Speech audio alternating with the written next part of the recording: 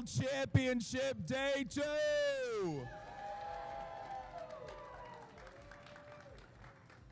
On Friday, you guys clashed it out in our last chance qualifier. On Saturday, over 80 casters clashed it out, and there are just 16 casters left. I want to take a moment and thank everybody for coming out for the Elestrals World Championship. Today is going to be an epic day, but I have some announcements for you guys before we get this party started.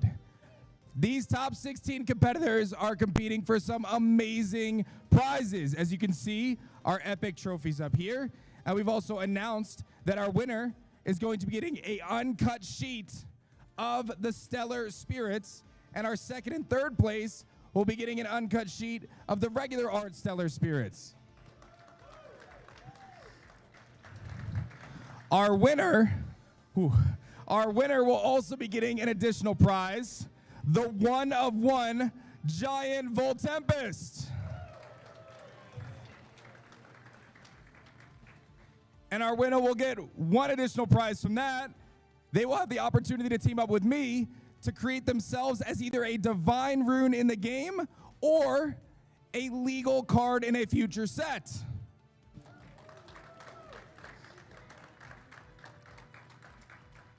For those who are not competing in our top 16, we have our giant card side event for the one-of-one Stellar Aphrodite.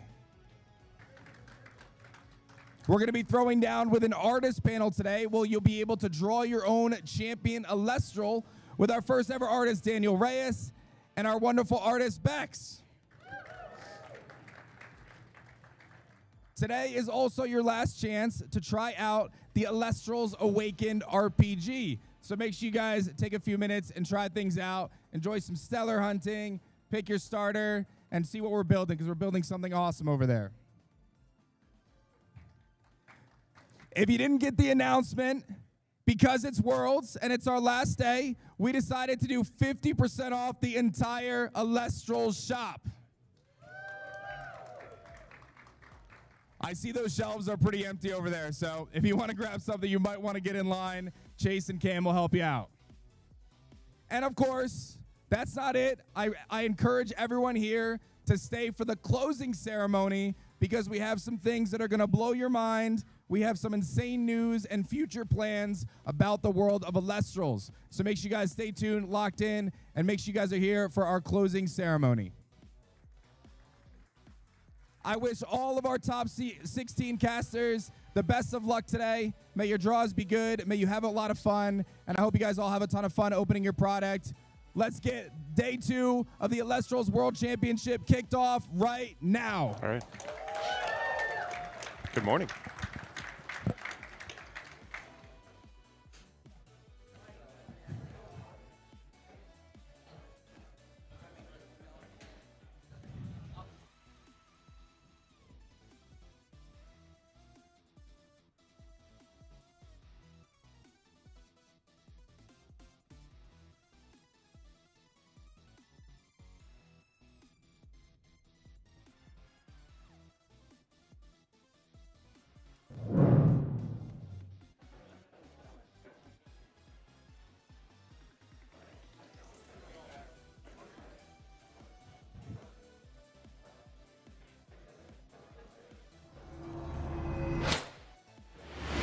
And welcome, casters, to day 2, top 16 of your Elestrals World Championships. Of course, we just had Dan A-Drive there making some incredible announcements, getting us hyped for the day. We really did not need the hyping up, because we have been, ever since yesterday, since having our top 16 announced, we have been out of our minds excited. It is going to be an absolutely incredible day of casting. PK, you are literally bouncing in your seat right now. How are you feeling? I know it's excited. I've been saying it all day and it still hasn't dissipated. I cannot believe that we are privileged enough to be in a position where we get to crown a world champion of Elestrals, the very first. Like, this is such an honor to be able to be here and to be able to call these matches, to be among the community. I cannot wait to see what the closing ceremony's announcements are. I get to be here with you guys, who I freaking love. Who I absolutely love. Absolutely love. I'm thrilled. It's going to be a day to remember, and I'm so glad to be here, okay? I cannot wait as we kick off all of the action. Walk us through the rounds that we're going to be seeing today, Joseph. Yeah, so from a pool of 80 invited casters, we've now whittled down to the top 16. Today we're going to be watching, of course, the top 16 match, 8, 4, 2, and finals, but we will also be watching the 3rd and 4th place match, trying to get you as much Elestrals content as possible, as many good clashes as possible from among these incredible players. We have the top 16 names and bracket as well, and I'd like to talk just a little bit about them. The people you see in this event are individuals that you may recognize if you've been following the world of Elestrals for the past several months. It's heavy hitters like Julian, Trishula. Akshar is, I believe, the only individual who has topped every single in-person event to this day. But it's also individuals that were able to make it through the last chance qualifier. In fact, momentarily, we're going to be watching a clash between an individual who was able to make it through the LCQ and qualify from a position where they were otherwise going to be unable to play the main event. I am super excited to be looking at all of these casters. We, of course, have access to their deck lists, and I can tell you right now, you are not going to want to miss the fun text that these individuals have come up with. One of the things that I am so excited about this top 16 is that there is such a variety in the deck lists. Yeah. We came into yesterday sort of being like, well, fish, you know. Yeah, fish, am I right? Fish and Hey, how about that lunar? Hey, you know, I don't know about all that, but we certainly have a variety. There are going to be a lot of fish swimming around, of course. We know that solar was the most represented archetype. That is but true. as we're looking here at the top 16 bracket, I mean, there are matchups here that we've been saying this from the beginning of the day yesterday, but any match could be the finals in terms of the skill levels of these casters and the talent they're going to be bringing to the table.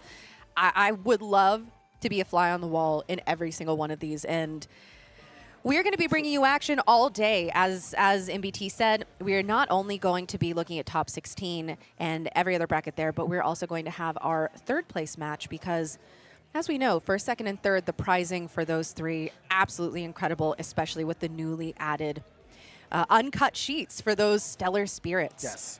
I mean, look at this bracket right now. I mean, if you know the bracket, you see this bracket, you know that there's a lot of friendly fire here as well. Yeah. So I mean, we have people who have played together, trained together, who have met already in brackets of tournaments prior. These casters know each other, and there's a lot of times where you just don't know. Like the emotion of it all, like, man, I really got to knock you out to try to claim my glory of being world champion, the first world champion of Elestrals. So, I mean, there's going to be a lot of emotion there. I hope the cameramen are ready because, man, we're going to see a lot of glory from the winners and a lot of downtrodden faces on the unfortunate losers of it. I do want to highlight, as you said, a lot of these casters know each other, tested with each other. A significant amount of them are from similar teams. I know 2 of the Ambros testing circle that we were happy to be able to cast a couple of games of yesterday made it into the top 16, one of the Code Collective. We also saw 5 Nimbugs represented in the top 15 or 16, including an unfortunate friendly fire incident between Trishula and Super Insane. It's happening 8th and 9th right now. And after that round, they have to face off with Julian if he's able to move on. Oh, let's see if Julian moves on. If he moves, so it just keeps on going for him. No, I certainly think that you are going to see a lot of friendly fire, but you're going to see a lot of people who know what they're up against. These open deck lists mean that it's going to be very difficult to catch people off guard with something like an Argo plan, something like a Poison Chalice out of the board. And so you'll see a significant amount of respect paid to specific back row runes. You're going to see a significant amount of respect paid to certain techs, and you're going to be seeing people play at the absolute top of their game. I could not be more excited. The practice that goes into these sorts of events, having been able to witness a little bit of it, it's not just, oh yeah, this is probably a good matchup. It's statistically how likely am I to see this counter rune when this is the option and this is the board state, and when this is the exact board state, what do I play into? Let's dig back into every single set and every single card that we've seen. What are some techs that I can find? And it has been incredible to see the ingenuity and the cooking, the sheer cooking that has been going on with these casters and their decks to refine what we're playing with. And I think that that's the beauty of having been in this live stream format for so long? For sure. The most important thing, and this is what my good fortune is. I was fortunate enough to be a fly on the wall for the beginning of some of these cram sessions now. Because, everyone after the tournament got top 16. Everyone knows what they're doing. We got the open deck list. We know that the deck lists are going to be coming. So what do? We go get food. We have some good camaraderie. And there was a lot of the competitors from the top 16 at the same places. We're all just getting some food, enjoying the camaraderie. After everyone broke, we sat down, we decompressed for a bit. Okay, let's get to grinding. Yeah. Let's look at this list. Let's deconstruct it, figure out what needs to be played where. When do we get the deck list? When is that coming? And the vibe. I felt the vibe change from the room. Everyone just really sat down, said we're going to figure this out. I heard tech about how you're going to maximize the sheet you get to bring into your rounds, how you're going to make sure that all the spaces, you know what matches you're going to be going, try to plan out what your potential brackets are going to be and plan for that, what your siding patterns are going to be. So a lot of this top 16 bracket won't just be about what cards are already in your deck, but your preparation the night before. How much time you put into it, how you're going to know what cards you're going to be practicing, how your opponent may adjust their play to what your strategy may be. You may completely plan for a different line of play, and it's just completely wrong. So even though we've already seen a lot of these players on there, we know what the decks are, this play is going to be otherworldly. And that is something that's really interesting. And MBT, I actually want to ask you about this and get your insight. So as we know, we're in an open deck list format right now. What does that change for these casters going into the game, having it not be a mystery, knowing exactly what the threats are? It changes a number of things. Firstly, you'd mentioned that the preparation for the little we got to witness was really fantastic. I'd like to echo that that is a result of the little we were allowed to witness. If you stay in these cram session rooms for too long, you get a sense that everyone is making themselves delirious. So I'm happy that everyone remembered to make it to the stage today. No, I certainly think that open deck list change is a great deal.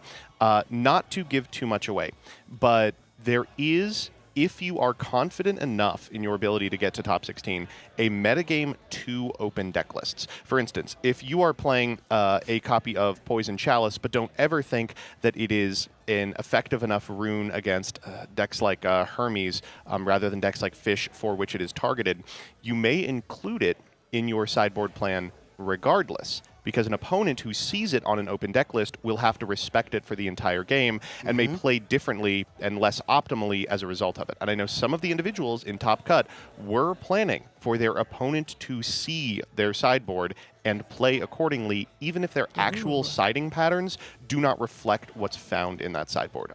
That is just another level of macro metagame that I think is incredibly important, especially at a small tournament like this, where there is a pretty good chance of you making it into Top Cut. That said, it's also going to precipitate a lot of events like we saw yesterday when Dan and Shady were able to cast the Hermes Trickery Novacore interaction.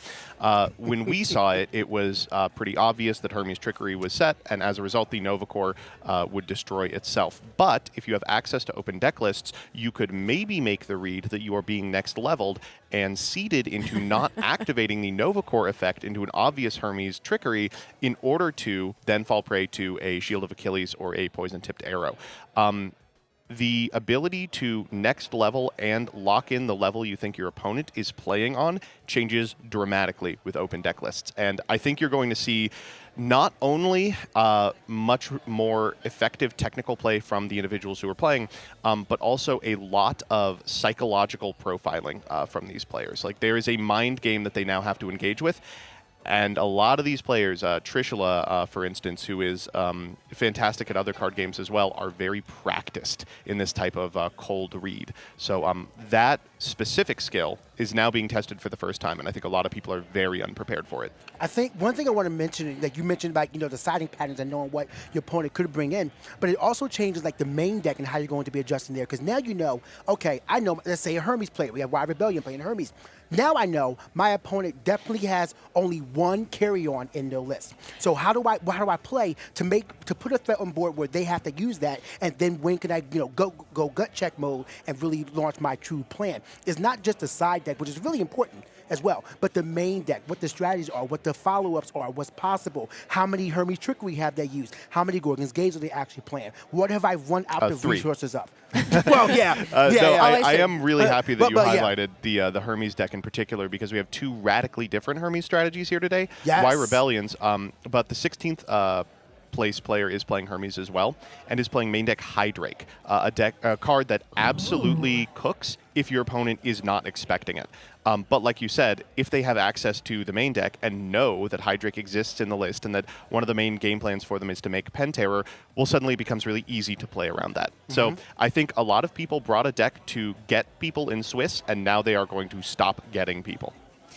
I also think that a big conversation that we had yesterday, and especially in interviews with our casters, is the conversation of smokescreen sideboards Yes. Love and it. being able to completely change the identity of your deck going into game 2 or game 3, depending on how game 1 went or what you're playing against. And that as a surprise, as something that, like you said, sort of taking advantage of the jump scare of it, someone saying, oh, I wasn't ready to play into this, that no longer is a factor. And I think that what we're all saying here, in conclusion, is these casters are neither playing chess nor checkers. They're playing Elestrals. Yes. And That's that so- is a that's different so thing. That is True. it. That's Put it so on true. a T-shirt. That's so true. Tagline of the event. but that's also like a really important thing is like we are sort of just inside the game of Elestrals because not is it just the game, the cards, the deck, deck building. We're playing directly against our opponents. Yeah. Yes. What do we know that what are their skills? What are they able to employ? What are their mental skills and ability? You mentioned that Trish being a player who is very seasoned in other card games as well. Yeah. How does that carry over? So it's so much more than just. I mean, we're playing Elestrals, but man, it goes beyond it. We're going to world champion status skills here. Yes. No, I'm really excited to see it. It's something that can totally be lost if you are familiar with just playing card games on online clients, but there is an entire additional level of sort of macro mind games that come into play when you are in person. And I think that the best part of any card game is the ability to gather with other people and play against another human rather than someone behind a screen. I'm so happy we're able to do that today, and I'm so excited we get to cast the resultant technical play that results from that interaction. I'm giddy. I'm really excited. I'll tell you right now, my short-term memory is terrible. So catch me with my notes. All right, you added Nemistel to hand. Okay, all right, we got that. Oh, I'm not getting caught off. I think that Notes is someone my has skill. some trauma from. We played a game with 2 of the new Sunstrike starter decks before this, and I re-enchanted Nemisale. What was it, like 4 times? It was an 4 hour-long times. game 1. It was a proper. Yeah. It was proper enchant and then a re-enchant. Nemisale on the mind over here. Not the first time I've seen a Nemisale with 4 spirits underneath it, but that was a crazy game that I hope y'all get to see sooner or later. But I'll tell y'all right now, the new starter decks, they are so cool. They're nice. We're going to get them in a couple of weeks, I believe, available for pre-order. And as a result, if you want to hit the ground running for the new Sunstrike format, you can do that, either pre-ordering the starter decks or the set proper. I was very happy. There is Sunstrike available here in extremely limited quantities. It's been being doled out. You saw yesterday A-Drive launching them into the crowd. I was Dance able Claws. to put together 3 of every card from the set. Let's so I can return go. to my local, Comics to Astonish, and beat people with decks they don't have. It was great watching you just running around like, all right, so do you have these cards? I need Lumavale. Do you have Lumavale? Or It I was need- he's I need saying my Lumavale Stratoval. because it was Lumavale all day. Yes, No one wanted to yes. give up Lumavale. Yeah. Well, what, Including me. I got my 2 when he needed to. Yeah.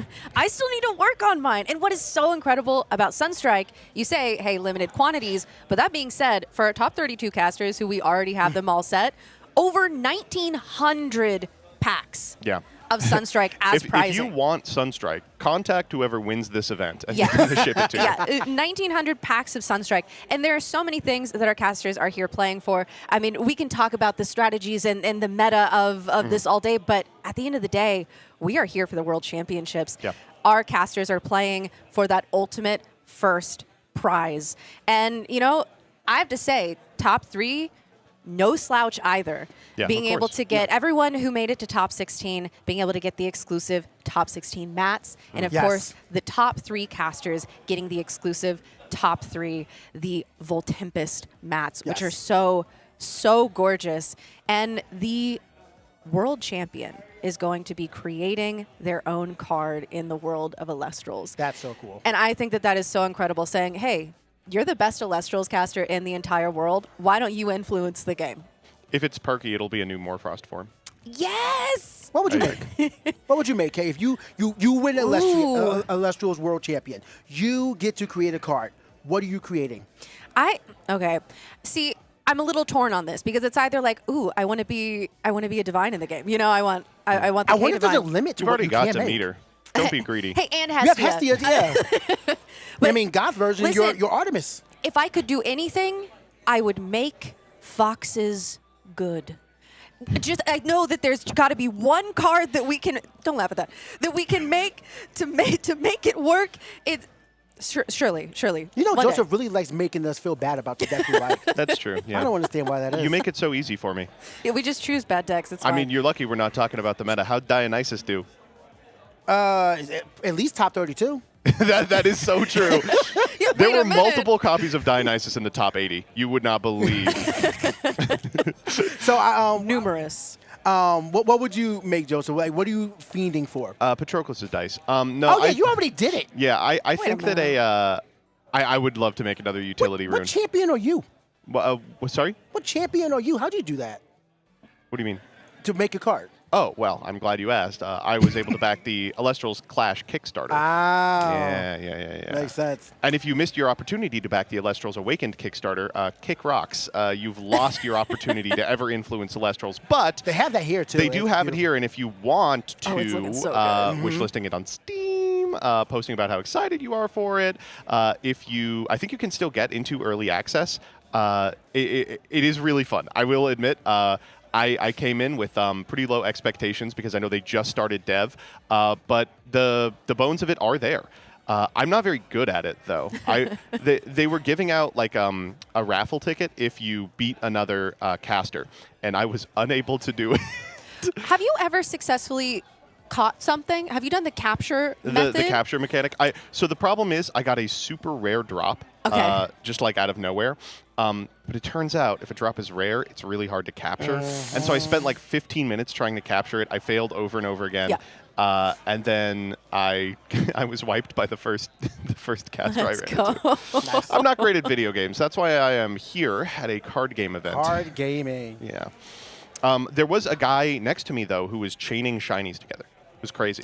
The chaining method is so Chaining styles is fun very for the cool. Listen, I had a chance to play the like pre alpha. Same. And it was a blast. And I can't wait to see. I mean, even just as it is here today, leaps and bounds ahead of where it was then. And you know, PK, we didn't forget you. What card would you make? Before we get too excited yeah. about the Elestrals Awakened We're in on a tangent. RPG here. Walk me back. Would you make Dionysus too? I know that you've been sitting. I know you've been like, all right, I'm ready to talk about Panzer Champion. Yeah, go Panzer ahead. Champion of PK would go pretty hard. Right.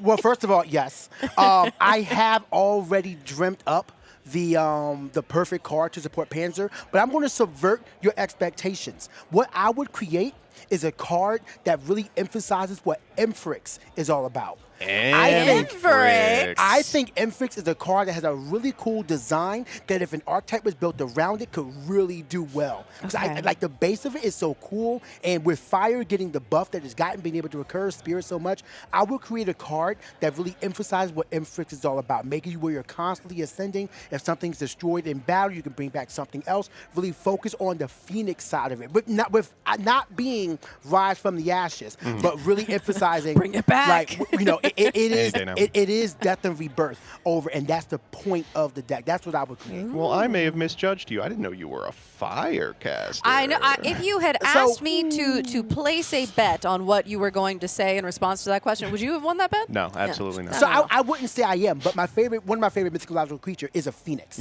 Yeah. So I see Emfrix, and I'm like, this card is so cool. So decent stat line. You could do a decent bit, especially in this meta. You could do a little bit more with a 3/3 line. So yeah, that's what I would do. And I can't wait to see what our world champion decides to do True. with the power that they will be given with that new title. Yeah, let me ask you this. This is obviously super premature and will definitely curse the individual you pick. But if you had to pick someone you think is going to win the world tournament, who would it be? I will start with Kay. Okay. So I am going to reference my caster predictions. Yeah. With my guess. Yeah. I first want to say that I think that any of these casters could take it, and I think that all of them deserve it. They're all incredible, and I've True. loved watching all of them play over this past season. However, a card that I did predict, just because I think it is so in the spirit, I talked about this yesterday, I think it's so in the spirit of this event, being that this is a high skill level, high intensity tournament, and what brings that to mind for me is the Hermes archetype. I picked Carry-Off, Champion of Hermes. I think that is one of those decks that you watch it and you say, oh, this is skill intense. And because of that, I'm going to have to say Y Rebellion. I think that Y Rebellion is one of those casters who has just put in the time, put in the work with this deck and this archetype, and I mean, stuck with it even when it was not converting. It was not moving forward, and refined this strategy, and eventually won a premiere with it, and has stayed very much relevant and very much placing, top cutting everything with this deck. And just from sheer familiarity with the cards and all of the possible matchups, I would say Y Rebellion. PK, what would you say? So it's really tough to say. Yeah, impossible. I will be different because I do think in terms of skill-wise, with Y Rebellion piloting Hermes, probably has the best pick. So I think that's a very confident pick from UK. I'm going to go with the story. I love a good story. And there's one caster in this top 16 that has always been the bridesmaid but never the bride. Yeah. I'm going to say Trishula. I think Trishula is here. He's on Solar. It's known now. That's been his element since he saw it, and he has brought it here to a top 16 performance. I'm going to say for him to finally win the big one, and it is the biggest one it can be, I want the story. I want Trishula. Good story. So that's me. Joseph, what about you? As much as I want to say Trishula, I don't dare invoke the caster's curse upon him. Like you said, there's so many good players. And I do want to highlight, in the top 4 of the top 16, there were 4 different decks represented. Ooh. The Fish deck, the Solar deck, Moorfrost, and Y Rebellion on Hermes. I think any of the top 4 has probably the best pitch with respect to winning the event. For me, I think it's got to be Julian. I think it is Julian's event. He's playing out of his mind. More importantly, while I really like Solar and would love to see Solar take it, I think that, like Blizzstrix before it, it'll have a tougher time converting to a win just because it has the potential to roll low. We saw some incredibly good players yesterday. Bean Soldier TV, for instance, just have a bad day when it came to Apollo reveals, taking them out of the World Tournament. Inversely, Fish, which Julian is on, is incredibly consistent. It's incredibly powerful. His list is tuned for a very specific meta, which has paid out so far. And the reason we haven't seen Julian in a lot of these top cuts is because of the ban on staff. He was unable to play in a couple of the opens because he was part of testing groups. And I think now that we are able to see him unshackled, he will absolutely dominate the groups, the remaining people in the metagame. I think that we're going to see the Julian win. That's a very good pick as well. And I mean, between the 3 of us, I mean, not even just the 3 that we chose, but we still have 13 others who have clearly qualified either through qualifier points, through premier wins, one way or another, or even the LCQ win. We have, 4 or 5 people who made it to enter the tournament just from the LCQ. 2 people from the LCQ are in the top 16. Yeah. It was 11 total in the tournament, and 2 of them made it to the top 16. And I also want to give a quick shout out, because they've given me the power of this microphone, to 2 of my Las Vegas locals. I play at my locals with them, and 2 of them, including Mad Typhlosion, who was a last chance qualifier, and Super Insane. They are both local. They have the home field advantage here in Vegas. They slept in their own beds last night and came in refreshed. They were like, yeah. That's actually good. So cool, the fact that after this event, we're going to have locals around the world to say a top 16 competitor, a world competitor plays here. A top 16 competitor plays here. Top 4, world champion caster plays at this local shop. Yes. That after today, that title is now on these locals around the world. That's awesome. Which actually, speaking of that, I don't know if we've announced what our first round is going to be. Yeah, let's hold off for a little bit. But it is you spicy, are gonna. so, I think you are gonna like the first round. Yeah. Spicy sausage is in top 6. What I can say is that Joseph and I are going to be casting it for you, Yeah. and It'll be thematic. That's what we'll say. It'll be thematic. It's pretty perfect. Yeah. Yeah. Speaking of, we are just about ready to start our first match. We're getting the 2 competitors up on stage. The first round of Top Cut has begun. Deck checks are finished. Just making sure before the event begins that we don't have any missing cards. A miserable way to lose your World Championship. Oh, yeah. Yeah, you know, last night testing and just missing a card in your box, costing you so much would be absolutely devastating. I'm excited to see what comes out of this first round. I think we'll be able to start making conclusions based off who gets into top 8.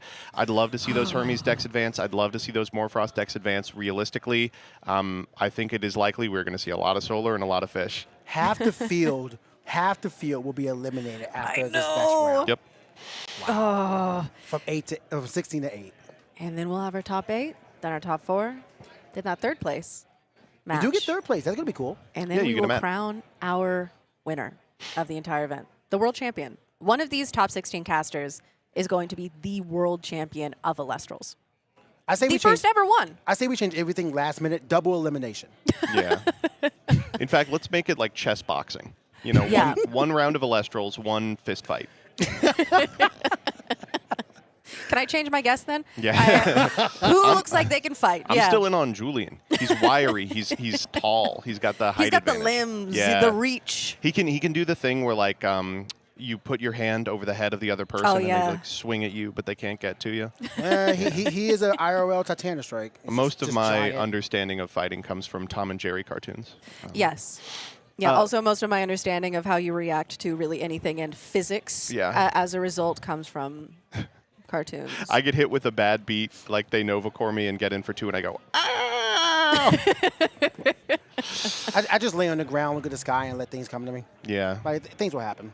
Yeah. I draw a card and it's really good, so I pull out a mallet and start hitting myself on the head with it. Oh, look, an altar of the stars. Yeah, I see a Voldusk and hearts start popping out of my that eyes. constellation, is that a Gorgon's gaze?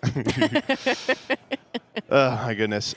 We are just getting set up right now. We've got the prizing actually over on this table. Maybe in between matches we can sneak out and show you. But it's really fantastic. Of course, we've got the trophies for first, second, and third place. As we've mentioned earlier, first, second, and third will be getting an exclusive mat that contains an illusion to their first, second, and third placement. They'll be able to show it off at any opportunity, and if they're anything like Bo, they will be showing it off at every opportunity. Yeah.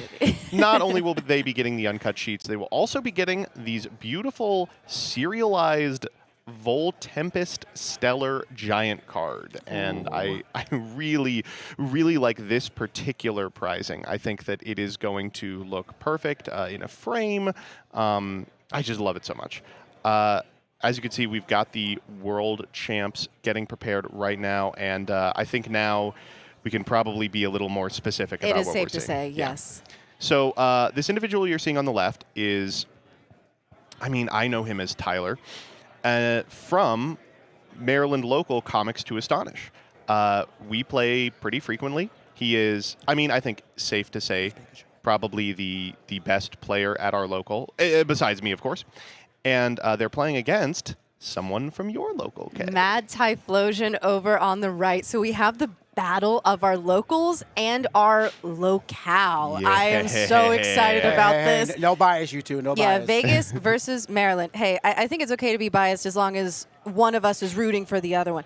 No, both of these casters have been playing out of their minds. And as we mentioned about Mad Typhlosion, he actually was able to qualify for Worlds off of the Last Chance qualifier, which I think is just such an incredible thing to, I mean, just Friday, he was not even in this tournament.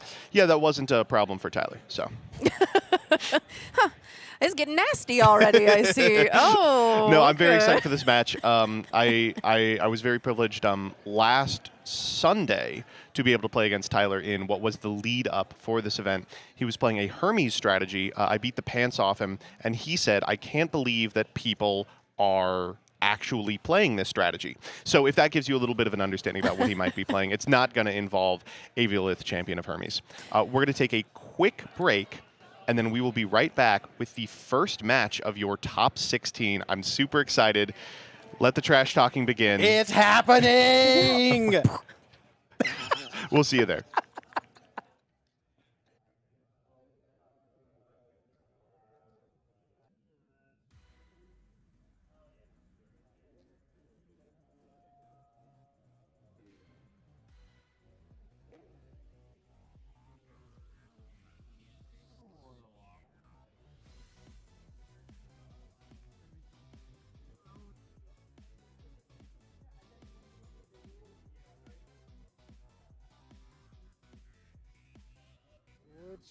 Which part?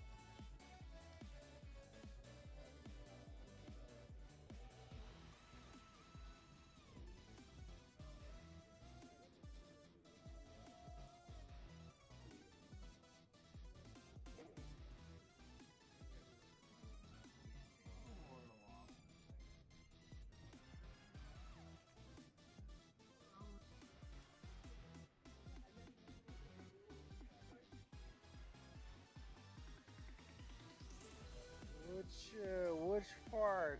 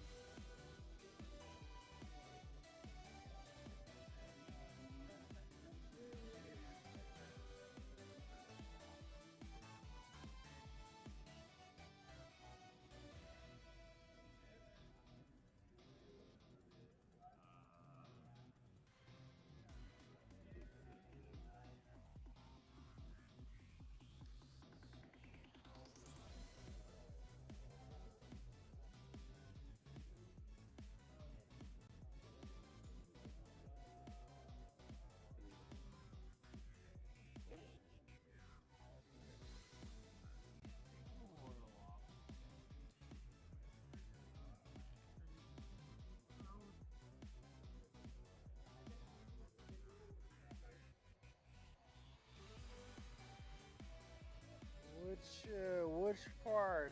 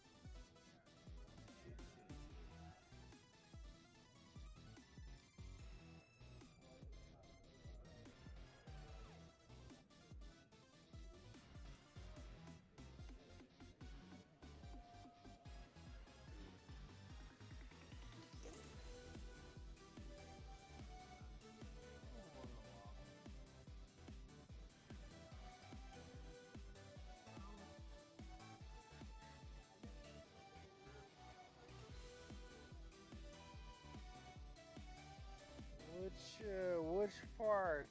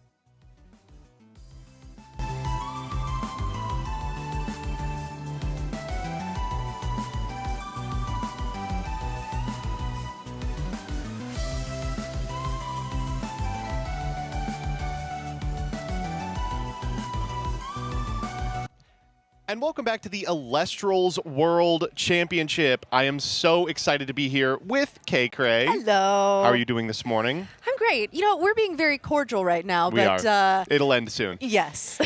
We're super excited to bring you a top 16 match from 80 casters. We have whittled down to the cream of the crop. 16 individuals vying for the title of World Champion. One of them will walk out here with an incredible crown, and I think it will be the caster from my local. That's so interesting because I think it'll be the caster from my local. That's right. We've got some friendly fire with respect to individual teammates, but we've also got friendly fire with respect to our casters. Myself and Kay are both representing one of the two locals in this feature match. This is going to be Doom Raider from Comics to Astonish playing against Mad Typhlosion from Darkside Games. Both of these OTSs are incredible. If you're in the DMV area, I cannot recommend Comics to Astonish enough. They have a fantastic and consistent community for their Elestrals events. I have been very privileged to play against Doom Raider a number of times, and I can say with absolute certainty, yeah, he's probably the best person at our store. And hey, you know, Mad Typhlosion is no slouch, but I will say our regional champion from our store is actually on this mic right now. So you should be up there. You hey, should be up there. You know? I cannot wait to see how these two do. It is incredible to see Mad Typhlosion having come this far from a last chance qualifier entry. And, you know, Doom Raider, that's a name that I recognize and I've seen around in the community plenty of times. I believe we've seen them on feature multiple times before as well. They are a premier grinder. Yes. They have played a number of premieres. That's how they got here. And as a result, we do have a pretty good understanding of the decks they like to play and the way they like to play them. I know them as a primarily Thunder caster. They kind of hit their stride during the season of Thunder, in which Nexusing to Astrabbit was the best thing you could be doing. But for this format, they have tested the heck out of, unsurprisingly, Fish. Fish is going to be what they are bringing today. We do have access to their deck lists, as do their opponents. As a result, there are going to be way fewer surprises than you would otherwise see. Yes, and this is also, we can tell you right now, a Fish mirror, as Mad Typhlosion is also on a Fish list. We've not gotten to do that yet. No, we haven't. And so it'll be interesting to see how these casters have prepared for the mirror match, because that is always different from preparing for other threats. And you have to play a little bit differently. There are no stadium wars when you are in a mirror match. There are things that you don't want to do to give your opponent advantage.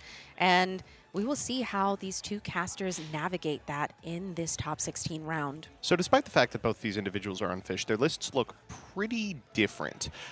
We've spoken about it at length, but the way that Fish works, you have a really hard time getting over the top of two Spirit Elestrals. And as a result, most of these decks go all in on one two-spirit. It's going to be either Curibus or Locagon or Waylance are the usual picks, with occasional Oistillery represented. Doom Raider is in on Locagon in the main and has Curibus in the board, but Mad Typhlosion is in on Curibus, including a pretty expansive package that was familiar to anyone who played Firestorm format. It is also interesting because you mentioned that Doom Raider is on Locagon, but with Curibus in the side. We have Mad Typhlosion on exactly the opposite, with Curibus mained and Locagon in the side. Now, what is this Firestorm thing you are seeing Supplementing the Curibus in the main is 3 of our good pal Edward and 2 Rock and a Hard Place. Now, Rock and a Hard Place is an interesting inclusion. It, of course, is a great way to put an opponent between a Rock and a Hard Place and a Send Your Eddy, but it's also a mechanism by which you can really get solar on the back foot. By targeting both the Nova Core and the Temple, you can either force him to lose the Nova Core or force him to lose the Temple, cutting off future Nova Core and putting the existing Nova Core at a 4/6. So it's not in for this matchup. Doom Raider, I think, based on strength of main deck, is massively favored in this first game, and as the higher seed, has elected to go first as well. So this is his game to lose. If he loses it, really, really bad position against Mad Typhlosion, who has a board that is a lot more effective. We're seeing here, by the way, Stellar Foamy, champion of Aphrodite. Grab an Aphrodite, and then the second copy immediately sent to the yard for the Locagon, champion of Aphrodite, to the grip. This is a very familiar scene for those who have been watching the Lifestream meta or even playing the Lifestream meta. With 3 back row as well. Yeah. Mad Typhlosion is already on the back foot and is going to have to start really pushing. Being able to open up Foamy in the main in your hand and being able to go ahead and grab Aphrodite like we see off to the races. Kind of a clunky hand. We're Yeah. getting a look at it right now. It looks like Magnaros, 2 base Aphoros, and no access to Aphrodite, which is a terrible position to be in. Gorgon's Gazing here prevents Mad Typhlosion from going wide, which means that Doom Raider will be able to spike this Locagon and just clean up the board turn after turn. Frightening position to be in for sure. So, and we do see absolutely not a lot in the back row there, as we know one of those is a fake set, Ambrosia. From the sky view here, we have been given that information. But This is a tough turn for Doom Raider. Yeah. While he does have a Locagon, and that's probably the play. Now, we are going to send into the Locagon. We don't have access to Aphoros, which means that though we do have 2 copies of Aphrodite, this Locagon is kind of the entire game plan at this point. Future turns are probably going to be expending to draw to try and find that Aphoros, and you probably can't pass up a hand that has Aphoros and Foamy and Aphrodite access, but it means that if Mad Typhlosion is ever able to stick an Aphoros champion, well, Doom Raider's not going to be able to contest the consistent, repeated fish that are going to make it onto the board. No, unfortunately, though, with what we know Mad Typhlosion has in hand, we are going to have trouble outside of a very good top deck here accessing Aphrodite that. would be crazy, of course. Yes, the Magnaros here is not long for this world. Unfortunately, not having been able to get off that search because of the Gorgon's Gaze does very much damage the momentum that Mad Typhlosion wants to get. We have the Frostfall Locagon coming out, the one-of copy in the deck here. So we are going to start healing because of the effect of the Champ Locagon, and because of the effect of the Frostfall Locagon, we are going to start popping cards, which we actually targeted the fake back row. Yes, we hit that Ambrosia. So the fake out actually did pay off here. A small comfort for Mad Typhlosion. Yes. Oh, it looks like we may have picked up a Champ Aphoros for Doom Raider, which is a fantastic rip. It means we can normal cast it, use the Aphrodite to grab another copy on our next turn. We're setting a P-box here, and then probably going to combat and just hitting for as much as possible. A card like Shield of Achilles is actively good for Doom Raider at this point. So you imagine Mad Typhlosion will take 3, and then the ball will be in their court. I believe at this point there is only 1 Water Spirit in Doom Raider's Underworld, though. So it's small. Yes, this Locagon is not unmanageable. However, we are already bleeding spirits. We've already lost the Magnaros, and unless we can get something going here, we might be in some trouble with that fully loaded back row from Doom Raider. Yeah, I'd like actually expending the Owloon here. This is something that people don't often consider, but if you're playing cards like Dense Fog out of the board, and for that you have Owloons in the main, expending the Owloon early may make your opponent think you're on a more substantive lunar suite, maybe with multiple Dense Fogs in main. Here, of course, it doesn't matter. There's no reason to go for a mind game because both deck lists are printed out in front of us. But in Swiss, you do kind of have to be thinking about, like, do I want to give my opponent stuff to infer? So speaking of that Lunar Spirit, we do have Rock in a Hard Place coming out here.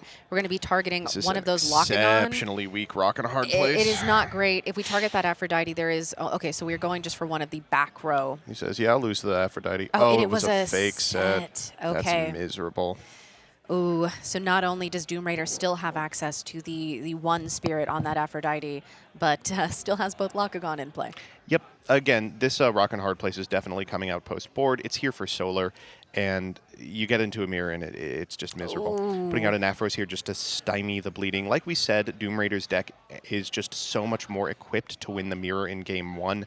We'll see a board plan for Mad Typhlosion that will hopefully equalize things, but I would be really shocked to see Doom Raider not walk with this.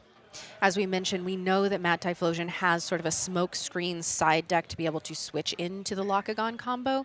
Whether he chooses to do that into Game 2, we'll see. And that Champ Aphoros that you mentioned is, in fact, coming out here. Doom Raider opting to search with the Aphrodite for the other Aphoros Champ, which makes a lot of sense to me. We are flooding the board at this point. Quite literally, water jokes. Yeah. Well, 2 Aphroses on board will also change the Aphroses to base 5 attack stat, which means it can walk over the defense position base Aphros, which means that we can get in for 5 this turn, like as bad as it could possibly be. Yes, and this is an interesting call from Doom Raider that I really agree with here, because I think a lot of casters would say, you know what, why don't I try and set up another Champ Locagon? But instead saying... Argo here's not bad. Do we have it? It's Shield. Ooh, Miserable Shield. Shield on the... Yeah, it was a telegraphed Argo to equip Necklace of Aphrodite, but we again have access to the deck lists. And in a position where in Swiss you might have to play around that card with knowledge that Mad Typhlosion is not on it, you don't have to in Top Cut. So unfortunately, we are still going to be taking a lot of damage. That shield was able to mitigate some of it, meaning that the other champ Aphros wasn't able to be... Okay, yeah, going on to the next game. I think that makes a lot of sense. It seems reasonable. Mad Typhlosion here doing the best that he can, but had kind of a suboptimal grip. Doom Raider had everything but the Magnaros and was able to stick a Locagon uncontested. Hard to lose from that position. Out of the board, there is a substantial amount both of these individuals are going to be bringing in. Do you want to talk a little bit about Mad Typhlosion's plan? Yes, so we mentioned a little bit that he does have access to the Locagon package in his sideboard, as well as a card that I am noticing here, which, having played against the Locagon strategy, if Mad Typhlosion thinks that Doom Raider will stay on it, which I think, given how Game 1 went, I think that it is the more effective strategy in the mirror match, we're going to be grabbing those Dense Fogs. I think that that's a card that you really need to, especially if you're siding out the Kuribus stuff, the Rock in the Hard Place, you have those Lunar Spirits available. I think that Dense Fog is a great card here. The kind of frustrating thing for Mad Typhlosion is finding someone who's in on Locagon as their 2 of choice in main is kind of a nightmare scenario because Mad Typhlosion's side deck is specifically equipped to board into Locagon, you wield these dense fogs as a way to win combat. Doom Raider's side deck includes Spoiled Fruit, which is not in Mad Typhlosion's, which means if Mad Typhlosion makes the pivot into Locagon, then Doom Raider can make the pivot into Spoiled Fruit and have a counter rune that just reads win the game. This is, I mean, we were talking about it a lot in the preamble, but this is a little bit of the next leveling that I was talking about. You have to assess if your opponent is going to believe they need to be boarding into Locagon as Doom Raider to be boarding into Spoiled Fruit. If you think they won't, then you don't. But if you think they do, you do. The other thing the Doom Raider has that is pretty interesting is this Thunderstorm Arcolith package. I know he's a big believer in Unk. I think he's quite strong too. It's a fantastic way to equalize a game state that can get really gummy, which these fish lists frequently find themselves in. And it's a 6, which is not easy for a deck to get over, especially a deck that post-board is probably exchanging Kuribuses for Locagons, which cap out at 5 usually. I think that Thunderstorm is especially great in this matchup, considering the importance, exactly, the importance of the Aphrodite, and not only that, but then you get to reuse those spirits with that Arcolith. I think that that is genuinely a very good pivot if Mad Typhlosion chooses to make it. It just makes a lot of sense into this strategy. You get maximum value out of it, and I mean, those of us who have been on the receiving end of an Arcolith swing with all of the Thunder Spirits under it imaginable, it can do a lot of damage if you can't mitigate that. Yeah. I mean, I like both these decks a great deal. I think Mad Typhlosion's is more effective at beating Solar, which has got to kind of be frustrating them right now when they're facing down the mirror. But getting into this Game 2 here, Mad Typhlosion is starting us off, and we're going to start getting an idea of, hopefully... Spend a draw. Yep. What we might be looking at here. So there goes the Flurmine Spirit. Yeah, Cryoblast not super powerful post-board against this strategy. Yep, the Cryoblast in the side deck is what that is for. Looks like a set 3 pass. It's kind of a weird position to be in post-board because you don't really want to commit to the board turn 1 unless you have a super explosive Locagon play. You can see the keep from Doom Raider looks rather weak. I'm seeing double Argo, Galaxy just for pressure here. Doom Raider's got a lot of really fantastic drops onto an empty board. You can see that they're playing Ast Rabbit in the main deck. Obviously, a Magnaros here would not be bad. Trying to resolve Foamy is imperative. I'm shocked they kept a grip with none of that. It must have some pretty powerful going second tools for them to consider going in on a hand that looks this weak. I mean, even Galaxy itself is such a good turn 2 Elestral, provided... We kept in Edward. No way. Okay, so we're hitting the new Eddie with the old Eddie, having a Galaxy champ. Replaced Eddie in a lot of the Lifestream format. It's just a vanilla here, by the way. It's like we don't want to put the Galaxy in defense. No, it will not be doing Eddie things, certainly. But here comes that Aphrodite. Look out for the Thunderstorm. We're going to go get a Sunstrike Eddie here. Mm-hmm. No, this is interesting. I mean, Eddie's in this deck because it's a good Elestral, but also because of its ability to rank up into a Kuribus, courtesy of Rock in a Hard Place. I don't think the Rock in a Hard Place stayed in the list. but Yeah. we don't have more Elestrals to board into from Mad Typhlosions. Like, he's not playing another suite of a 3 of like an Astrabbit you could play, so you might as well keep the Eddies in and try and get an opponent's Lockagon into attack and get it while it's low. I will say that loading this Aphrodite up sort of minimally makes a lot of sense to me here, having known. An agonizing Argo. Oh, yes. More like Paying the Thunder aggro. Spirits may telegraph that we have gone in on the Ankh play. Let's see if he bleeds a little information to the camera here. Yes, please. So that Yeah, we're might not have gonna been see it. the reason for this keep. If Yeah. Doom Raider saw this particular line, here comes the Necklace of Harmonia, and there goes Edward. Yeah, Eddie into the depths. So we have a base Lockagon in hand. We can avoid taking damage off the necklace by ascending here. Really scary to do in a 3 back row. There's an EQ off the top. Very reactive hand.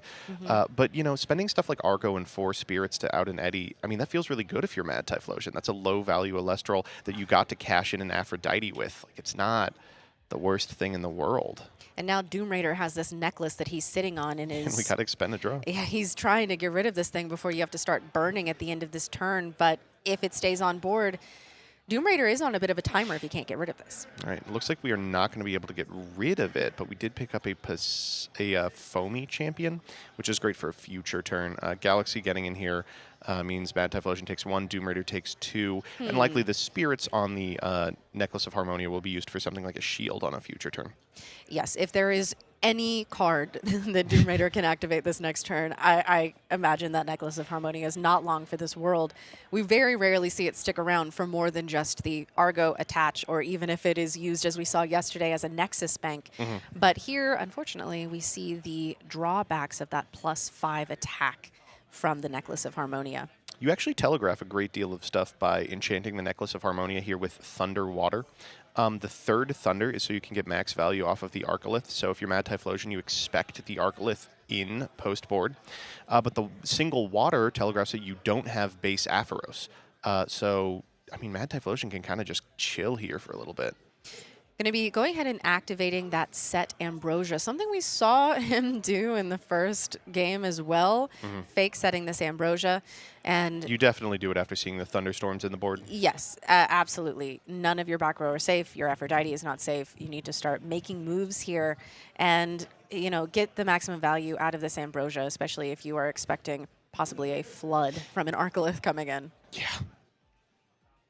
All right. We've got an Edward in hand and some rune that needs to be set in the back row. There he is. Now, the upside of Edward, if you're Doom Raider, is that nothing beats your Galaxy. Not with this +5. Yeah, Absolutely not. it is a 7/5 here. Yes, and Mad Typhlosion simply getting a body on the board for body's sake. If there is a 3rd Eddie, okay. Elected not to Aphrodite here, I think Yes. probably telegraphs there's not a second. Foamy here is kind of a disaster for Doom Raider because that's something you want to search off the Aphrodite. You search off the first Foamy. So that makes me think that maybe the 3rd Eddie was sighted out for something here, because if you're afraid of Thunderstorm, you know. I like that- this play a great deal. We're going to use the Foamy here to go grab Lockagon Champion. We will ascend over the Galaxy, try for the Lockagon Champion effect to summon the base Lockagon in our hand. There is no way that's going to be allowed to resolve. There are 3 back row on Mad Typhlosion, Sam. Yeah, here comes the Gorgon's Gaze. Gorgon's targeting the Galaxy preemptively is pretty sexy and also burns Doom Raider for another 2 after that Necklace of Harmonia. Cannot Sticks get rid of around. this thing. And Mad Typhlosion playing very smart here, just saying, hey, you know what? I might not be able to get over this threat you've established, but it is hurting you every single turn that you have it. So I'm putting you on a timer.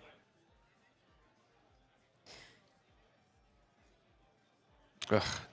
I'm looking at this grip. It's the 2 Lockagons, the Foamy, and what looks like an Argo. Is there ever a world in which that looks like an altar?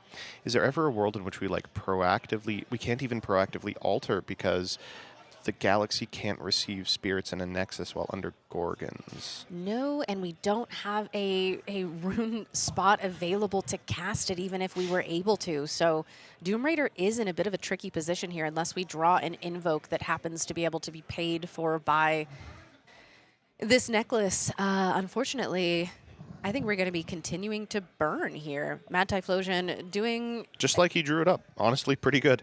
doing a good job of not only keeping Doom Raider off of the threats, but also keeping them neck and neck in terms of spirits. I think you probably cast the Foamy here. You grab the Aphrodite. Yeah. And then you bluff the Argo casting off the Harmonia here. Okay, he elects not to. Yeah, going I in think the play defense. definitely was to put it in attack because the Eddy already clears it. You can use the attack position, Foamy, to demand your opponent respect an Argo paid off the necklace to both get the necklace off field and get a sick trade. We actually, unfortunately, both players know that Necklace of Aphrodite is not in either deck, so putting it in defense doesn't telegraph that at all. No, it does not. And with Doom Raider, actually, one of the key differences between these two casters' lists here is Doom Raider is on 2 Necklace of Harmonia, whereas Mad Typhlosion is on 1. So in this situation, Mad Typhlosion will have to respect the Argo and will have to respect that second necklace. Were it an attack, here you could just walk over the Foamy for free. Yes. Could have been a good bluff. Yeah, yeah.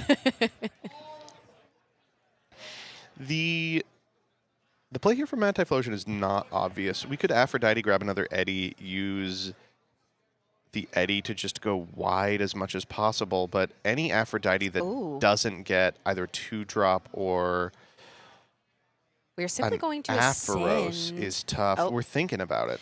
So I wonder if the thought is ascend. Wow, that's really weird. So Okay. it can't be Lakagon. There's no world in which you Well, Aphrodite. my thought was if that's Kuribus that we're ascending into and wanting to get those spirits off the Aphrodite for the Kuribus effect, that would make sense. Yeah. But I'd be surprised if possibly- he kept it in, but Yeah, possibly opting not to do that. I mean, to be fair, Mad Typhlosion wasn't really able to see how the strategy performed in the first game, having opened with such an iffy hand. yeah. Okay, we are going to gonna be do it, yeah. going for the Ascension to water. Could still It's be gotta that be Kuribus, yeah. I think, yep. So we are probably going to be, disenchanting from the Aphrodite to pay for the A Kuribus fantastic effect. Gorgons. Yeah. It's almost like painful knowing that there's a Gorgons. There has to be based on how the necklace play worked, but you can't really play around it. Like you do need to establish a Kuribus. Now you know your opponent's going to be able to establish the Lakagon line, and things could get really bad really quick for Mad Typhlosion unless that back row is good. Yes, so here comes that champion Lakagon. We do know that because of the cast of the Foamy that we have access to the Aphrodite. Oh no, Ooh. that's not great. So PTA here is going to make quick work of the Lakagon, but we can still use the effect to special cast out base Lakagon, who will bring back a spirit, and then be able to pop the Kuribus. Oh my goodness. Okay, so preemptively Gorgonzing this Lakagon champ so that we not only Wow. don't get the heal effect of the Lakagon, but we will not be able to cast out the second Lakagon either. That was That's the a lot. perfect combination of back row to And clear we've got some every perfect threat. Invoke Rune right here as well. He's counting up. I think he's just 7 to Mad Typhlosion's 5. We know there's an Earthquake in hand that makes quick work of the Kuribus, and then we're just Galaxy beating our way to the end of the game. There goes the Earthquake. Yep, fire. He said fair enough. Yeah, okay, Yep. all right. Yeah, I understand. That makes sense. That makes sense. I mean, if you're Doom Raider, like, this is a bad scenario because your win condition is Lakagon, but you are also pretty excited that you get to deploy the Aphrodite. You can theoretically get another For one. champ Lakagon. Oh, no, we got 2. Yeah, and then afterwards, you have access to base Lakagon, which will heal you back up. You can just get fancy with Galaxies. You're going to put Mad Typhlosion down to, I think, 3. Like, this is a commanding position. Yes, the one of Earthquake in hand was quite unfortunate. Mad Typhlosion having played that perfectly to make a comeback here and to really stage a threat, having the perfect back row. Unfortunately, sometimes it does just come down to, oh, Earthquake. All right, we're doing a quick count here. I think Mad Typhlosion's at 6. 6 to 6. Oh, Yep. we're actually taking a quick discussion here about if we want to pay out the PTA. Mad Typhlosion realizes it's not possible and now takes the L. That's going to be a quick 2-0 for Doom Raider Ooh. and an unbelievable finish for the Maryland caster. Comics to astonish. Undefeated in Top Cut. Is that possible? Okay, so we do have our first caster confirmed to be moving to top 8. Huge congratulations to Doom Raider, and honestly, huge shout-outs to Mad Typhlosion, making it this far after having only just qualified on Friday. Yeah. What an incredible run, genuinely. And hey, shout-outs Vegas. We've still got one horse in this race. For now. Well, you Until know, they meet our Marylander in bracket. yeah, we'll see about that. We'll see about that. But hey, love to see the fish mirror. That's one that I personally haven't gotten to watch yet this Worlds, and certainly haven't been able to commentate. There's a lot of meat to it. The solar mirror Yes. is fun too, but it's fun in the same way that like roulette is fun. Like you do see a lot of the game determined by like how fantastic the Apollos can get. The fish mirror feels, because it's more consistent, way more skill testing. And I really did appreciate watching, even in those 2 games, the skill come out, the interactions and the playing around specific back row mattering so much. Well, one thing that we did talk about was which of these lists effectively deals with what better. Yeah. With the way that it plays into fish versus it plays into solar, possibly Mad Typhlosion was more prepared for solar, which statistically speaking, in this Worlds format, was an excellent call. Yeah, Solar- the main deck solar is having been- almost specifically designed to play against solar. Yes, exactly. But unfortunately, in this mirror, the Lockagon strategy really does work. It makes me wonder why Mad Typhlosion didn't think to bring or didn't want to bring the Lockagon in. I wonder if it was just access to that We don't spoiled know fruit. if they did or did not bring the Lockagon in. It's very possible That's they did. true. We just could have didn't had see both that and the Curubus. Yeah. You know, it is interesting having I mean, if access you are to able the to deck stick a list here. 2, there's very little removal in that deck. So it might just be a case of they saw what they saw and they boarded Yeah. what they could. But, you know, I really do like Doom Raider's board. I am very interested to see if they boarded into the Arcolith or were just mind gaming. Yeah. I mean, fantastic play from both players. That was a great first match. We are already off to the races today Yeah. with this World Championship run, our top 16.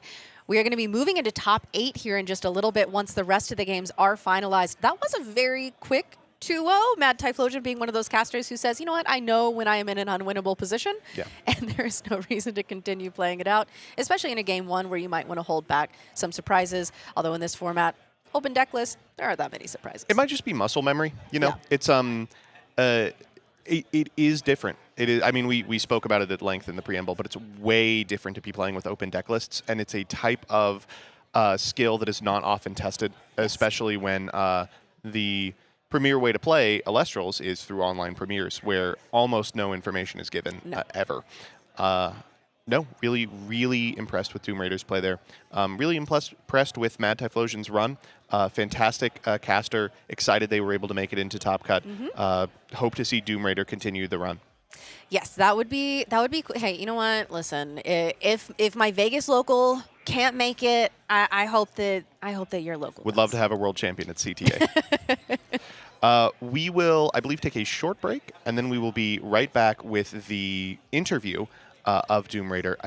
Would you mind if I did it? I think that makes a lot of sense. I would really appreciate the opportunity to speak with someone that I've played with a number of times. Of course. About their choices and how they feel about the remainder of the deck. They're just now doing a couple of announcements with respect to both the end of the round and some of the cool stuff that's happening right off stage. I don't know if you're unfamiliar, but we are also hosting some side deck.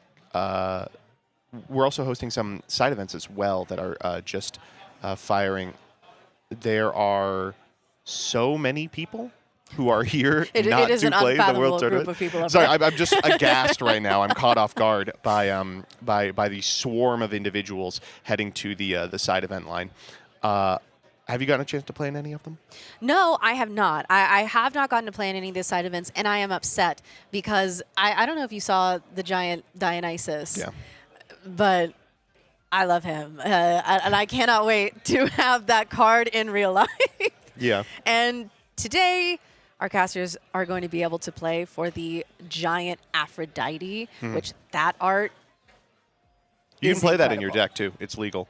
You just have to be Yes. able to shuffle it. Yeah, as long as the rest of your cards are also giant, Yeah. then you can do whatever you want.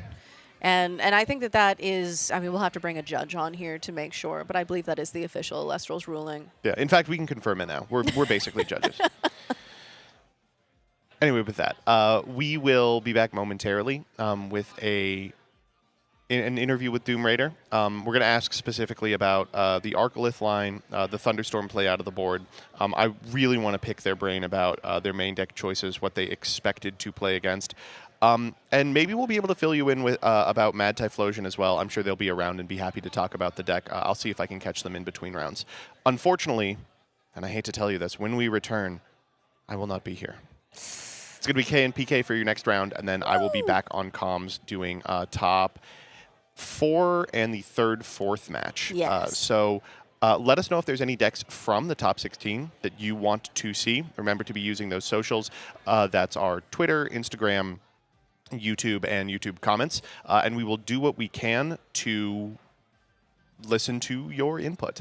I personally would love to see Y Rebellion on camera. I want to see Y Rebellion. I didn't get to commentate his game last time, and you know what, personally, I selfishly would love to do that. But hey, with that being said, we are going to be going to break here, and when we come back, Joseph's going to take the interview. You know, I get it. That's your local. That's your guy. So we'll be right back with that.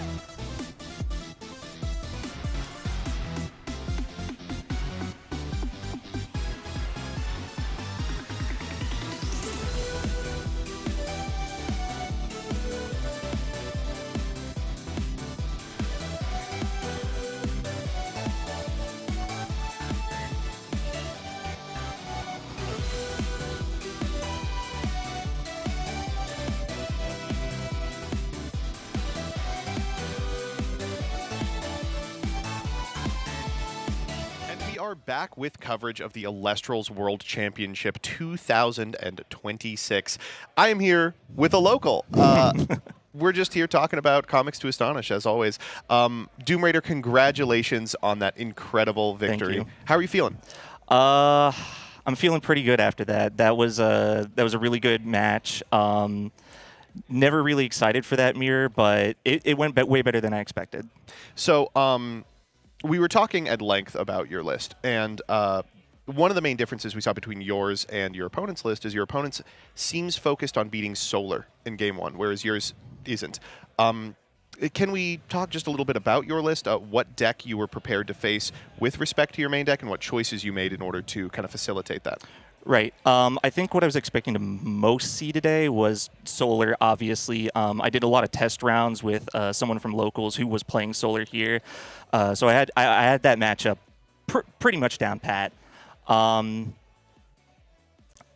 just kind of tried to prepare for everything Game 1, and then whatever I needed in the side, bring it out. I do want to talk about the side deck. I love the Thunderstorm Arcolith plan. Did you board it in that game? I have not boarded it in once today. Oh, no. I very much considered it there because I thought, okay, He wants the Aphrodite. If I Thunderstorm Arclith him, the game's over. But I decided, you know what? Game 2, I'll take it slow, and then if I lose Game 2, Game 3, he's coming in. I'm glad to see at least that he has made an appearance in the side deck. I want to talk about some specific moments in the games. When you were up there, first off, the PTA at the end, was it just a miscommunication that didn't pay out and said, we're calling it? Yeah, so he PTA'd the lock. I was like, okay, that's fine. We went to end phase, and then he drew his card, and then he realized, oh, I didn't pay out. Rough stuff. Yes. Yeah. He said he had follow-up, but then I told him what my back row were, and he's like, oh, I was never winning that game. We knew both hands. It was like, that's immaterial to the outcome of this one. I want to talk about your keeps. So game 1, it looked like you kept a hand that had consistent access to Foamy and Aphrodite, but not necessarily much more beyond that. Is that like a kind of keep that you're comfortable with? So it was a bunch of, I think it was like two counter runes, something else, and then an Aphrodite champ and a Foamy champ.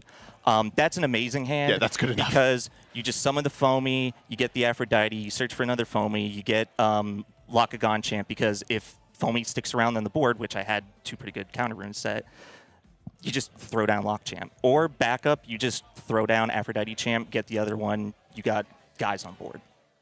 And then the second one seemed a little more iffy. But going second, what can you do? Yeah. It was mainly that I just saw some good back row. I saw Earthquake, and I saw Galaxy Champ, so I'm like, okay, well, this Galaxy Champ is just going to have to carry me. And then I didn't even need to use his effect. I was like, and it also did. It stuck around to the very bitter end. What made you decide on Lockagon in the main deck over something like a Kuribus? So you can see in the side I do have Kuribus because I think it is a fantastic card. It's removal, especially against something like Hermes or anything really playing a Divine Rune right now. It's crazy, but I feel like 2 is a little overkill. And the Lockagon package just does so much if you get it down. Yeah. We'll shift a little bit to kind of the macro level here. What would it mean for you to win Worlds? Everything. Everything. I put a lot of time and effort into grinding out premieres and store regionals and stuff to build up the points to get here. And I thought, if you're not going all the way, what's the point of going at all? That's excellent. I really hope you're able to do so. Before we head off, do you have any shout-outs? Yes, I obviously want to shout out the greatest locals in the world, Comics to Astonish. Shout-outs to everyone back in Maryland. Without you guys getting me into the game, I wouldn't be here right now, and without you guys being so great, including yourself, thank you. I wouldn't be the player that I am right now. Well, congratulations. Top 8 is nothing to shake a stick at, but I'm hoping you go even farther. Thank you. Good luck to you, man. Thanks.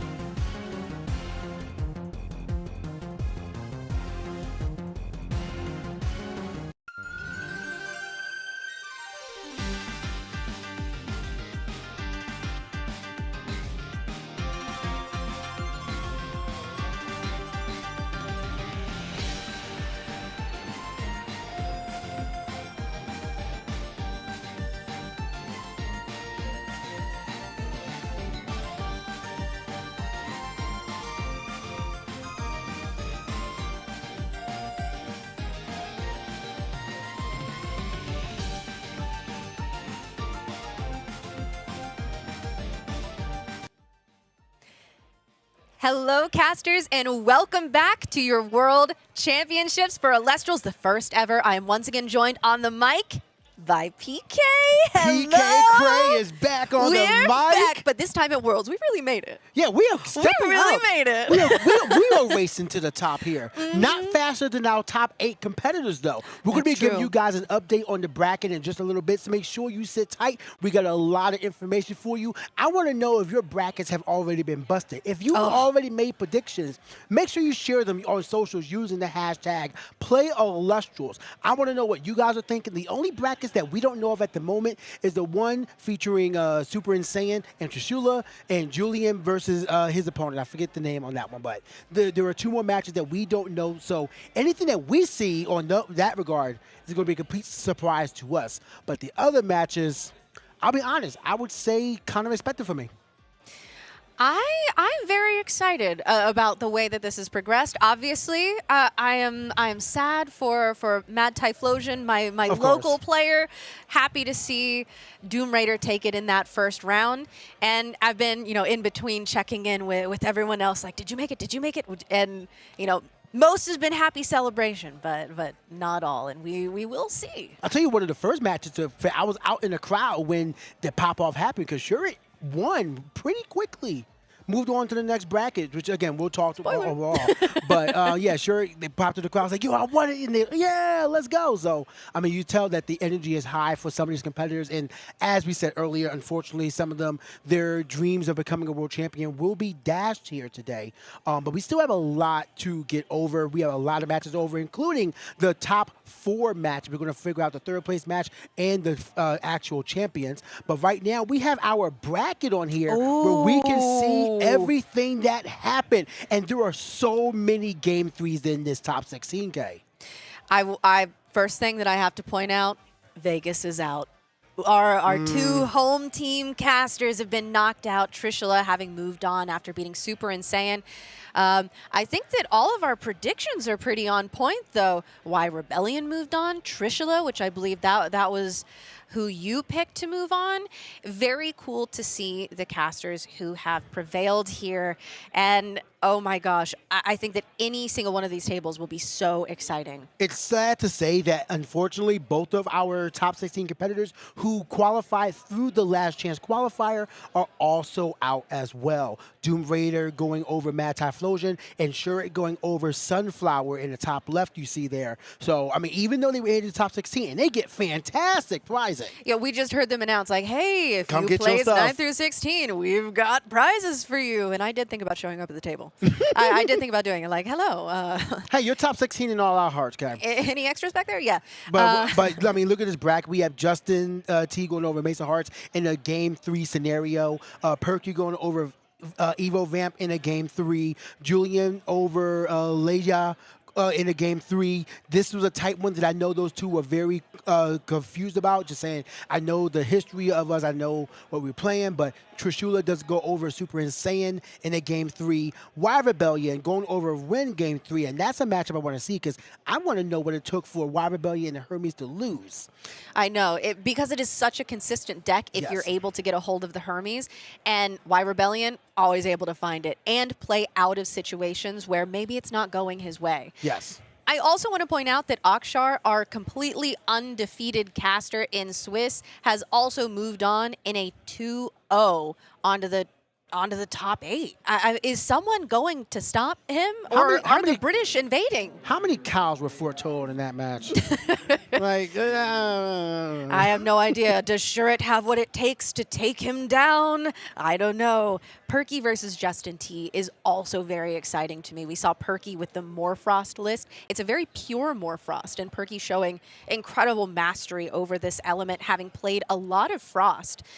Justin T, I believe, is a caster who has never not topped an event that he entered in Elestrals. Justin T is a caster who won his very first events that he entered. The first 2 Moonrise tournaments, him, back to back. I've never seen that before. And, you know, so definitely a caster with a lot of skill and understanding of the game. So Justin made it to the top 8 is not a surprise either. Julian versus Trishula. This is a storied rivalry. These two have faced each other several times before. And again, we've already talked about the bridesmaid story of Trishula. Julian being a caster who is so incredibly technical in all things. And the only reason why he hasn't really got to the top spot is because due to testing limitations, he was barred from competing in many events, including the last in-person event, Kissimmee. So now we see what Julian can do when he is unleashed, even when his Locagon is not. Yes, the man with the Locagon tattoo versus Trishula, bridesmaid, never the bride, unless it's going to happen today. It could. We have, of course, we just talked about the Y Rebellion matchup down here versus Doom Raider, who we just saw in our top 16 match. Doom Raider able to take a swift 2-0 victory against Mad Typhlosion. It was a dominant performance, and that is exactly what he is going to need to have if he stands a chance of taking down Y Rebellion, the champion of Hermes. Yeah, I've never seen a caster pilot Hermes. I mean, he's the only one I've seen just be like, yeah, this deck is crazy. And every time it's just like, actually, this deck is kind of bad. And then we see Y Rebellion on it. It's like, no, this deck is crazy. But as you can see on your screen right now, we have a matchup of Titans. This is going to be, I am actually so excited to watch this. I'm excited to commentate it, but I am more excited to watch it. Perky versus Justin T. Just look at these accolades here on screen. 2-time Premier Champion, top 8 times 2 for Justin T. Meanwhile, Perky is a 1-time Premier Champion, a Premier runner-up, top 8 and 4-time Premier top 16 competitor. We saw Perky on stream just yesterday in Swiss. These two casters know what they're doing, and just as you can see, they're looking over their opponent's deck list. We have the same information here at the desk, so we can tell you that this is Perky on Morphos versus Justin on Solar with a Werepup package. This is a very interesting variation of Solar. I actually heard Justin T talking about this yesterday, saying that the Werepup package specifically has very much overperformed for him in this event, and that it has been an incredible engine. So not only do we have the absolute power, the high ceiling of Solar, and I see that First Light in there as well. First Light is a very interesting card that a lot of casters have sort of ignored, I think, but it's one of those consistency pieces that when paired with Apollo, First Light allows you to grab a Solar Elestral, put it on the top of your deck, and Apollo allows you to foretell and add a Solar Elestral. So you are essentially creating your own hand and making it so you can draw whatever it is you need. First Light is an excellent card, especially when paired with something like Cockaray into Drakeray. You are controlling your own destiny when it comes to the any Apollo deck, and this one is no exception. And you can even add that even with Werepup and the Lunar package, even though it's incredibly small, looks to be 4 Owloons in the Spirit deck, and then you're only including 1 copy of Full Moon, 1 copy of one copy of Lunar Eclipse Full Moon, 1 copy of Lunar Eclipse, Lunar Phase, Lunar Eclipse. There we go. So it's incredibly, you get the option for going first, you get the option for going second, but you're getting out that base like a void as well as quickly as you want. You can see that this solo list is playing the Earth Spirits for the one of Earthquake as well. Yes, that is something that testing partner of Justin T, Swolax, might not agree with. Another thing I want to point out about the list that we are about to see from Justin T, having already seen Perky's Morphrost list yesterday, so we're a little more familiar with that one, is that, and this is a card I don't know that I have ever seen played in any significant way in a Premier format. That is Exaltus, not Champion Exaltus. This is the regular base Sunstrut. Daybreak. There we go. I was like, Sunstrike, where are we? Someone's ready for the next format. I'm ready for the next set, guys. But we have Exaltus coming out here, which is a card that allows you to Nexus and search out any Ethereal. Ethereal is such an incredible subclass in Elestrals, giving you access to some of the greatest cards in the game, including Astrabit. That was one of those that Exaltus was theorized to be used for the longest time. And hopefully we get to see that in action. We, of course, have the big bad Nova Core, the Nova Core champion of Apollo. This is a card that has been dominant in this Worlds format. So little needs to be said about Nova Core. We've seen so many times that Nova Core can just come out and shut out a game. You get the Glimbat or just hard draw the Temple of the Sun. Now all your solos are boosted by at least +1/+1. You get the Nova Core out at a 6/8 body. So now you need to deal with it, but also potentially losing a very potent threat that could have dealt with the Nova Core in the first place. It's a very potent and simple combo that every caster facing Lunar should be aware of, because I guarantee you, if there is a solo list, there are 3 Nova Core. One thing I want to mention, speaking of the amount of Nova Core, is that even though we are familiar with Perky's list, what we did not know and what Justin has information to are the specifics of what cards are available. Because now we see there are 3 Keon in Perky's list. There are 2 Mountains of Boreas main decked in Perky's list. So now the Temple of the Sun isn't just free even in this game 1. And not to mention you have Pandora's Box, which doesn't really do that much versus a Fortel solo list like Apollo, but it still is something you got to be aware of. Cryoblast to really hit the Nebulio. Hi, Justin. We how many Waving to his wife and kids there. That's what that was. we have so many of the cards. We see that there's only 1 Mfrix in the list, so if you see one, then you should expect Keon to try to pull another one. These are all little details that Justin now has information to that can really adjust how he plays this game 1 going forward. Yes, and having played the Frost matchup into Solar, I do want to speak about this matchup a little bit as our casters are getting ready to get into this top 8 match here. Solar is incredibly powerful. It is full of threats. It is full of things that can deal with other threats.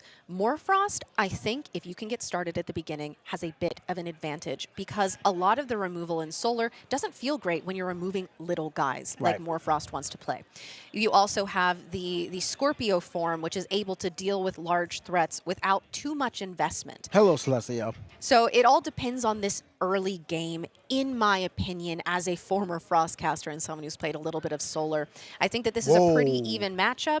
Yeah, you see that Perky's hand, 2 Keon in the open. I didn't even see anything else. He just goes, nope. Immediate mulligan. And this is a situation where if it is not a 10, you are not keeping it in a top 8 world champion situation. Nah, you can't keep 2 Keon in a game 1 opener. Justin seems to be okay. Actually, we got a little peek in there. Can't really tell what it is, but if you see anything, let me know. But it comes down to the situation. Well, first of all, I guess what's important is who is going first in this matchup, because whoever can start building will immediately always be ahead depending on the situation. So that's something that we have yet to see. No poison tip arrow for Justin if he is going first. There's only 2 in the main board for Perky. So that could also play a factor in his matchup here. Justin doing a cut to allow Perky to draw a fresh 5, and hopefully Perky doesn't have such a rough opening hand again. Yeah, let's get us into something good. As I mentioned, this early game is going to be key for Perky, whereas Justin T has big enough threats that he's going to be able to take a bit of a slow early game, build up to what he wants to see. A double mulligan is always way better, where it's like, okay, well then we're basically starting on 20 spirits each because we're both starting on not 20 spirits Ambrosia, each. Gorgon's Gaze for Perky, and you know, I do see that at least. Look at Immediately going for that Narpoon, which makes a lot of sense. We're going to be starting our Frost engine off, going in and grabbing that Lycan form Morfrost. Unless it's in hand. Oh, no, there it is. Yep, there it goes. The new art from Worlds as well. Beautiful artwork. Yeah, absolutely stunning. We're going to be going ahead and pitching that Lycan form. Did you see a I think I saw a Pandora's Box in hand. I don't know if we're main decking that one. Yes. Yeah. Oh, for Perky, there it is. Sure we have 2 copies of it for Perky, so that could, well, it's not going to, it depends on the search specifically. Like Glimbat, yeah, we stopping that. But, you know, we'll have to see just how this one goes. But we are going to be pulling out Morphl's Bat and Chimera form from the Lycan form, so a really good opener for Perky. And with the 2 back row, Gorgon's Gaze being one of them and Pandora's Box, I mean, that's a scary board for Justin to have to play into. There is a lot that Perky can do to stop the things that Justin T wants to do. And this is also the exact start that Perky needed to be able to have that early momentum that I spoke about. We're going to be able to start the Morfrost engine just next turn. Justin T going ahead and starting off with that Werepup package that we mentioned. He said that it is very much overperformed. I think that this is an easy Gorgon's Gaze on the Werepup. If you don't think he already has the full moon or the lunar eclipse in hand. I mean, you got to think about what else you may have to answer. Can you easily answer the Lycan form or not? And it looks like we're going to let this one go. We're pulling out the Lunar Phase, so we are immediately threatening the Ascend. Now, we could let the Lunar Phase go, let it target the back row, and if it is Gorgon's Gaze, we stop the Rare Pup then to waste both of them. Yes, I am curious to see. Yep, we did take that gamble. Going to be going ahead and activating, chaining that Gorgon's Gaze, and saying, okay, yeah, you can get rid of my Gorgons, but you aren't getting a Like a Void, which is, and then the immediate 3 back row set from Justin and the pass. What if one of the face downs is a full moon?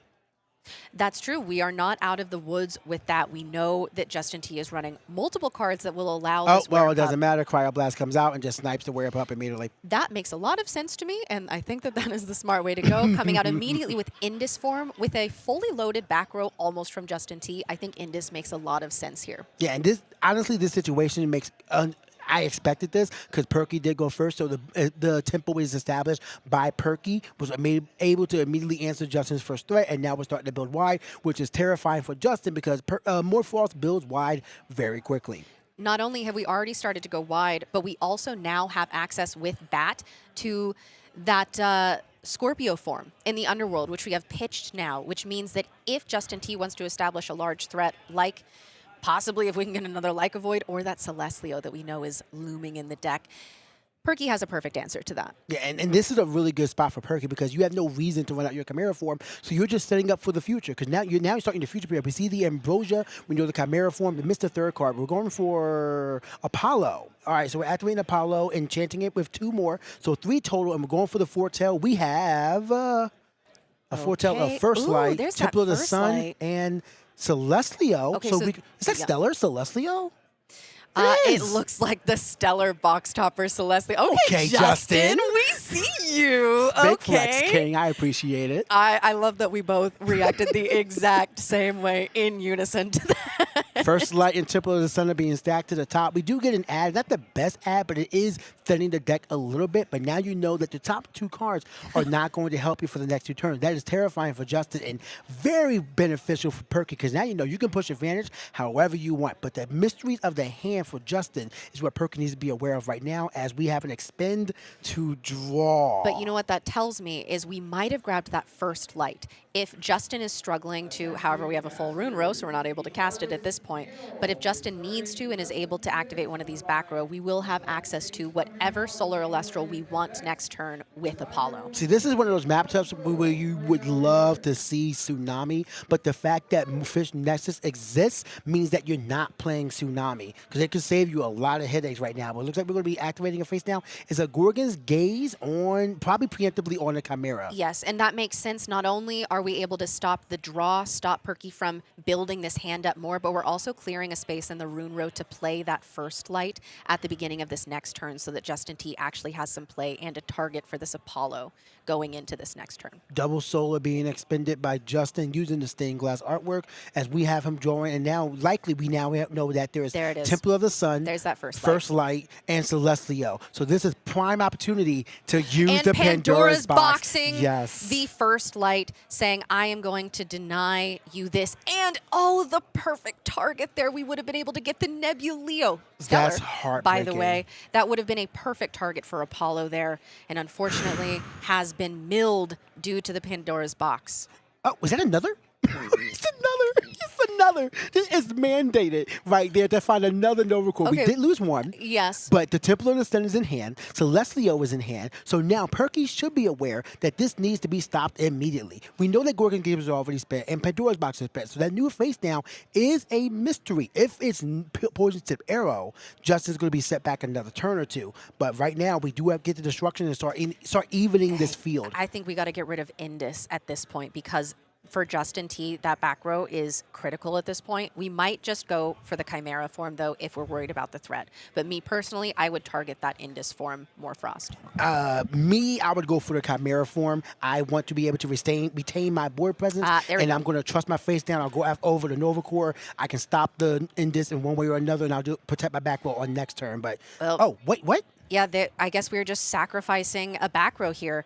So getting an Okay. Argo. Okay. You know what? If you're going to lose anything right now, Argo is the one to be. Argo would have pulled out either a Liar or a Necklace of Harmonia from Justin's list. So this is not a bad spot to lose your Argo. You know what? A Liar of Apollo on the Novacore Champion of Apollo, though, that is a threat under Temple of the Sun. You're not wrong. But That hey, does scare me. But we have 2 more Argo in the list for Justin. So there's a potential that one of them is already set as well. And it was just bait. So might be in a good spot here. Justin has equalized the board state right now. Spirit count is definitely in Perky's favor, but is not out the realm of possibility. You hold on to Novacore this turn as long as you can, by any means, enough so that you can cast out Celestio. Now you can board break and start hitting for 3 direct. Yes, okay, so it was a fake set in the back row from Perky with that Ambrosia.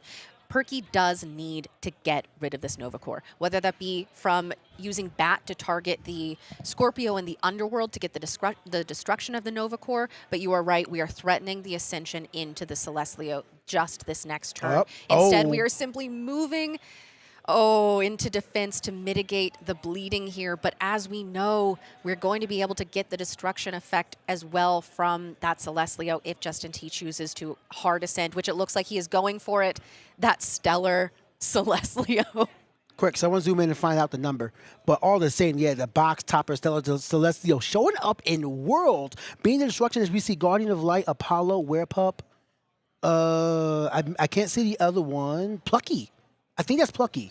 So that means that we do have, it is Plucky. So we're able to destroy the Narpoon, and we have Perky writing down the information that is here, of course, and you have to set that Guardian Light, right? Has to. You have to. Not set, stack it. The answer to this Celestlio, though, in this deck is Scorpio form. That is your out to big bodies. We know that we have Bat in hand. We know we have Scorpio in the Underworld. This is a big hit for Perky. If we can... You can't pay out Scorpio.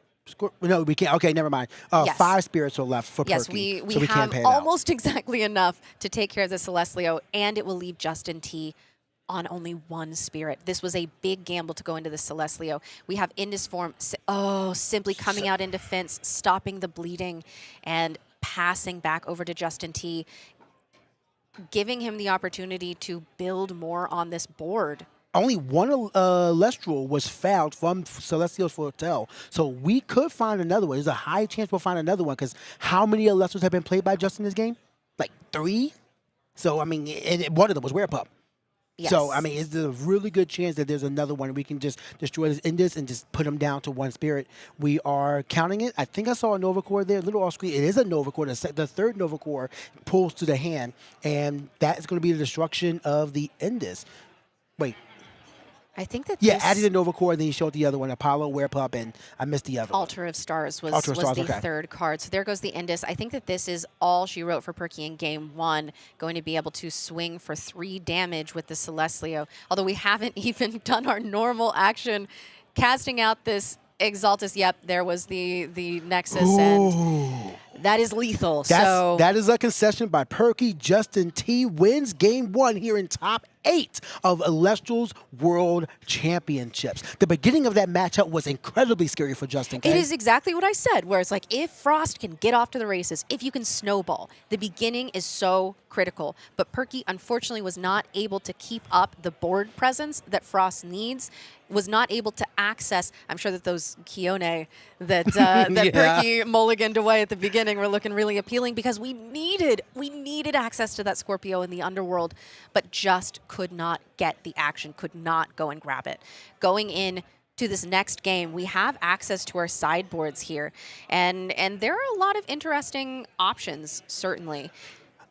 Before that, I do want to give credit to Justin for realizing the potential in that bat, what we thought was a bad foretell when we saw the stadium, when we saw the first light and whatnot, because instead of doing anything else, he said, you know what, I can use these 2 to further my advantage later on. And he took that 1 turn of damage, said, I'm going to expend the draw, get the temple in my hand, we're going to draw next, get the first light in my hand, now we're going to go for Novacore. That 1 turn, even though it netted him damage on that turn, was set up for his victory later on, because then it go for the Novacore, you thin out the board, then you go for Celestio, thin it more. That 1 play, and that's the type of insight these casters are going to need if they're going to need to secure themselves into game 2. So as you said, going into the side list, your Perky, Pandora's Box stopped this stop a The first light, Yeah, yes. so I mean that was valuable, but how much do you value that considering that you still lost after that? You know what I am looking at in Perky's sideboard here that really stands out to me? Thunderstorm. Thunderstorm is a card that if you are playing a divine-focused deck is critical. And Apollo is so key to this strategy. I'm looking at that Thunderstorm, and if I'm Perky, I am adding that into my deck. You are already playing the Thunder Spirits for it, and I think that being able to get rid of Apollo, get rid of that ability to foretell, as we said, so many of those moments were made possible by Apollo, by that foretell mechanic. If we can get rid of the Divine Rune, I think that that would be a boon. Along with the Thunderstorm, I would also consider the resting on your laurels. I think for both of these, I mean, if you're already in advantage, you're probably going to maintain it. But if you have a situation like that where now you're down, there was just a Celestial on board. Resting would have taken that out, and you could have got yourself back into that. So resting on your laurels, even though it's a power one-up, still should be able to come into the main deck for Perky. Just inside of the thing, I mean, you're not bringing in Cryoblast on this thing, but looking at the list, I mean, I'm not sure what you were bringing here. Oh, no, the Pandora's boxes. Pandora's boxes would be great for the effect of Lycan. Yes. Being able to stop the search, stop that engine from getting going, and possibly milling key cards. I mean, that's always, it's an effective Pandora's box that I think a lot of people forget about, where it's like, oh, being able to stop you searching, that's good already. Oh, I mill too? Mill too. It's a great card, and I think that against this, into this matchup, I mean, obviously, like you said, we're not grabbing the Cryoblast against Frost, and a lot of these cards are made specifically for the threat of Fish and Lockagon. So that's what we're seeing this sideboard for. I agree. I think we're grabbing Pandora's box. I think that, unfortunately, because of the prevalence of Fish, there aren't any Tsunami, which is one of the best cards to answer a Frost board. You mentioned it earlier in the game 1, and that is just one of those cards that it's like sometimes that's your only option if you're staring down 3 Chimera and a Terraformer and a Bomb, you know. With that said, there is a Fleur Mine in just inside. You could bring that in to potentially give yourself a buff with an opposing Mountains of Boreas, which will likely be still remaining in Perky's list. Yes. And that could be an option. You know what I think the best use of that Fleur Mine would be? Talk to me. Is if you get this Wear Pup package, if you go into Like a Void, we see Like a Void often enchanted with water to protect against Tsunami. Enchant it with Frost, protect it from Cryoblast. Yeah, that is one of exactly. the main threats to Like a Void, and frankly, any Elestral that has 2 or less defense. So there are a lot of options that Justin T has here, and we already have a mulligan here saying, yeah, I think I'd rather have not only spirits in the graveyard for my Guardian of Light, potentially, but also to make sure I have a good hand. That Narpoon opening hand is going to likely pull out the Lycan. Yep. If we don't see a Lycan, Justin needs to be terrified. But if Pandora's box was sided in for this game too, then it's not going to be doing much more right now because the main searches you want to try to stop are happening right now. But we are into game 2. Both of our casters, Justin did do a mulligan. Perky is just playing their Elestrals, and they already have Keone We're going hand. in twice with the Lycan form. Using that Keone, we're going to be going in, grabbing, I imagine, Scorpio, and I imagine another... we'll see, maybe another bat. Okay, yeah, Scorpio and bat form here. So we have the 2 bat in hand. We know we have the 1 Chimera, and now we have the Scorpio. We have answers to every possible threat. We have a target in the underworld for the Chimera bat, and look at that suite of Morphrosts that we have gathered. Stellar Morphals, yeah, absolutely gorgeous. I mean, they look great in green. They look great in green. But let's see if Justin doesn't see red as he's trying to navigate this board once again. But fortunately, there's no back row for him. So the threat is known, is not present at the moment. What can you do to navigate the labyrinth you're being threatened with on your next turn as we have an expend to draw? Ooh, that's not exactly what you want to see here. You want a dude. Especially with the hand that you know Perky has crafted for himself. Yeah. And Keone still with 3 spirits on board. Oh, okay. So we are going to be going in, grabbing the first light, going to be setting ourselves up, grabbing possibly a Nebuleo, putting it on the top, something that allows us to get into some action for next turn. Maybe that Nova Core if we have access to the Temple of the Sun. Hopefully we have Oh. Okay, so this is the Exaltus that we discussed earlier. This is Yes. a card that doesn't see a lot of play. So for those of you who do not know, the effect of this Exaltus is that you can Nexus, and when you do, you can search for an ethereal subclass Elestral. Including this rabbit. Rabbit is one of the key targets for that usually, but it gives you access to so many of the tools in Justin T's deck. I've heard that this is a card that is done a lot in this particular deck. Yeah, every caster who's been utilizing this card says, once again, has been overperforming. Right now, we have Chimera form, which is going to be likely discarding Morphos Bat form to get Lyca form and start building wide. Justin does have 3 face down, so it's not the worst thing. And we're preemptively using Gorgon's Gaze to not only save ourselves a lot of damage, but preventing the Chimera form from building wider. So this could be the one turn that Justin needs to really stop this from happening. And since no back row was set, the chance of drawing one right now is really low, and it looks like there's none as we go in for one with the Narpoo. So now Justin should, hopefully after that first light in Exaltus, has all the cards he needs to try to stop this right now as Exaltus comes out. It was interesting because we saw Justin think about expending 2 Lunar Spirits to pay for this Gorgon's Gaze, but then saying, you know what, I'm going to keep it back. And that tells me we probably do still have the Werepup package in here, and Justin still has some faith in it. We see the Lyre of Apollo being enchanted to act as a Nexus bank. And now this effect of the Exaltus is going off. We are going into the deck to search for an ethereal subclass Elestral. So here's the tough part right here. Even if you get rid of this Chimera. Oh, look, Glimbat champ. So now we're searching out the temple to bring Glimbat Exaltus to a 5. That's very nice. But look at that Keon. You destroy Chimera form, it's coming right back next turn. You have 3 spirits under that thing. So just like Perky at Thunderstorm, hopefully there's some way that Justin can remove that Keon. Actually, not even hopefully. We can look at the list right now, and it doesn't. There is nothing. Yeah, you might just need to just wear this out beyond outside of Celestial. Celestial. Exactly. Yes. You are going to run over the Narpoo, accepting that Chimera form is just going to come back. So let me make sure that the board's not going to go bigger. We have 4 face down by Justin. So if there is a Gorgon's Gaze, wait. No. Cryoblast does target the Exaltus, but it's boosted thanks to Torpedo the Sun. So it is now a 5-2 as we put a dice on it. So unfortunately, even with the 2 spirits and this temple, the Exaltus cannot contest the Morphos Chimera form. So Justin T opting to say, you know what, I'd rather just remove a body. And Perky saying, you know what, I'm going to bring out Scorpio form because I am already afraid of letting you set up the Celestial. I need to get rid of this Exaltus no matter what. So we have Scorpio form pitching the Bat form, targeting Lycan, and special casting it on to the board here just to give us more bodies, something...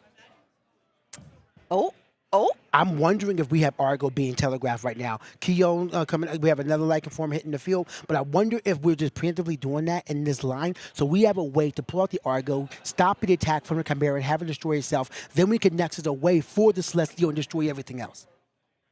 I mean, that is a possibility. I mean, it is imperative, like we said, that Perky get rid of this Exaltus. For sure. Right now.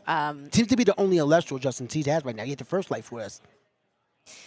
Yes, and we do see the pitch of the Bat from the Chimera effect. Hopefully that can draw us into some sort of back row here. Unfortunately, the Bat has no target in the underworld as the Lycan form was the only Morphos that had been there. But here we go. We are drawing, looking at our hand here. See, there we go. We have finally seen some back row for Perky, and I wonder if Perky is just going to opt to expend the spirits for the Scorpio rather than possibly going into a battle trick like you mentioned with the Argo. Let's see what happens here. There's so many possibilities from Justin's list. It could be Guardian of Light just to stop a big attack from the Chimera. It could be the Argo as well. Like, we just don't know what it can be. But both of these casters are in a very precarious predicament as we're just mulling over the hand, deciding our decisions, what could be in the back. We only saw Gorgon's Gaze being activated by Justin. And it seems like an attack may have been declared. There it is. There's the Chimera form. And there's the Argo. Yes, okay. So we have a battle trick going off here.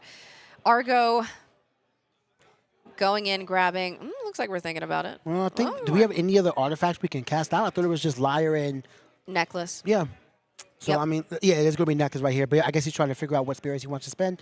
Did spend 2 Lunar for the Argo.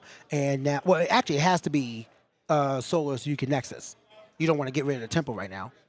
No, so we want to put Solar under the Necklace of Harmonia for sure.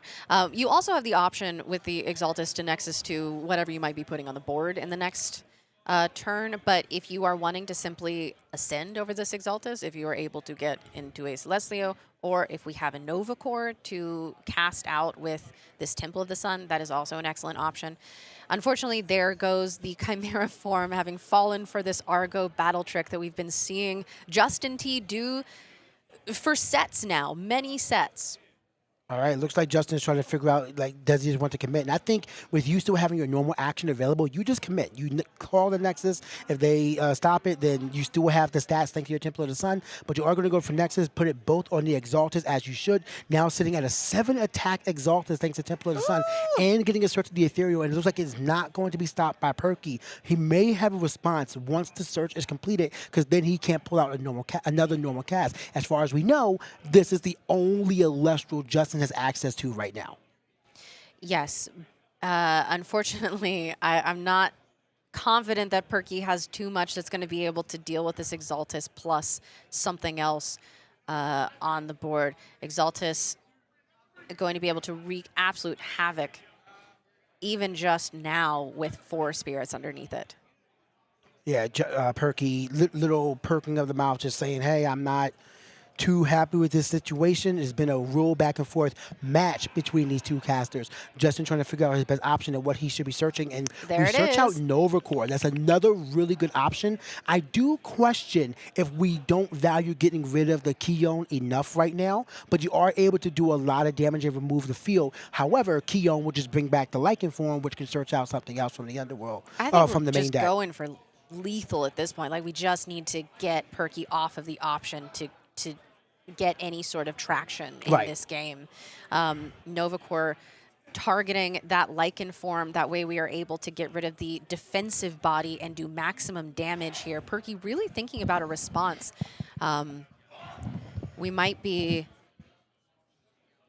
deliberating with the judge here over the. I feel like Nova Core is one of those that's so funky in the lines of it. It's always like, okay, so at what point it's this? At what point is this? Yeah.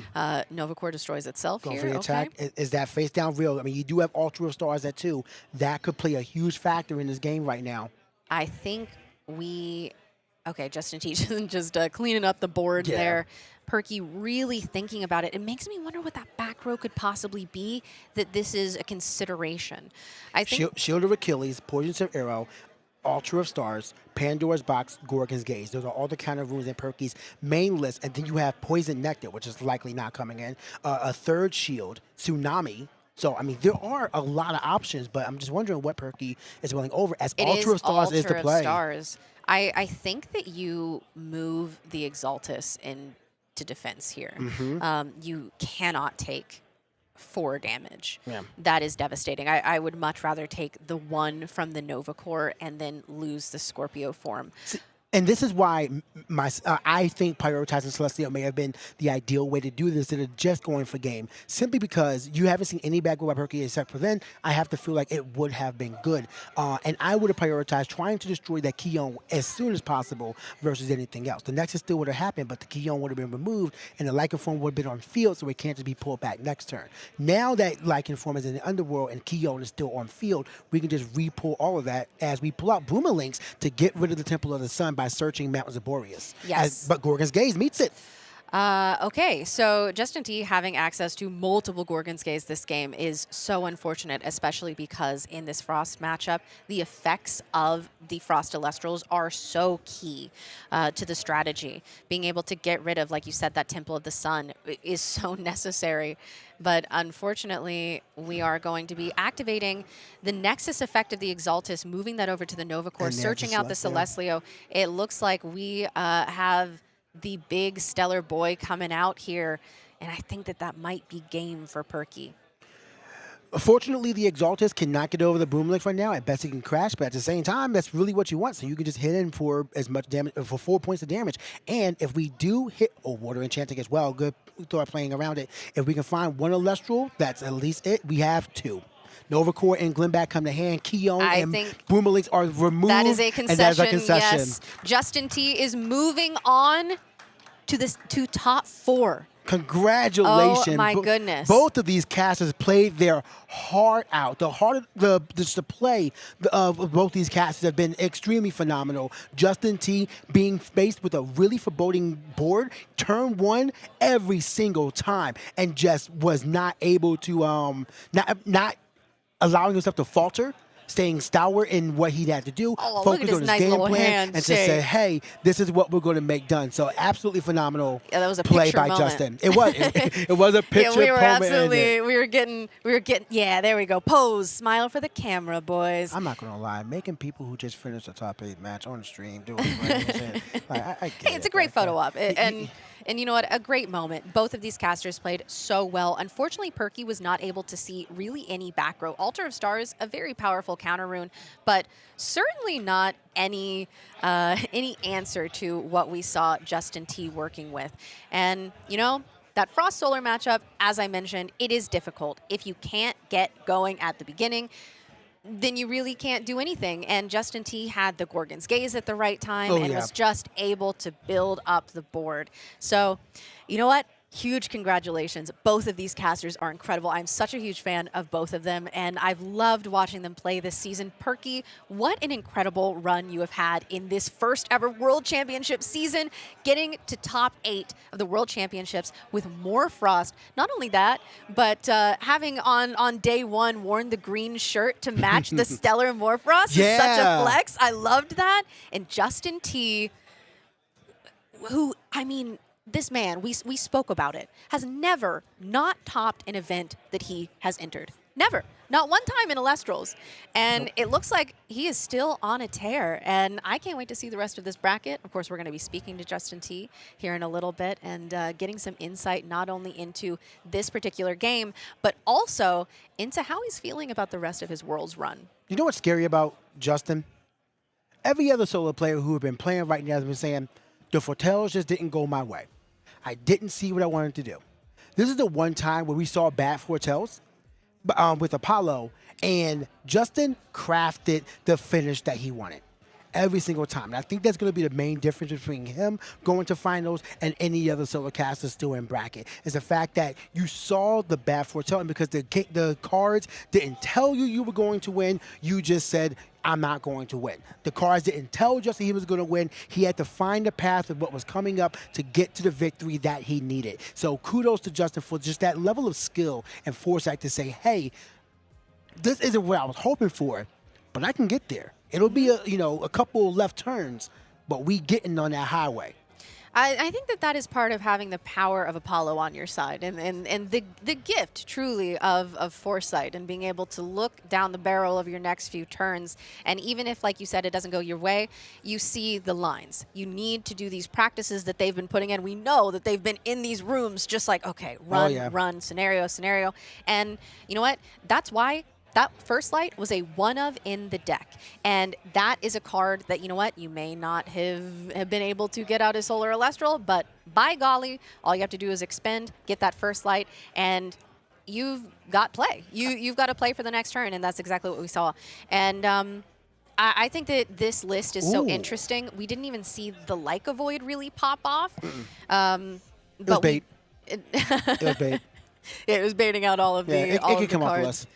Hey, I don't know. According to Justin, I think we're going to have to ask him about it. But apparently it has been very much performing well. I do want to say, we saw Axure in round 5 yesterday. Round 5 yesterday. Completely different list. There's no Sobel here. No. We're for Exaltus.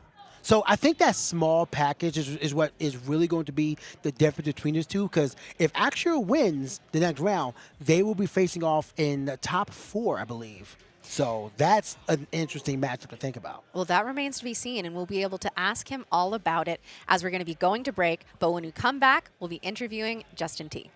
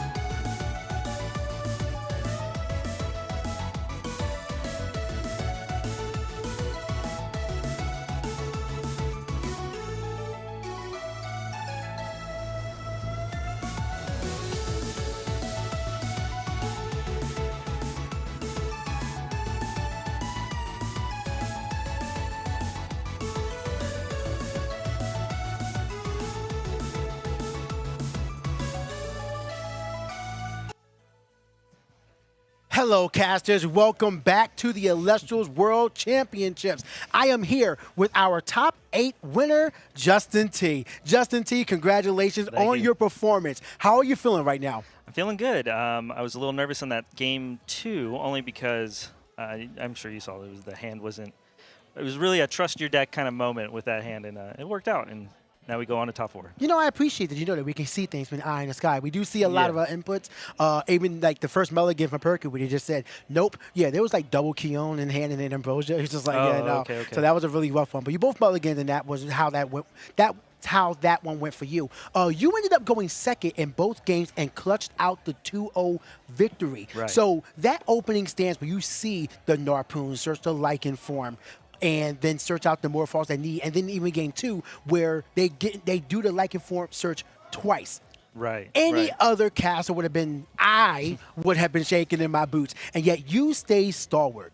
How does that feel? What's that mental like? So both games were a little bit different scenarios. It was more like Narpoon, search a guy, and some back row, whereas game 2 was the opposite, where it was Narpoon and he got 4 cards, but luckily it was no back row. It was funny because, again, my hand after the Mull game 2, I was a little nervous. If once he did all that, if he set like 2 back row, it would have made it a lot harder. But I got lucky. He kind of decided to just go all in, get his whole engine online, and basically say he's going to try to push through me in pressure.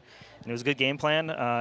I was able to get it out and make it happen. As far as like the mental, it's just more so being able to kind of take a step back and assess, you know, what your position is. Like I also, like my first hand in game 2, I was able to keep. It had Earthquake and Laurels, but it had no guys, just like the second one. And I could have arguably kept that one as well, but the reason I didn't is because I won game 1, so I knew I was in a position where I could be greedy and take a mulligan to try to do better. And it obviously I won and it paid off. But in the moment, both hands were equally the same. They were both had no guys, but I had a first light in the mulligan. So to me, I knew with the multiple Gorgonses and the Nexus Bank, I knew I was able to kind of take it slow, even though he went super wide, super fast. That's why I was super nervous if he set back row, because I needed my back row to kind of check that, you know, heat coming in. Yeah. But no, it wound up working out. Yeah, and you know, you bring up the fact that you couldn't find any Elestrals. We took note in the fact that while there was a whole parade on Perky's side, you played about 3 per game. Like the level was low. You even had a Nova Core get milled thanks to the Pandora's box. Right. And yet you still, of course, but you still clutched it out. Yeah. So how practiced are you with your deck to say, hey, I'm used to not having guys because I know I can find them when I need to? Right. Yeah. No. Been grinding a lot coming into this, and as you said, like with Fish and Morphros, those are decks that can put out multiple Elestrals a turn, whereas, you know, a deck like Solar is normally 1 cast at a time, and that's why the old, like the Rise to the Ashes hit was a big hit for this deck, right? Because just being able to extend. But that being said, taking a very, you know, knowing that's the weakness of your deck and building around it, that's kind of the approach that I took, at least. Right. So with your build, that's like the very first point of like, I'm used to this, I've experienced this, I know how to work around it. Because, I mean, you took a couple of expended draws and just like, it is what it is. That's just like, you know that the game plan's not over. Right. Yeah. Well, the beautiful thing about this deck, too, is you do have a lot of cards that foretell. So even if you're not foretelling the Solars and adding them, you can still see what's coming, you know. And so there's a lot of times where I use the foretell and still expend a draw into the specific counter rune I wanted in the moment or whatever, and then the next turn is where I'm making the play or what have you. And right? you did exactly that with the Temple of the Sun, or whichever one you may add it, whether you added the Temple of the Sun and then got the first light the next turn or however, you still got that because now you know you got Temple, you got Nova Core, and you built up from there. Celestio, well, let me ask you this. What decided to make you bring Solar for this list, and why Celestio over, you know, other builds? We've been seeing, well, I'll talk about that, but, you know, just other builds of Solar. So 2 things. So, like, every deck has its own advantage. Like, the scariest card in Fish in my head is Rock in a Hard Place. It's the reason to be playing that deck. When it comes to, like, Hermes, obviously the card Hermes is horrifying. It can generate a bunch of advantage, healing and stuff. You know, I played the deck.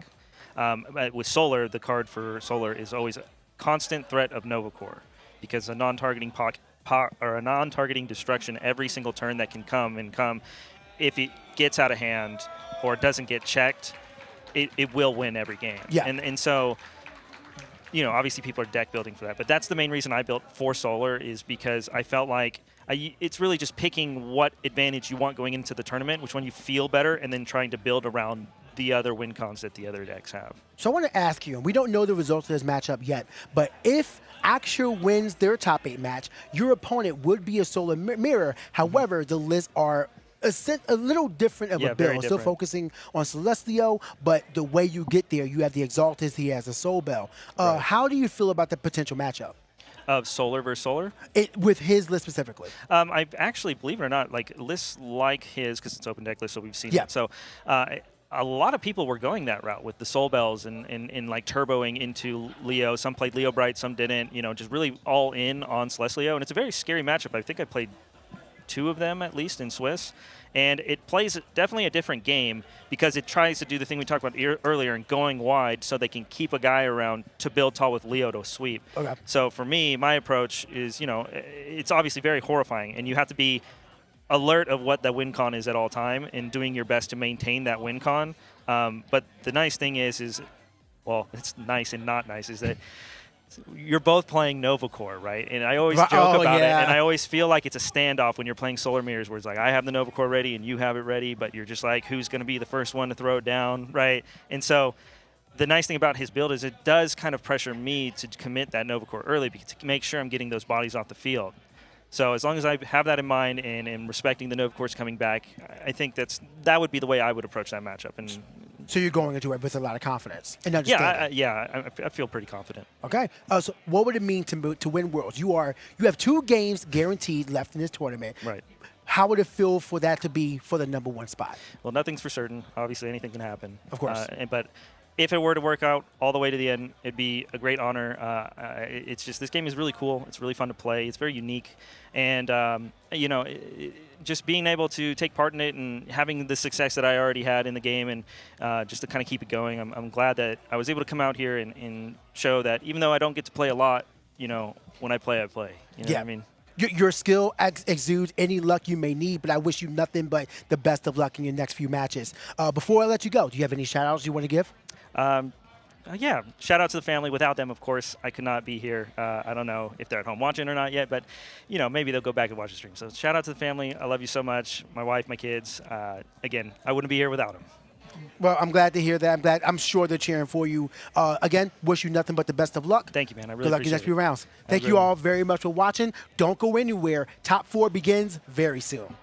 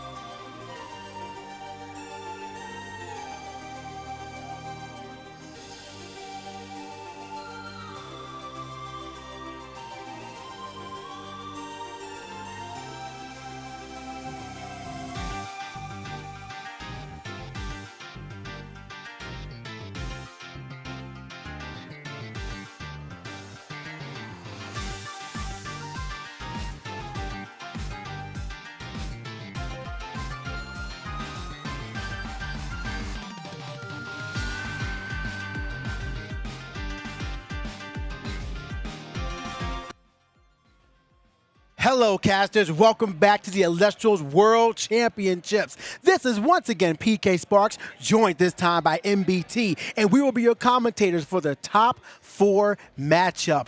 Joseph, that last round was unbelievable. We saw an insane matchup between Perky and Justin T. Morphle started off hot every time, but got washed out by the sun by the end. Yeah, absolutely incredible watching Justin melt those snowmen. I will say, I did not think he was going to take that first game. Had him down to 1 spirit. I was like, a Celestial in a dream, an Earthquake equalizes, and it just never came. I was really impressed with Perky's play, really happy that Morfrost was able to put up such an incredible result, and happy that we had a couple of decks that weren't Fish and Solar in top 16. However, now it is time to cut the wheat from the chaff. We have got Doom Raider and Trishula for you in this top 4 match. And they're going to be playing Fish versus Solar, the match that we have seen so many times. What's the other matchup? The other match is Shurit versus Justin T. Yes. Which is going to be Fish versus Solar. Not surprising to see these two incredible decks both represented here. I would love to be able to cast Fish and Solar one final time for finals. As you can see on this bracket, some incredible upsets here. Akshar, the undefeated player, losing to Shurit, the low seed. And I do want to mention, that's not too surprising. Shurit's deck is specifically designed from the ground up to beat Solar. Despite the fact that Justin T, in my opinion, has way more impressive finishes than Shurit. Shurit could walk out feeling pretty good about this. I've heard a couple people say that Shurit is the best player that has never won a Premier, and it would be really funny for his first Premier win to be Worlds. It comes down to that little jinx that always exists of when you go into top cut, being undefeated, you just always seem to find a boogeyman in the top cut. In top 8, where Akshar finds his, is not shocking, unfortunately, due to history's past. But, I mean, Shurit, just phenomenal play. Again, defeating the undefeated player is not anything to snuff out. You need to keep your eye on Shurit. There's a really good chance we'll see him in the finals matchup. But Justin T is going to put forth a good matchup. Can I wait to see how that one turns out? But our stream matchup will be Trishula versus Doom Raider. Trish going over Julian in a quick, what I'm told to be a quick 2-0 fashion. Yeah, it was exceptionally fast. Tell me about it. Not much to tell. Trish high rolled. He rolled exceptionally high, excellent Apollos. So much so that when he won, he was like, I don't think Julian's happy about this. And truth be told, I wouldn't be happy about it either. Always unfortunate to see 2 individuals from the same testing circle hitting each other, but that's exactly what's happening on the left side of the bracket. In fact, Shurit, Justin T, Trishula, all Nimbugs, total Nimbug dominance here at Worlds. Doom Raider, the last hanger-on, representing the wonderful, unmatched Comics to Astonish and the Fish deck. Now, the difference between Doom Raider's Fish list and Shurit's Fish list is that Doom Raider's Fish list is built to beat the Mirror, expecting more Fish than Solar, whereas Shurit's is built to beat Solar. That's going to bode really poorly for Doom Raider because they'll be playing a game 1 on the back foot against probably the best Solar caster of all time. Well, don't count your chickens before they hatch. We have to see if Shurit can even make it through Justin T. But that's what makes this top 4 so exciting, is that even though the matchups on paper are so similar, that when you look at the nuances, when you think about the players and what their paths are to the final, they are totally different. They're going to be executed differently. So these matchups, again, don't let the cards on paper fool you. These matchups are not going to be what you expect. Trishula's also got some really interesting stuff going on in the side deck that I want to highlight. We mentioned in top 16 that he was intending to do a little bit of mind trickery. With open deck lists, playing a singleton card like Poison Chalice can influence an opponent to play around it the entire game, even if you elect not to board into it. You can see, as long as Doom Raider makes note of that card, we may see some play patterns in Game 2 that are hugely disadvantageous, despite the fact that it's pretty unlikely Trish actually draws the Poison Chalice. Just the difference between a seasoned, high-level competitor versus, while I am pulling for him, an individual like Doom Raider, who, while they have been able to take down multiple premieres, doesn't have the wealth of experience that someone who has consistently played against some of the top in the world, no matter the card game, would.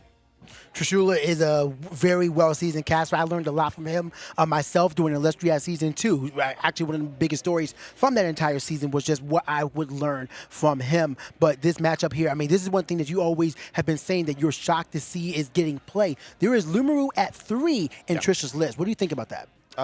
Trish Trish is making some decisions in this list that are a little beyond me. Loomer at 3 I like. It applies a little bit of pressure against some of these decks that are playing powerful limited cards or a small amount of cards that are necessary to resolve a game plan, like, for instance, Doom Raiders 1-1 split on Lockagons. A Loomaroo that connects can really devastate a strategy. That said, it's just important for Trishula to be able to put the screws on someone and win the game without getting to something like a Celeste Leo, which otherwise the fish deck can just hold a powerful piece of removal, like Gorgon's Gaze into a Resting on Your Laurels, Gorgon's Gaze into an Earthquake, Gorgon's Gaze into a Lockagon play to beat. I don't think any of this is news to Trishula. I think Trishula has beat this matchup to death. If I know anything about his testing habits, he has probably played about 40 hours versus Fish specifically, and I don't think he's going to be particularly surprised by anything Doom Raider throws at him. The important matchup between these two decks are Argo and Bing in both lists. Both of them are going to be utilizing Necklace of Harmonia, but Trish does have a Lyre of the Apollo at his disposal. That's so true. often we're going to be seeing a lot of plays coming down to the Battle Trick. The difference here is that Trish can compound on his Battle Trick from Argo thanks to Altar of the Stars being in the list that too. So we could get the necklace out, get a destruction in the battle, use Altar of the Stars to help something else, or you could just get a Nexus off elsewhere and be able to ascend to a major play or anything like that. So a lot of Battle Tricks are going to matter in this matchup. Yeah, for sure. I think Fish is probably the best deck in the format when it comes to wielding Argo.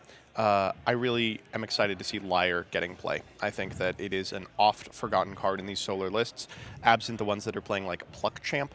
And I think that Trishula is going to use it in a way that might be particularly surprising. I don't want to give too much away here. I'm really excited for this match. Obviously, I know Trishula very well. I feel like I should pull for him, but Doom Raider is a hometown hero. I can't go against anyone from Comics to Astonish. So for that reason, I'm in Team Doom Raider's corner for this match. I mean, there's a lot of people who could be in Team Doom Raider's corner because there's a chance that Estrabit, thanks to Doom Raider, could become a world champion. Let's go. Estrabit, the OG, the one of I believe one this and is only. the last deck playing Estrabit. Incredible. Well, here it is right here in the flesh. So we'll see what it can do for everybody. But, I mean, this is going to be a slugfest. And, of course, this was going to come down to the technical play between these two casters. Yeah. And hard to count Trishula out when technical play is on the line. For sure. The two of them are just setting up now. We are getting them in. Doom Raider is actually the high seed, so will be electing to go first in this match. Bodes very well for him because, of course, he can force through a powerful play, as we saw in Doom Raider's last game on stream, something like a Lockagon turn 1, or can set a powerful counter rune like Poison Tipped Arrow, which Trishula has in the sideboard, notably absent in main, just for situations like this, in which a seeded player is permitted to go in front of him. He's unable to play a rune that has way more utility on the play than the draw. So here's a little bit of note that I was given from Skyhawk himself, and that is the fact that in top 16, all the bottom seeds, 9 to 16, were knocked out immediately by the top seeds. That's incredible. In top 8, all the top seeds who chose to go first, or all of them chose to go first, and they all got knocked out. So we only have 5th to 8th place from the Swiss left in this bracket. That's extremely weird. What? Yes. I mean, we saw it on stream because Justin had to face off against Perky with an extremely potent opening hand in game 1 and a very strong, at least a handful one on game 2, still turned out in the second player's favor. So who knows what this next matchup has? I mean, it's easy to say things like going first is super preferential, and obviously it enables you to wield cards like Poison Tipped Arrow a lot more effectively, but in every single top deck, there is a going second game plan. The Nova cores obviously get a lot better when you're able to slam one down on the draw. And I appreciate that players are not building a deck to win a die roll. They're building a deck to go long, to react to their opponent's plays, to understand that occasionally they will be on the wrong side of the coin flip. And Trishula's list really reflects that. I mean, if I had to go second, I'm choosing this list. Yeah, I mean, like, I wouldn't even need to board. Look This at everything is that really you have. well built. Exactly. We have the Exalted, we have the Lumeru, we have the, of course, Apollo, the Bulio, you have Glenback going for the Nova Core. I mean, seeing this, I might even be okay taking a mulligan or two. Yeah, I mean, one thing that I've talked about a number of times is that I think that players in Elestrals are very stingy with their mulligans. Yeah, for sure. I think they need to be much more aggressive. Trishula will be. This is an individual who will mull down to 12 on occasion just to get these powerful synergistic setups, the Nova Cores, the Temple of the Suns, but also access to Altar of Stars in hands where that actually matters. Exaltus and a Nexus Bank with an Altar of Stars is an almost unbeatable open, and we'll see if he's able to wield it this turn. So you mentioned the mulligans, and that's something that Justin T touched on in his game too, where he had a hand where he should not have kept it. He had 2 hands in a row where he had no dudes, but he kept the second one because it had first light. So he figured eventually I can build up to the dude that he needs. He only played 3, maybe 4 Elestrals in every single game. So in that scenario, all you need is a Nova Core and a Celestleo, baby. Yeah, I mean that's exactly what he got with the first light. So it just comes down to, of course, try to find the most ideal hand possible, but you do have to find a balance between how many spirits you're expending versus the quality of the hand you're willing to keep. Anyway, here's the most depressing stat of the day. Trishula, twice a runner-up at a premier event in 2025, twice a runner-up at a premier event in 2024, top 4 at a premier, and top 8 at a premier 3 times in 2025. There's a reason we always call him the bridesmaid. This boy has never been the bride, but today might change all that. Inversely, Doom Raider has a couple of premier top 8s and a number of premier top 16 sufficient to get to the event. And when I spoke to him earlier, he was very optimistic about his ability to go the distance. As someone who's seen him play up close, I gotta say, I understand that optimism. He is, not cocky, he's humble, but he's definitely got chops. And I'm so excited to see that he made it all the way to top 4. I want him to beat Trish, but we'll see if it happens. These two casters I cannot wait to see this battle of the minds really happen here, because I know that these two casters, they have different skills, different strengths, different experiences, and they're both going to be hustling for that #1 spot. Not before they do a little cheesing.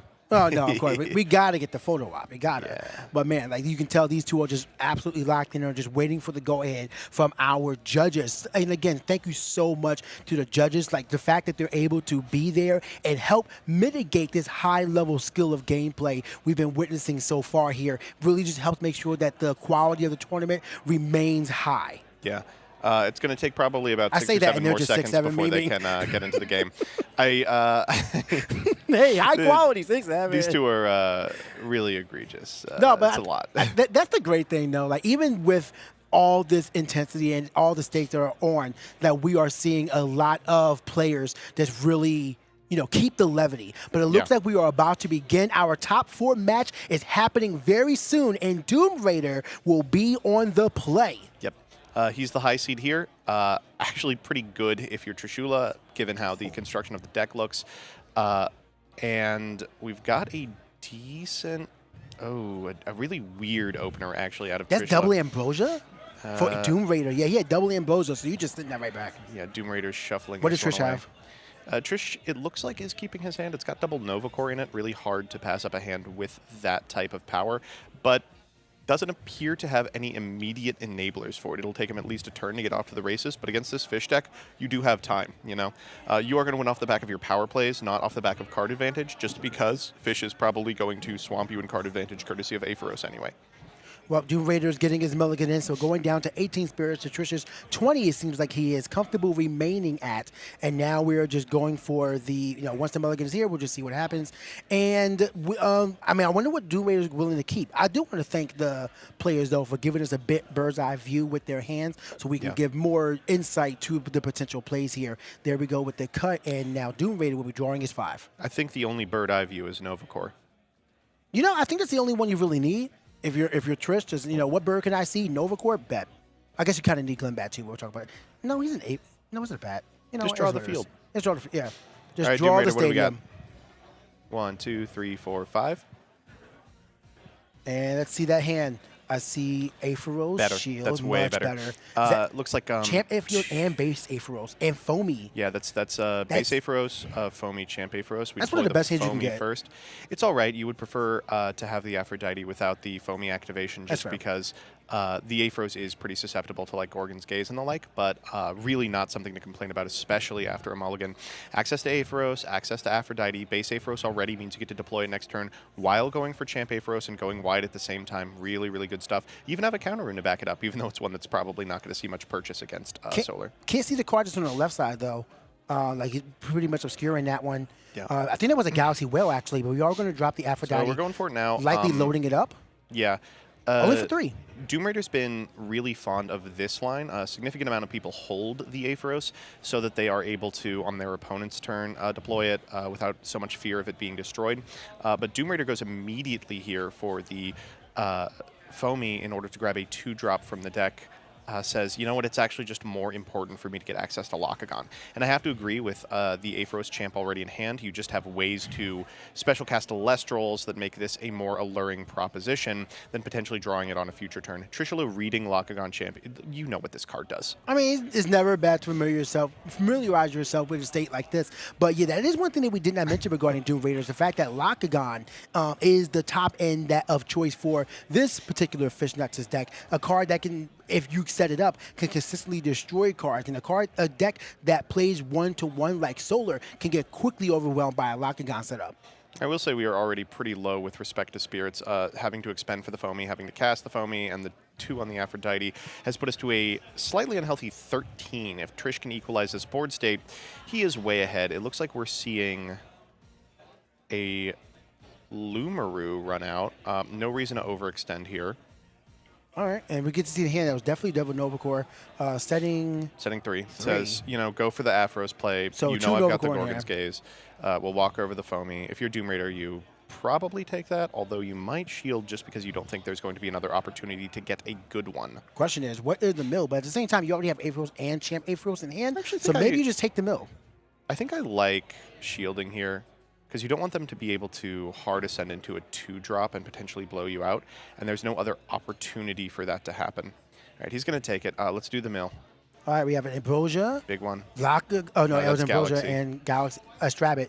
Yeah. Okay, not so bad. No, I think that was the Premier Aetheros. Really what we're scared of more than anything else is, of course, the Lakagon. And there's the Aetheros, so we're going to be getting that Nexus off and trying to draw. Let's see what Trish has in response. You probably wait for the Nexus linked effect because you want the Aphrodite off field. We are going to go for the effect. Here's the Nexus. Trish says, yeah, Nexus is fine. We'll pull a Spirit off the Aphrodite. Looks like he's thinking about it. Keeping the Aphrodite around is pretty fantastic. Yeah. And you kind of already have everything you want. This may not warrant a Gorgons, and the hesitation from Trishula reflects that uncertainty. Probably telegraphs to Doom Raider that there is a Gorgons in the back row, and that such a Gorgons isn't really necessary. So this is another mechanism by which Trish can deploy the Gorgons rather than preventing Doom Raider from drawing. Instead, he can snipe the champion Aetheros with the Gorgons in order to make it lose to the Lumaru and leave the Aetheros a 2-4 in attack position.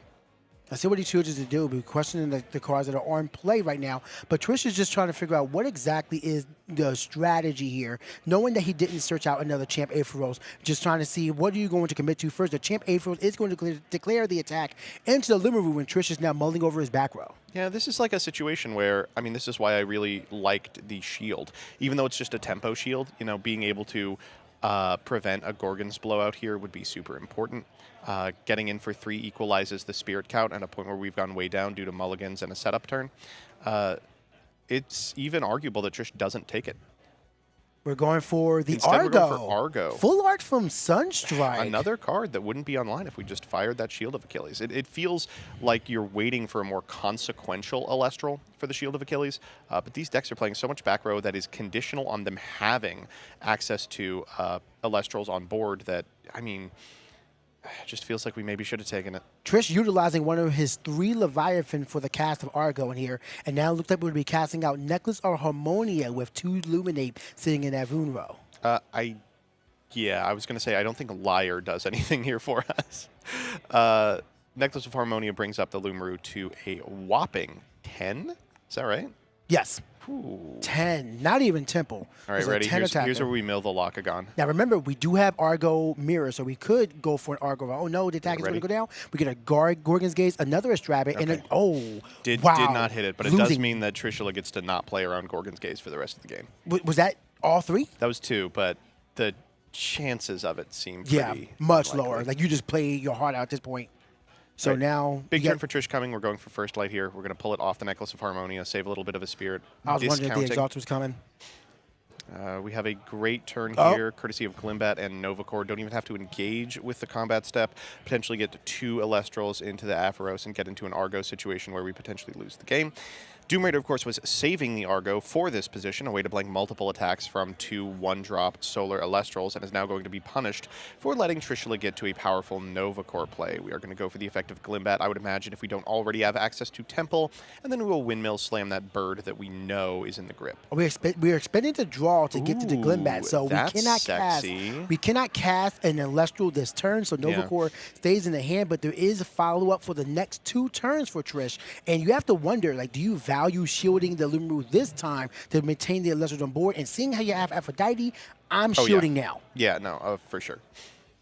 So right now the stadium's Temple of the Sun is being searched out by Trishula, so now his hand is loaded up for the next few turns. Even if he loses Tempo this turn, he's able to make a big push on the next. But we have 2 face down by Doom Raider. The question is, will they be utilized, and what exactly is the second one? We know shield is 1. I just want to highlight how nonverbals can be really important in this game because we actually know that the set card is Shield of Achilles based on the pauses Doom Raider was giving during the previous attack step with Lumiru. It's the only thing here that would make sense, so no surprise out of Trishula that it heads back to the hand here because it's already been telegraphed. Just something to keep in mind when you're playing against really good players is giving out as few tells as possible. Like, you do not want them to know what you're doing, even if it feels like they already will.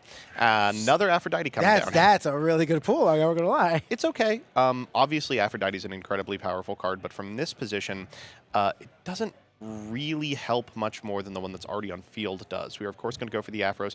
The only thing this really opens up is the ability to Aphros for 2 instead of 1. Yeah, and I mean, I believe that's like the major part of here, because now you can use 1 to get the Nexus off, to get the search off and pull out another champ. You still have your normal cast from that one, and you can still get draws with the Aphros off of the second Aphrodite as well. So it all depends on how Doom Raider decides to play this, but Nexusing to the other Aphrodite. This is I like fine. that too. We go draw 2 here. That eats the Gorgons? Probably. Yeah. Yeah, he's not going to let that happen twice. But now we can just go Aphrodite, get base Aphoros, cast the Aphoros, Nexus off the other Aphoros, or not the other Aphoros because of Gorgons, but off the Aphrodite to draw 1 or 2 cards, get in for 3, put Trishula's back against the wall, force the Novacore in a position that otherwise feels pretty bad, and equalize this mounting spirit differential here, 7-13. Let's see what we go. Champ Aphros is going to come out. Here. So I wonder if there's already, I think there is a base Aphros. One went to the Underworld for sure. Yeah. So Champ Aphros and another base Aphros could spell devastation for Trish, because he has not been able to really equalize his board, although we do know Temple of the Sun and Novacore are waiting. Yeah. Important to note that Doom Raider is not playing Atlantis in the main board at all. It is in the side, so it is an option for game 2 or 3 for sure. But now, like, it's not an option. Trish can really push advantage to have an advantage going into game 2. But we're still going through game 1, and we're barely halfway through. Yeah. All right, so we got the Champ Aphros to hand. We are going for the normal cast or special cast of Aphros. It is a special of the Aphros. Well, if this at least puts us in a position where we can get to Lockagon, but I don't like the Aphoros, or I don't like the Aphrodite math that we did. Doom Raider and Trish now talking about it, because Nexusing off that other Aphrodite put us in a position where this one has already been used. And for that reason, we can't use it to get the Lockagon. We can use our normal cast over the Aphoros to get to Lockagon, but we can't get base Lockagon off the Aphrodite activation. So retaining both Aphrodites there, I think, super important just to get the lock on board, but really hard to commit to the lock in a position where the Novacore is about to come down anyway. It might be as simple as re-enchant the Aphoros. No, we're going for the lock. All right, so we got the Nexus. The ascension into Lockagon on. This is champion Lockagon, so I mean, a lot of that we Trish can't do here. Yeah, whatever. Heal up 1. There's the effect. All right, I mean, that's 13-6. We do not have lock in hand. We could just attack. Yeah, this is a really tough position to be in. We're looking at a board clear, and there's 2 Gorgon gazes in Doom Raider's Underworld, so I mean, this is kind of just easy picking. Seems unlikely. Yeah, Nexusing off that Aphros put us in a position where the Lockagon here seems like it is destined for the Underworld and won't be able to get the base Lockagon on its way, potentially sniping a powerful card out of Trishula. Trishula now down to 9, retaining the spirits in the spirit deck to be able to cast Earthquake, but otherwise all in on Solar. Let's see what happens. Trish now draws return. We likely are going to see Temple I think of he the Sun. ripped the temple. He's got 2 temple now. Well. Oh, well. I mean, you only need 1. Yeah. For this matchup is all you really need. But we got the one that we need. And now Novacore will be coming down. There it There is. he is. And likely sniping the Locagon and then running over the Aetherals. But there is a new face down set by Doom Raider. But I didn't see anything. Oh, wait Is a it minute. third We're going to a new one. Gorgons? Poison Tip Arrow. PTA is not phenomenal. No, I mean, it does help equalize the board at the moment, but you're Yeah. going to be losing a lot of spirits for this situation. Locagon goes down, Novacore runs over Aetherals for the 1, and then you got to pay out 2 more, We're keeping going down to Trish at 2 3 here. to Doom's 3. There's the attack, and yeah, but you're going to keep this Yeah. one simple. Just pay the 1, I'm sorry, take the 1, pay the 2, take out the Novacore, but now we're 6-3. It should be 2, because one of the 6 is represented on the PTA. Argo, one of the worst possible draws here. The Ember here Ambrosia. will help stymie the bleeding. It looks like it is 3. I may just be bad at math. You pay off the Aphrodite. It's a hard call to make. I like not, just because this game is going to come down to your ability to consistently play just named Elestrals. Yep. Man, this is so rough. It just feels like if we had gone either other line or not half in on one line, we would be in a commanding position here, and instead we're just going to cast Galaxy and hope. You have to know Trish is just very comfortable knowing that the other Novacore is waiting in hand. Yep. So he has guaranteed double damage coming while taking 1. Galaxy Champion of Poseidon does come out, and we are going to I like search this play. another Galaxy with thanks to Aphrodite. Getting Galaxy Champion of Poseidon again. I like this art of Galaxy Champ Poseidon as well. It's what, the $50 promo, I think? I believe so, yeah. Yeah, love this card. Very good card. Very good design. Elestrals artwork has been getting phenomenal. Wait till y'all actually see Sunstrike cards in your hands. You'll be mind blown. But right now, we have Galaxy dealing 1 point of damage to Trish, who is looking over the underworld of his opponent, trying to see how many cards have actually been I spent. think he's of figuring out that there's not too much left in the list that threatens him. Doom Raider only on 2 Galaxy, already been through most Apheroses. Most of the Apheros champions means that he's actually really low on Elestrals. Outside of these, it's just some Astrabbits left in deck. If Trisha can out a 2/5, that may be enough. All right, getting rid of one of the Taratlas, so getting rid of the Earthquake. Checking. Oh, It's a hard call because you do permanently turn off your ability to Earthquake by doing this. I mean, that's a 1 over in your He's- deck, and you have 5 spares left. You get rid of Earthquake, in my opinion. Yeah.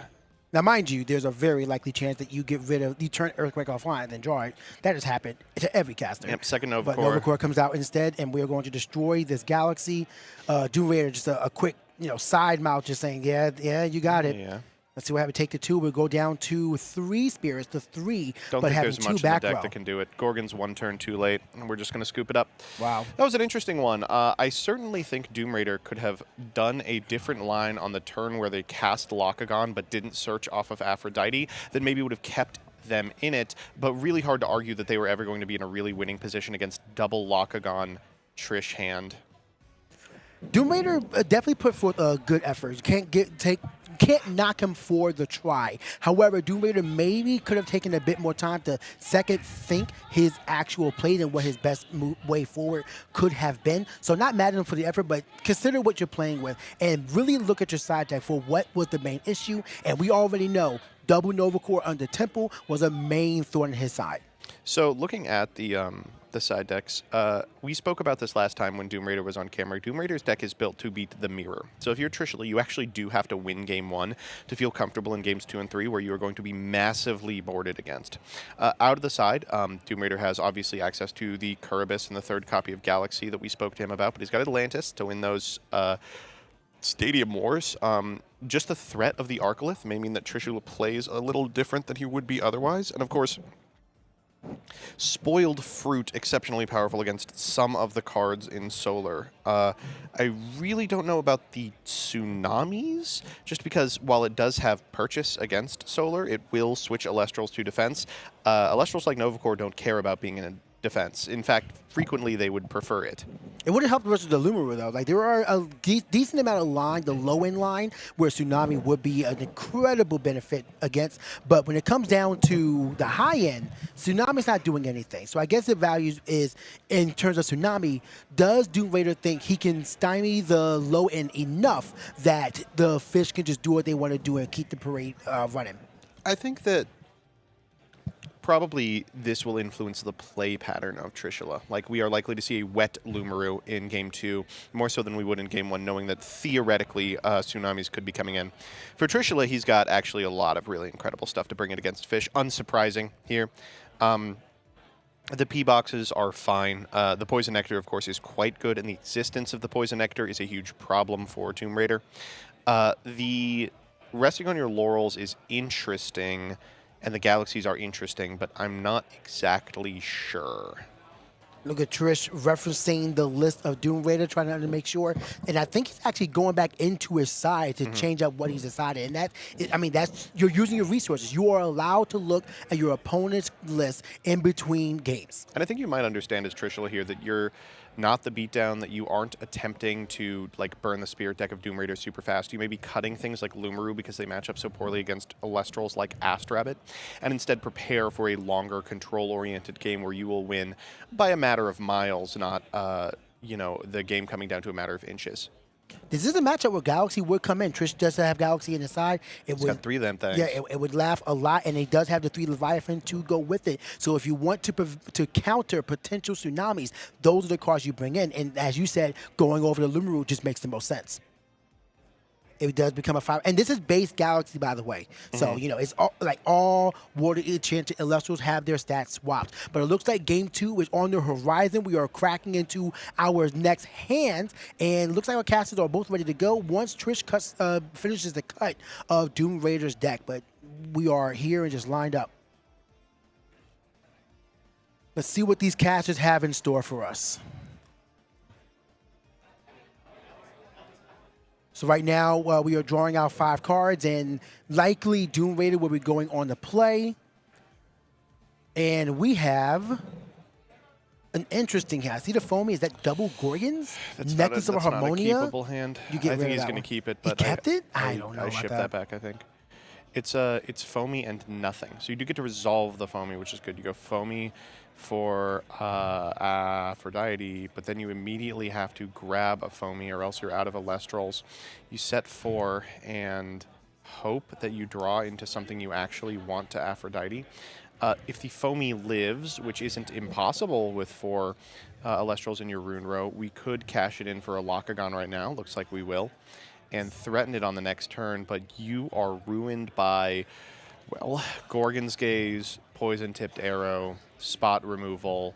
Just feels like there's so many outs to this board, and none of the ability to get back into the game courtesy of Aphoros that you really look for in these powerful fish openers. This could be what Doom Raider wants to do, though. He wants to maintain a controlled board state from the beginning. So letting him know, especially when you see double Gorgons in hand, that, hey, I am going to get this Lockagon out. You are never going to be able to just beat me hard on one-on-one. So let's see what you can do with this back row, protecting these double dragons in front of you. But right now, we do have the foamy getting inserted of the Lockagon, a quick shuffle of a cut of the deck, and now likely after setting the back row, passing on to Trish. We have not had a single peek of Trish's hand, so everything being played right now is a mystery to us. He knows not to bleed information. Let's see what we got. He should bleed information. We're curious. Yeah. Come on, Help us Trish. out. We got a job to do. I guess you got a job you to were do right. too, and it is win. Here Galaxy is the coming in. Galaxy base of that Stellar. Love that one. With the It's a stamp nice as one. well. Yeah, the OP stamp. Going for the solar burst traded here. him that. Like I said, spot removal, definitely like the way to go. Poison Chalice in the yard means we no longer need to play around Is that with that. no Solar Elestral? That is no solar Elestral. Incredible. Oh, no. Buddy. Wow, like not even an Elestral. Wow, that is devastating. Let's see, Galaxy, First Light, Apollo. It's and I can't exactly like we drew it up. What's the Omni Rune?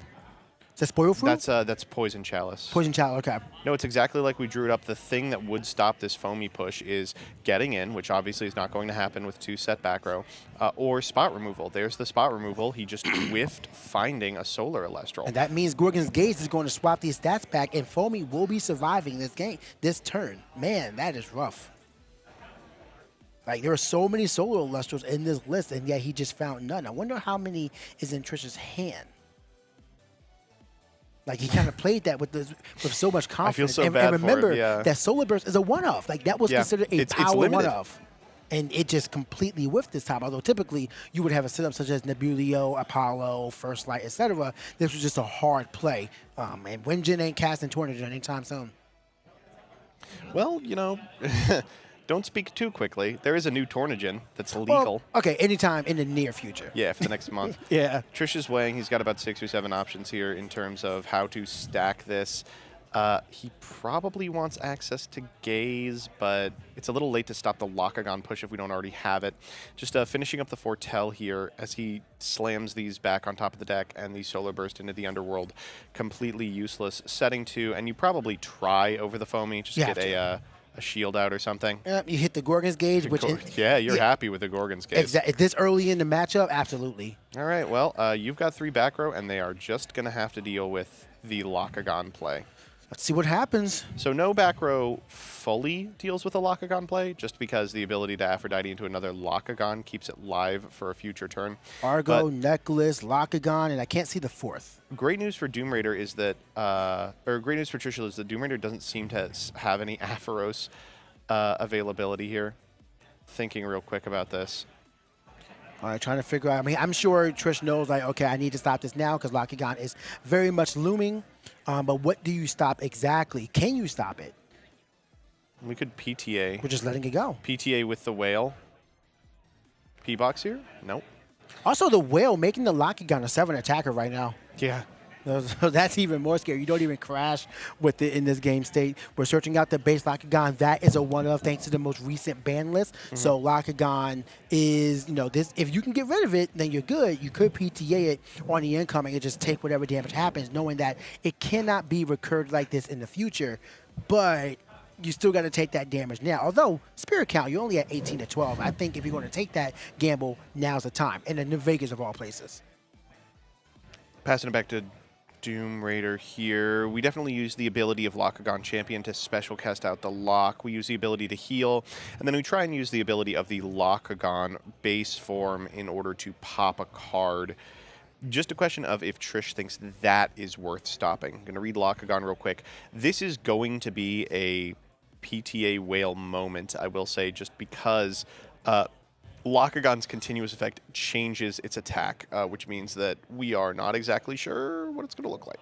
Looks like Poison Tip Arrow is going to be flip paying off of the I like this. Galaxy. Pulling it off the Galaxy means that the Lockagon's attack is no longer shifted, and as a result, may end up below 2 after the heal. That's 1, 2, 3, 4, 5.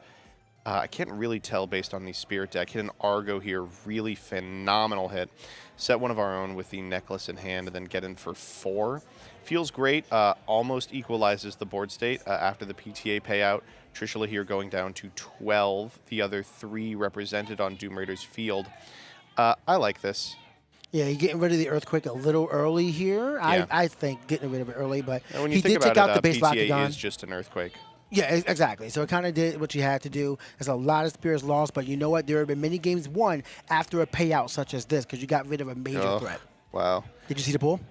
It's Apollo. We knew it was Apollo because of the Foretell. Finding no Elestrals there does more than put Trishula in a position where the Solar Burst doesn't pop anything. It puts Trishula in a position where it's almost impossible to get out of this game. You functionally locked yourself for 2 turns.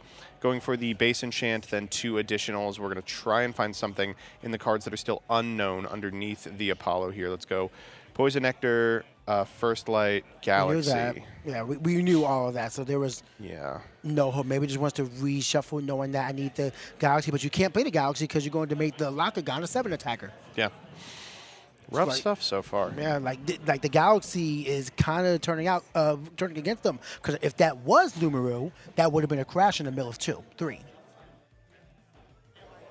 So now we're just going for, I mean, what do you do here? Do you just expend the draw? You probably expend a draw if only to get you out of it. I think there's an argument even to Argoing at an inopportune time to just shuffle the deck, but we haven't had a good Argo yet. All popped before an attack was declared. Well, we're trying to mull over everything. You know, we've been talking to the Skillo Trish this entire time. We already know that he is going to mull over every possible scenario for this in the next few turns to figure out what's best. But we are just going to pass forward, and we are at 9 to 10 spirits. Doom Raider doing Didn't an even excellent expend a job. draw. Just did a little math there and was like, no, it's not worth it. Just doing an excellent job of managing this game state and coming back to an even, actually a state of control.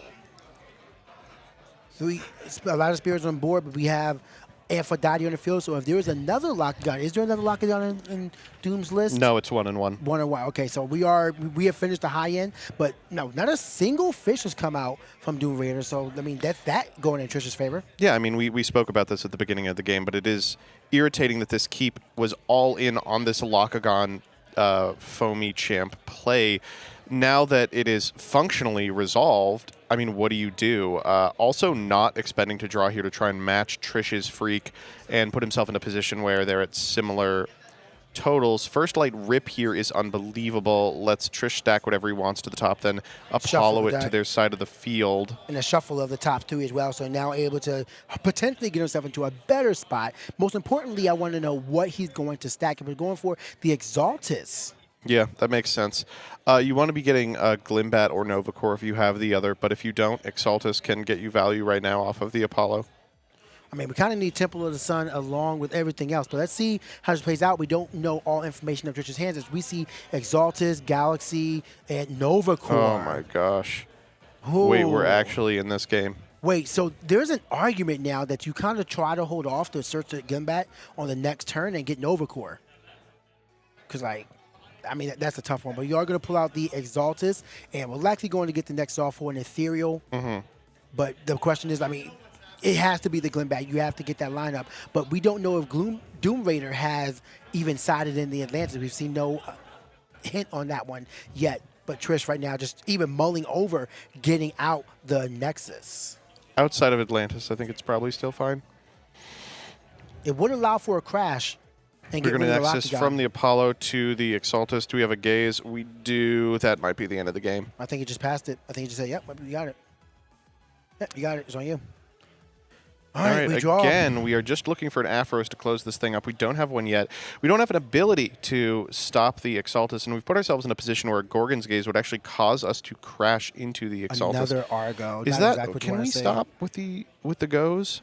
All right. The Galaxy's going to be coming out here to try to crash. Galaxy, a really good draw. It puts you in a position where it would force out the Gorgons, or you're going to be able to wield a 6-attack Locagon that can't be Gorgons in a profitable way. We'll use the effect of the Aphrodite to get another Galaxy here. We know that he's not playing the full playset, but 2 should be enough from a life total this low to close out the game. Even without Aphros, this deck looks really powerful. So Doom Raider here is just trying to figure out how do I best close. He's looking for checkmate right now. And the state right now, you have Galaxy in hand. You have 2 5-attackers on field. Actually, a 7 and a 5-attacker. No.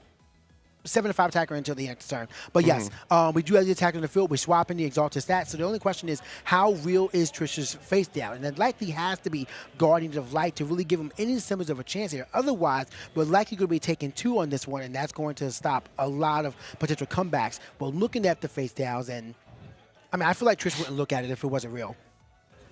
So we're looking. I think we're just kind of trying to question what do we have to play with out of our Spirit deck. But the with a mulling, Spirit count of 3. yes, and It is Argo. Argo. We're pulling one off the Exaltus here. So that's going to pull out Nexus of Harmonia and allow the Exaltus to get a Nexus on the next turn. But that is an expensive play. Yeah, it is. Puts Trish to 2 here. Trish will have to Nexus off of the Harmonia. Wait, Oh, did we miss something? the stats. Galaxy swap all the stats. Oh my gosh, he forgot about the stats.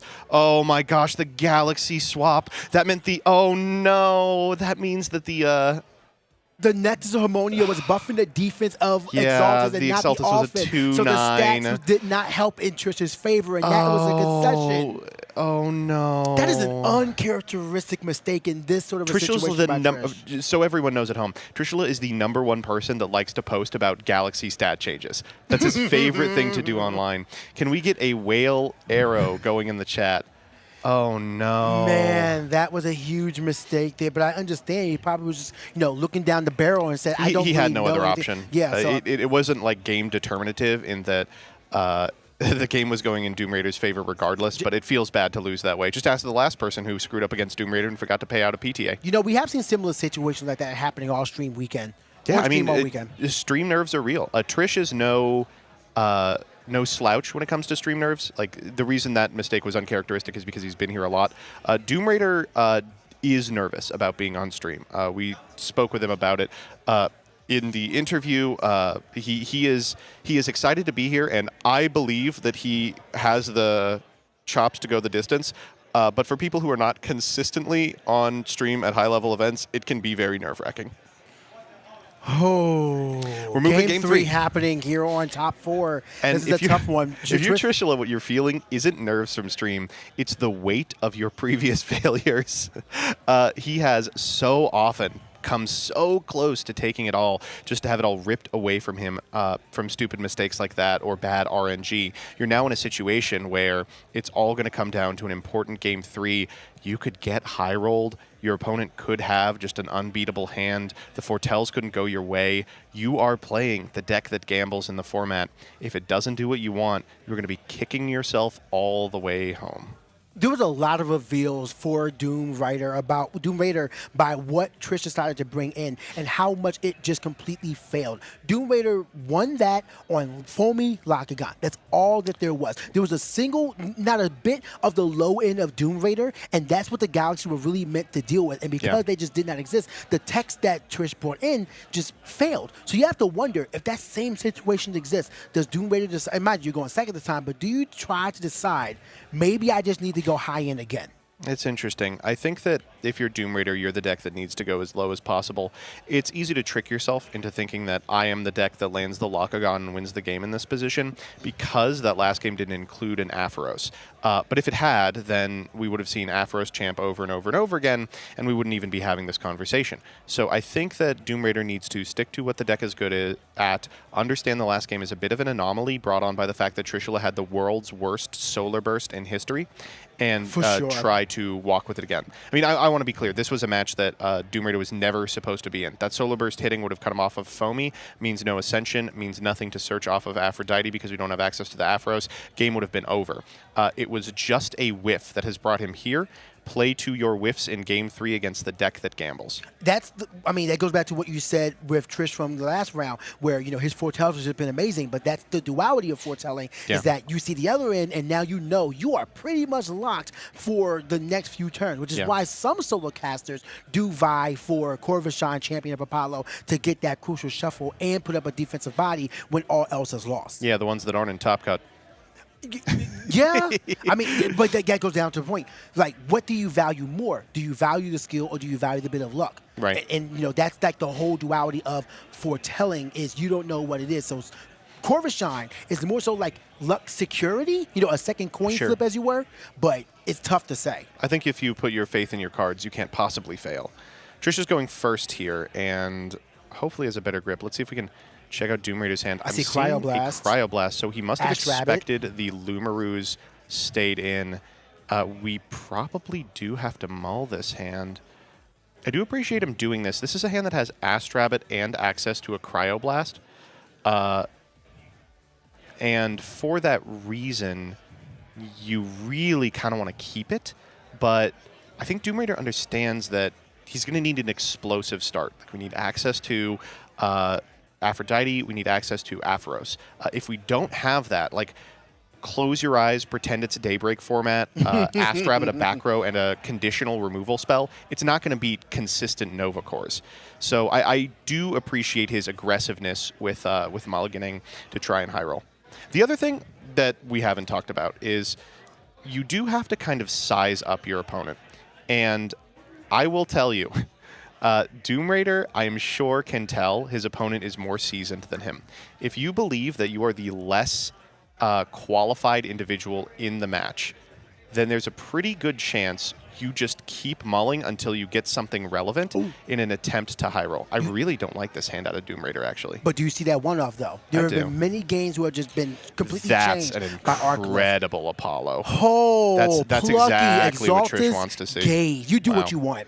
It's a custom hand. So yeah, I don't love Doom Raider's hand. It does have the Unk Is that in Earthquake it. as well? Yeah, it but is. It's Earthquake, PTA, Unk, Aphrodite, and Atlantis. He's just showing us at this point. Yeah, so there's no Elestral in there. He's got to find one off the top, and if he doesn't, he's going to take 4 off an Exaltus hit. Yeah, I don't want to use an Earthquake on Exaltus. Nexusing 2, we're going to use it to grab a Solar Elestral here added to our hand. I imagine it's going to be Glimbat or Novacore if we have half of it. That telegraphs we have the Novacore in grip already. Wow, I could not have asked for a better start for Trishula. That's Why do exactly we commit so hard with 3 onto Exaltus? Unless we just want to stack it up with Temple right now. Yeah. But then that's going to get laughed at by Atlantis. And this is scary because Trish did not see it in the last game. It's right. Like you can see Doom Raider flicking through the hand right now. It's okay. He understands that it's in the list. He could see in the side, and you would imagine that it comes in out of the board going second against a deck like this. See, now I'm starting to see the danger in Doom Raider's hand. It's not really great going first, but here it's a lot of board breakers. You get the Earthquake to destroy the first Celestial. You have PTA to stop the second. And if things get out of hand, you have Arcalith in the back as well, along with Aphrodite for an eventual aggression. There's that was foamy. That's one of the better ones. Jeez, all right. Doom Raider's hand just got completely insane. Okay, now we've got a game on our hands. So first and foremost, we deploy the Earthquake. And that's not particularly surprising. You want to stave off Altar as well, knowing that Trishula plays that in particular. Now that you've done so, you can commit to the Atlantis or the Foamy if you want. Atlantis here eating the Temple of the Sun. Crazy board break. Yeah. Really good stuff. And now that we have the Foamy, we can play it.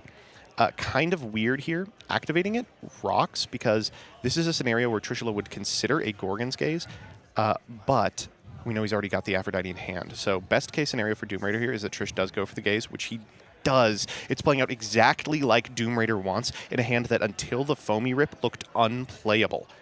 Wow, this is, I mean, you know what? You got to give it to him. He saw the potential in this one. The rip off the top was absolutely perfect, and now Doom Raider is just locked up to just say, I'm going to push this forward. But there still is a lot of unknown for Trish, but we did lose one Temple of the Sun. Dude, I can't believe this sequence. This is like the absolute worst it possibly could have gone from Trish from what looked like an unbeatable hand versus an unplayable one. Arcalith is still in hand. Aphrodite already in hand. Yeah. Poison Tip Arrow is waiting to be set. We're loading up the Aphrodite with 3. We're getting out another Foamy to start to fiend out the Locagon from the list. This is just a scary situation with both of our casters after turn, not even turn 2 done, and we're already at 11 spirits. Yeah, and I want to mention Trishula probably won't be playing around Poison Tipped Arrow. Like, Doom Raider is going second. That's a card that you frequently board out of in those positions. So it's possible that it's just not even on his radar. But if you think about it, like this hand that Doom Raider pulled right now is absolutely unreal. I can't believe that keep. That was such a ballsy keep. Yeah, I mean, I don't know if I would have the confidence to keep it, but Doom Raider saw the potential and got what he needed. That Ankh is looking good. He's thinking here about activating the Foamy here. Activating the Foamy gets you to Locagon, which is great, but it also puts you in a position where if the Foamy is stopped or removed by something like a Solar Burst, then you are just out of the game. There's nothing you can do. Hey, looks like he's going to call it here. I don't think Spark It, Escape from Tartarus is an option right now. So you just go on and get that Locagon in your hand. Deck thin as quickly as you can, and just well, set if you yourself up. If you get the Locagon, you can't play Foamy again next turn, Aphrodite, and get the Locagon off that. Like, you're forcing Trish to not have Solar Burst or a removal spell, which would otherwise ruin your life. Going for the Apollo here, best possible hit is Glimbat. PTA. Nebulio's not bad. That's not bad. Nebulio is not bad. That's a play. Unfortunately, we don't have the Apollo, so it will just come out as a 3, but it can run over the 1 Foamy. Do we remember what it's Poison Tip Arrow, so it will be Foamy's at a 1. 2/4, so... Oh, yeah, Atlantis is up. You're right. We can crash until a PTA comes down, but getting a PTA on a Nebulio feels pretty good for Trishula. Giving a quick check of the spirit math. Yep. Okay, so we got Apollo coming through here. No spirits being spent by Trish. And now I saw a point. Was that a pass turn or? No, I think we're just identifying the attack of the Foamy. This is a hard call for Trish. Galaxy here seems all right as well. We are going for the Galaxy. Okay. And I like this play a lot. Yeah. I mean, it's a 4-2 Foamy right now, but that is a 6. Please tell me 5. we get an Arrow Galaxy. Please tell me we get an arrow on It the would be Galaxy. it would be kind of poetic after what happened with Argo. It would be kind It's of not even poetic. that good, but please tell me we get it. Come on, Meme and Worlds. Meme and Worlds. Please. No, he's not going to do it. See, this is what you were saying with the nonverbal. Yeah, like, now Trish that has now to he know knows that it's it's pointed to PTA, arrow. yeah. Yeah, but the question is, like, what do you actually choose to do? He's doing it. Meme and Worlds, let's go! Arrow whale? What are Arrow the whale? chat? What are the stats? What are the What are the stats? And the crowd goes mild.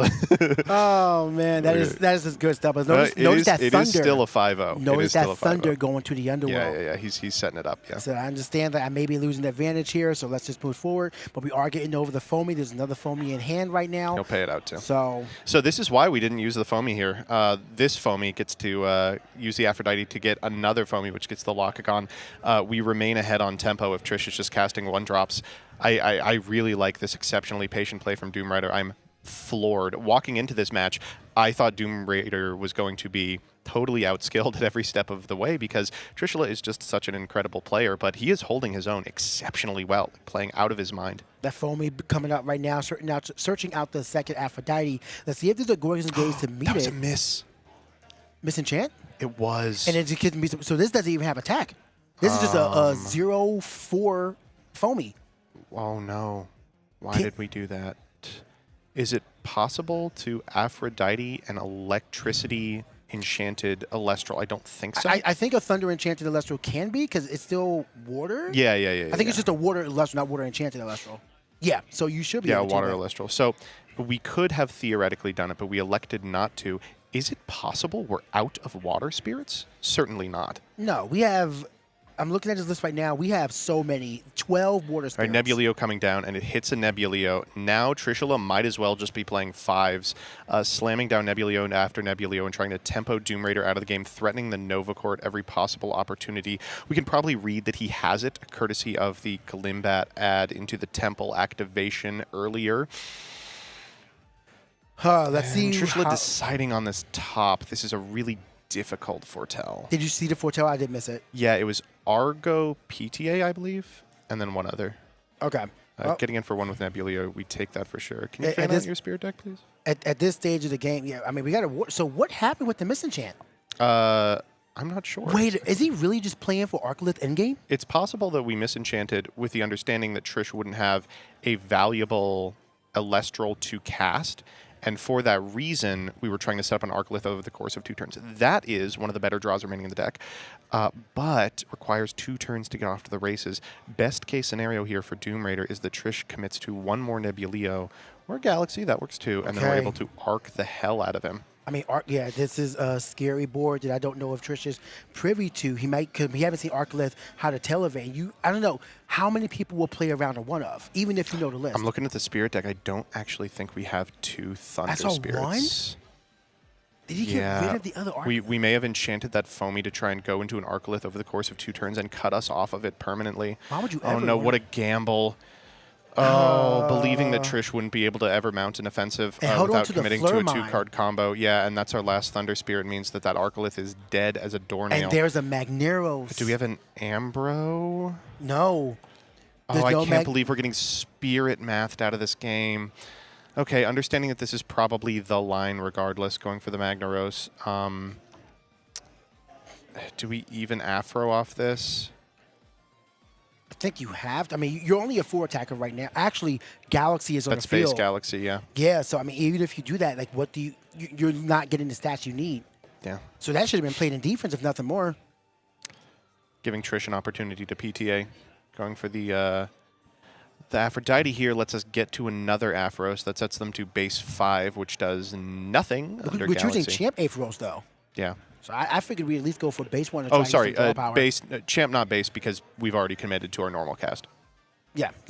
But, I mean, it's still a situation where it's like, man, this is a rough spot. We have 3 spirits left. The Thunder Spirits were spent. I thought that can't they- believe how consequential enchanting that foamy with a Thunder Spirit I was. really thought we were playing for an Arclith endgame. It just made sense. No, for I it to think we happen. were. I think that Doom Raider just thought that there would never be an opportunity for Trishula to get 2 attack position Elestrals on the board, and therefore he'd have to hard ascend over a Thunder Enchanted foamy to get to the Arclith. Of course, we now know that was wrong, and that individual mistake, courtesy of math, has cost him the game. Math has ruined many of people, and it looks like Oh it may my be goodness. the end of Doom Raider's world run. We are still just mulling over everything, going for the special cast, of course, but I hope he's remembering the fact that these stats are so he does remember with the champ. Goes for defense here, and So that here's the PTA casting off the Nebuleo to not only retain spirits, but also play around Arclith on future turns. Wow. Really, really excellent play out of Trishula. This is a board state where you really only need to maintain the Galaxy because it's stopping everything that Doom Raider is trying to do. So now what is your push forward? And he accepts that the Spirit is going to go out, and Trish Raider is just trying to mull over what he's going to expend. We've seen the Earth Spirits be expended already, correct, by Trish?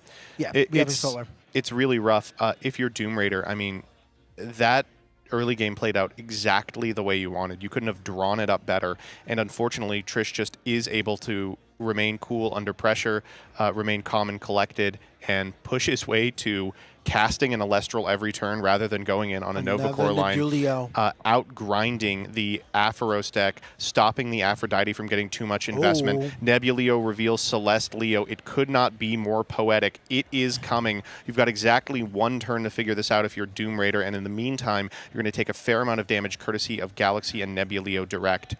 This Galaxy is... All right, we got a quick... Okay, trying to figure out... That's a full art altar, not super common to see. It is beautiful, though. Like, it is very nice. These full art staples have gotten better and better, but right now, Trish is just maintaining the board that he needs right now, not knowing if his opponent has a play. And, I mean, who's to say? We already saw Foamy get ripped off the top. What if Ambrosia get ripped off the top? We fix the deck for Arclith. Ambrosia is probably the best card remaining in Doom Raider's list. He is on 2 copies. I know people have been down on the card this weekend, but here's an opportunity where it could be the difference between winning and losing. Trishula's down to 4. A smack off an Arclith would be really close to straight up winning the game. If he commits to anything else, he puts himself in lethal range, which is why you can see him playing very deliberately from this point. I imagine we'll see the Galaxy and the Nebuleo get in, just to check to make sure that it's water enchanted and therefore is affected by Galaxy. Yeah, so that is a 2 attacker right there. So now we're just going. It looks like we're checking the opponent's he's finally spirits. checking the spirit decks like because the spirit decks are also public knowledge. So here, he can know that there's no risk of Arcalithing because all of the Thunder Spirits are in the underworld. This is probably the best example of open deck list information that we've seen so far. I mean, he's counting the spirits around. It's crazy to see that some individuals are ignoring this part of the game. Like, this is so absolutely necessary to know what to play around, and he's wielding it perfectly. Like, if you are given information, you should use it, and Trishula is the master of using whatever he's given, as evidenced by this game in which he got absolutely none of the relevant cards in his deck to resolve, but is still totally in control. All right, big question out of Doom Raider. Are you permitting this Nebuleo attack? This is a 2 into a 2, really low value Nebuleo. Galaxy is currently turning the game on its head. Do you Gorgon's Gaze with your last remaining spirits? Nebuleo attacked in, right?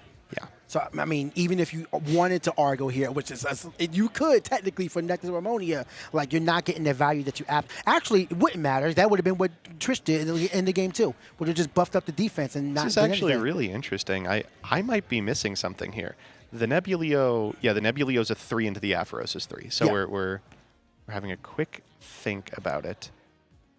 What's I mean, this is the most consequential activation of Doom Raider's Elestral's career right now. He's like, I have to be. I'm sorry, I have to be in the tank for this. Looks like we are about 25 seconds away from going into time, but of course, time works 0, 1, 2, 3. This game will reach its natural conclusion. Don't worry. Yeah, I mean, there's not many turns left in this one, so I mean, despite the time, we are ready to go, including the other matchup being concluded. Trish will push you if he thinks you're playing way too slow. So right now, time is going to be coming up, and it's been about 30 seconds on this mitigation He says, alone. okay, make your decision. And now we are mulling over it, but you got to remember, it could be the same stress that Trish was under, but does not go for it. Go for the crash. Takes the one. We are on 1 spirit in spirit Here deck, we go. 2 represented on field. We are now in time, so Doom Raider is on turn 1. And it looks like Gorgon's Gaze was a drawn. handful of nothing, signaling to the judge that he's in time, staring at his Elestrals World Champion run.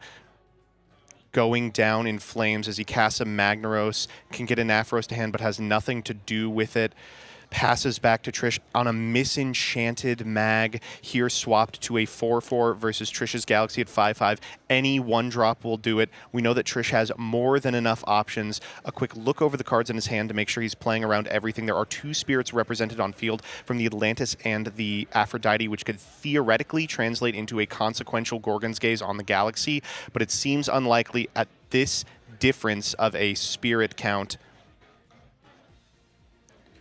It looks like we've got a 3-minute extension as well, so we are not even in time. No way that Doom Raider can possibly beat back this push. Down comes the Misenchanted Nova Core. Nothing in Doom Raider's deck now can defeat this card. No shield, no Gorgon's Gaze can contest a 4/6. Nothing left in his deck can get over this Elestral.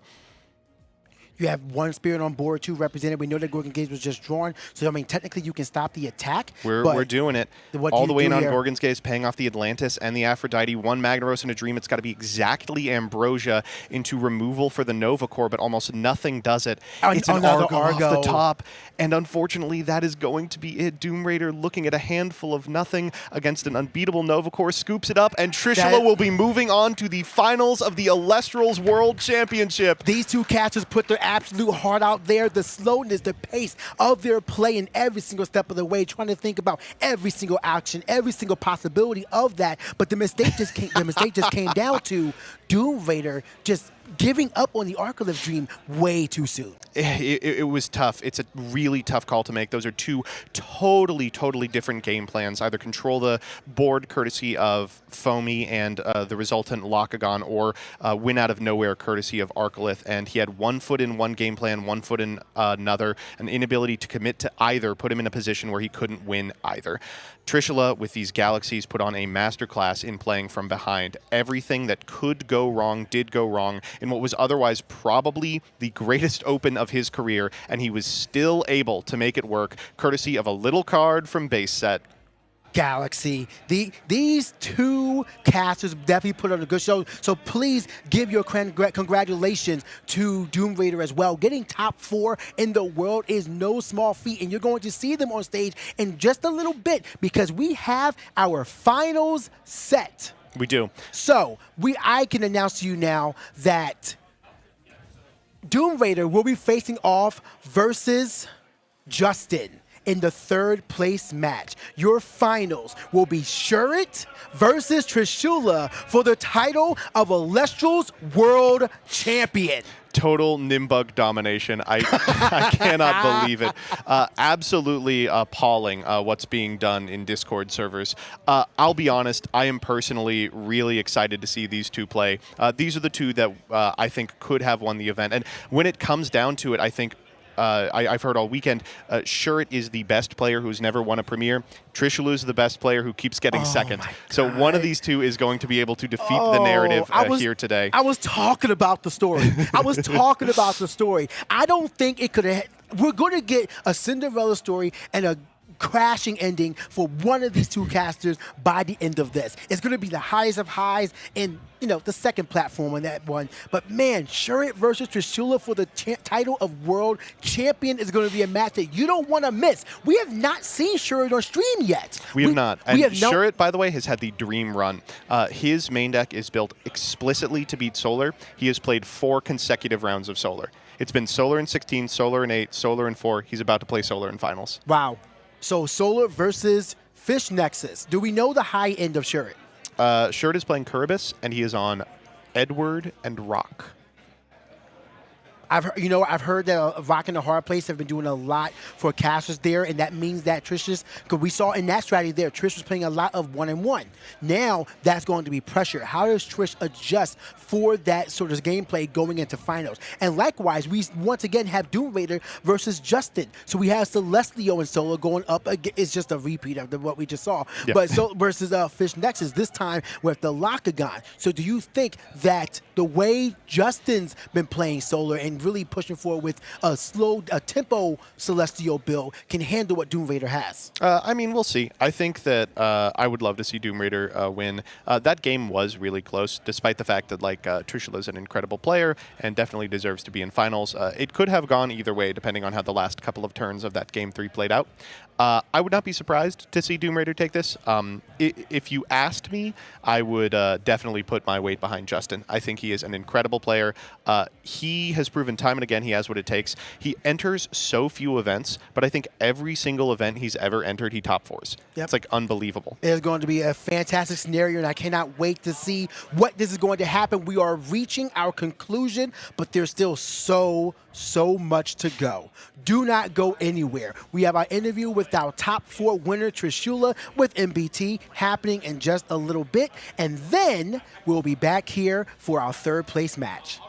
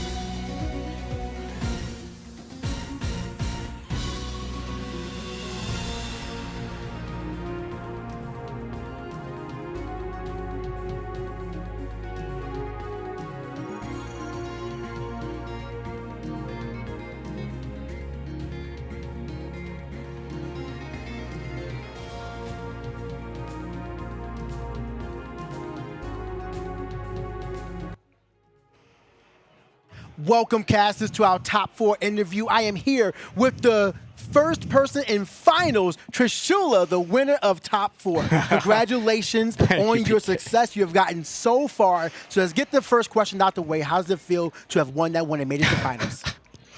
I can't be happier with this finals. I mean, if you've been following the story, this is what, my 5th finals? 5th, 6th, something? 5th. And so far, I've gotten second place 4 times. So Twice in 24 and 25. Yep. So maybe 26 is my year. I don't know. We're going to find out. Or this will be the start of another 2 finals. We'll see what happens. I mean, hey, making the finals in Worlds twice would be amazing. Yeah. Yeah, I mean, that's an accolade, but yeah, it's definitely an incredible spot to be in that no one else can say. Like, you are one of 2 finalists of the first Elestrals World Championship tournament. Incredible. So just like that matchup, how confident were you sitting down in that match? Well, it's funny. I felt very confident because I was not playing against my finals opponent, who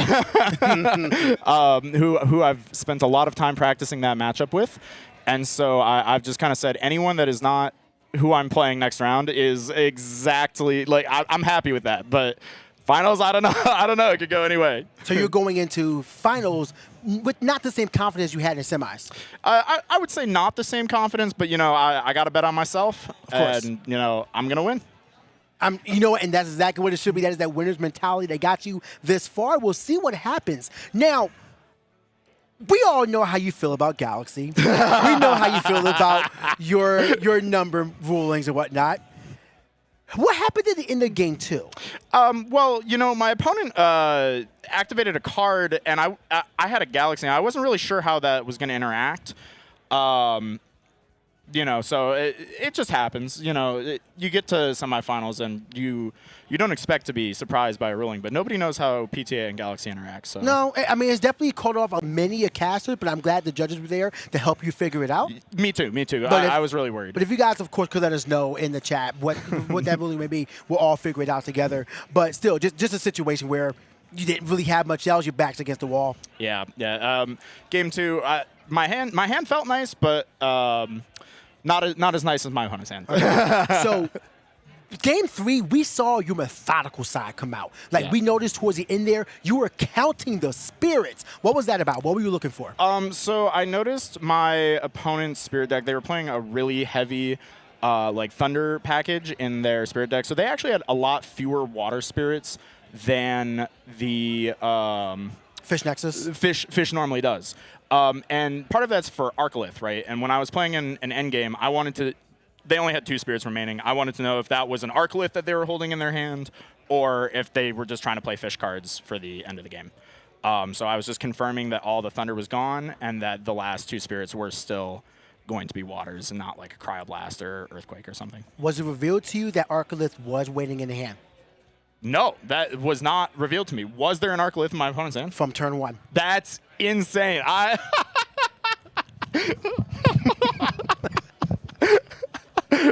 That's crazy. No, yeah. I was not informed of that until just now. The game state, and I'm sure you'll watch the match back to see what you can learn there, but there's a lot of information for both casters that could have changed. That game, that entire match, could have went very differently depending on who played what play. So I know you got a finals to get ready for, so I'm not going to hold you. I'm going to let you get your mind ready and get ready for finals after the 3rd place match. But do you have any shout-outs you want to give to anybody who's watching? Yeah, shout-outs, of course, to the Cabal. Shout-outs to Eddie. Shout-outs to Brewlock specifically. You were my guiding star. But also shout-outs to Trevor, my opponent. He's a huge help testing partner. Between me, Shurit, Justin, and Josh, we probably put in a combined 200 hours for this event, and I'm just so happy to see all of us do well. And I'm so happy to play against Trevor in the finals. All right, I wish you nothing but the absolute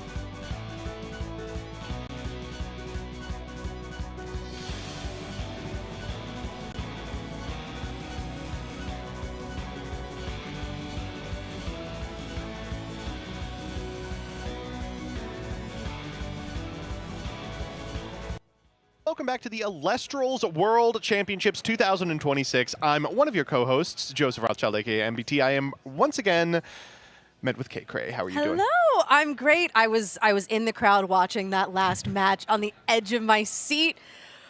Ooh, we are in for an incredible finals. But before we get to that, we are going to be playing our next game to determine who the third place winner is. Now, a lot is at stake in this match. The prizing difference between third and fourth is massive. And by that I mean there is a mat that says you got third place on it up for grabs. Very important to be able to mog those at your local, which is incredible because one of the two individuals is from my local, Comics to Astonish. We just saw Doom Raider lose a heartbreaking Game 3 against Trishula, in which the wheels fell off during an exceptionally complicated endgame. He's going to be running it back against Justin T, also on Solar, another really quality clasher. You can see just from the accolades listed under his name. These are both casters who we've seen today so far and truly have put on clinics each time that we have seen games from them.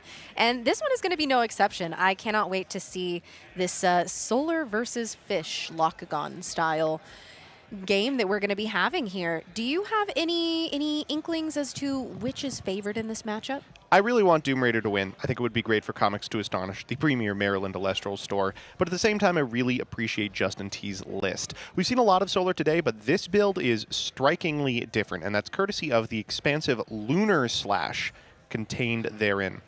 You can see that we have got 3 copies of the Werepup. We've got a full moon and a new moon, and we've got a significant amount of Owloon in the Spirit deck. All of these make for a Solar build that is way, way different than the ones that we've seen so far, and I think will lead to a different outcome for our players. I think so too, and from what I've heard from Justin T, that Werepup package has been very much overperforming this tournament. Not on the game that we were able to see from him on stream. It got Gorgonsed immediately. However, you know, hopefully we can see a little bit more from this little engine that can. They can't always have Gorgons. They can't always have Gorgons. Right. They can't always have it.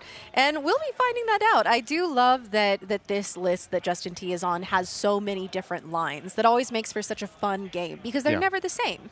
We've already seen Justin play out 2-3 games, and this one is going to be a new storyline here, especially against the Locagon version of Fish that Doom Raider is on, which has been performing exceptionally well, really saying ban list who? I think Locagon is still good. Yeah. No, Doom Raider's also kept a lot of hands that seem a little suspicious. Just a Foamy and a Dream a lot of the time has got him there. Really, really impressive work out of the boy, and I'm excited to see if he can replicate that success here in this clash. We're headed there right now, and we've got Doom Raider and Justin T prepared to perform. Justin T, I believe, is the high seed, so we'll have the opportunity to decide if they want to go first or second in this clash. And the winner of this clash is going to be joining us on stage in the closing ceremonies where we crown our winner. The fourth one will be banished forever. Yes, absolutely. And we have confirmed Justin T will be starting us off today with that first turn.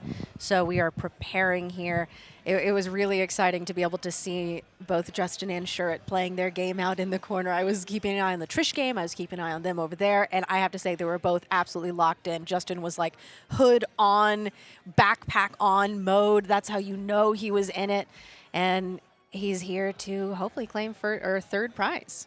Yeah, heartbreaking loss from Justin in the previous clash. Unfortunately got to a Game 3 situation where he had to double mulligan and kept a hand that was Glimbat, Temple, Argo, only for Shuret to have the perfect answer in Atlantis and a way to out a buffed Glimbat. A really frustrating situation for Justin, a player who has really, really overperformed relative to his entry. I think every single event that he's entered, he's gotten top 4 or better, with one exception where he was playing a bad deck at the end of the season to screw around. Well, this is going to be Justin's revenge on the Fish as he is able to take it back on against Doom Raider. Obviously a slightly different brew here, though. With the understanding of what Doom Raider's been keeping over the course of this event, this looks like a keep. It's got Aphrodite and Foamy, so the best possible scenario is you cast the Foamy, it gets Gorgonsed, and then you slam down the Aphrodite anyway. Justin's got a good open as well. Exaltus and Apollo enchanted for the maximum possible amount, means that then he can perform a Nexus onto the Exaltus. You're putting 2 there to trigger the effect and grab an Elestral from deck to hand. Worst case scenario, we get a Glimbat, and that Exaltus now counters almost everything in the format, sans a copy of Resting on Your Laurels. The Glimbat goes down, the Temple of the Sun is added to the hand. Because deck sheets are open, he knows that he doesn't have to worry about Atlantis in game 1, and you are staring down a 7-attack Exaltus.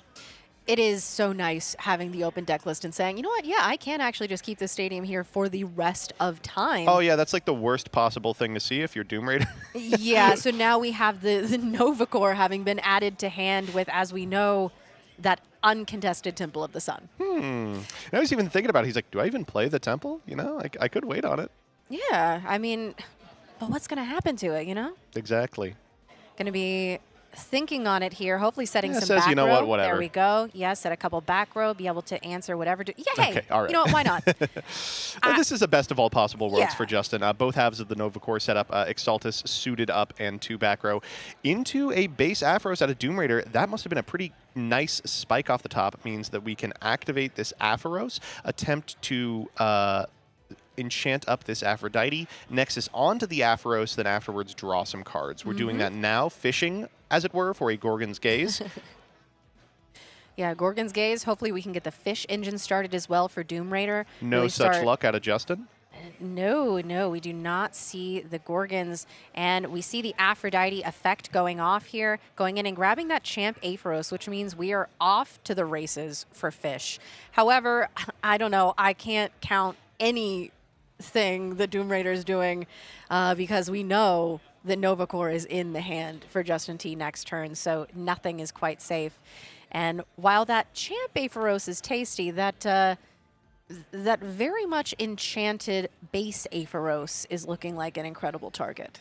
Yeah, if you're Doom Raider, you're okay with this. You know, a Nova Core popping base Aphros is destroying an Elestral that's already gotten some value. Champ Aphros feels like half of a card.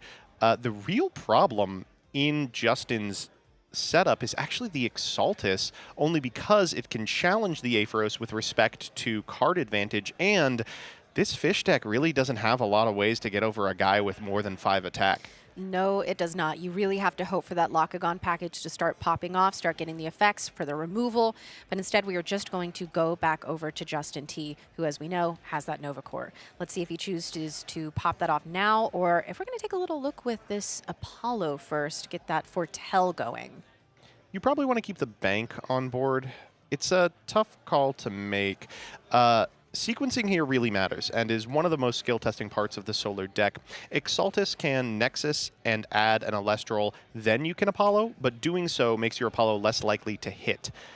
It's going to be met with a Pandora's box, which means that, of course, we will be able to functionally shuffle the deck by putting those Elestrals we revealed earlier on the top of the Underworld. This means that Apollo will be getting 3 fresh looks as we decide whether or not to commit to the Nova Core.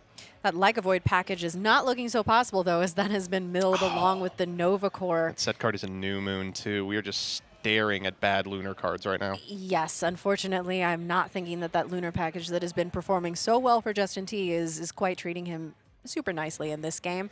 However, as you mentioned, we still have that Apollo effect, and thanks to the Nexus from the Exaltus, we do still have the Apollo online after this because it has an extra spirit under it. And being able to maintain that bank is going to prove very valuable for Justin. But we also want to make sure that we are staying over fish stats on that Exaltus, certainly. So we'll commit to the Nova Core. The Nova Core doesn't get the effect off courtesy of Gorgon's Gaze, but that's not so bad if you're Justin. You just want to put up more bodies. It's difficult for fish to out. And right now you've got 2 of them, 5-attack Exaltus and a 6-attack Nova Core. Let's go for the Apollo here, top 3. Looks like another Nova Core. Oh my gosh, the hits keep coming. Okay, so all 3 were at the top of that We deck. found them.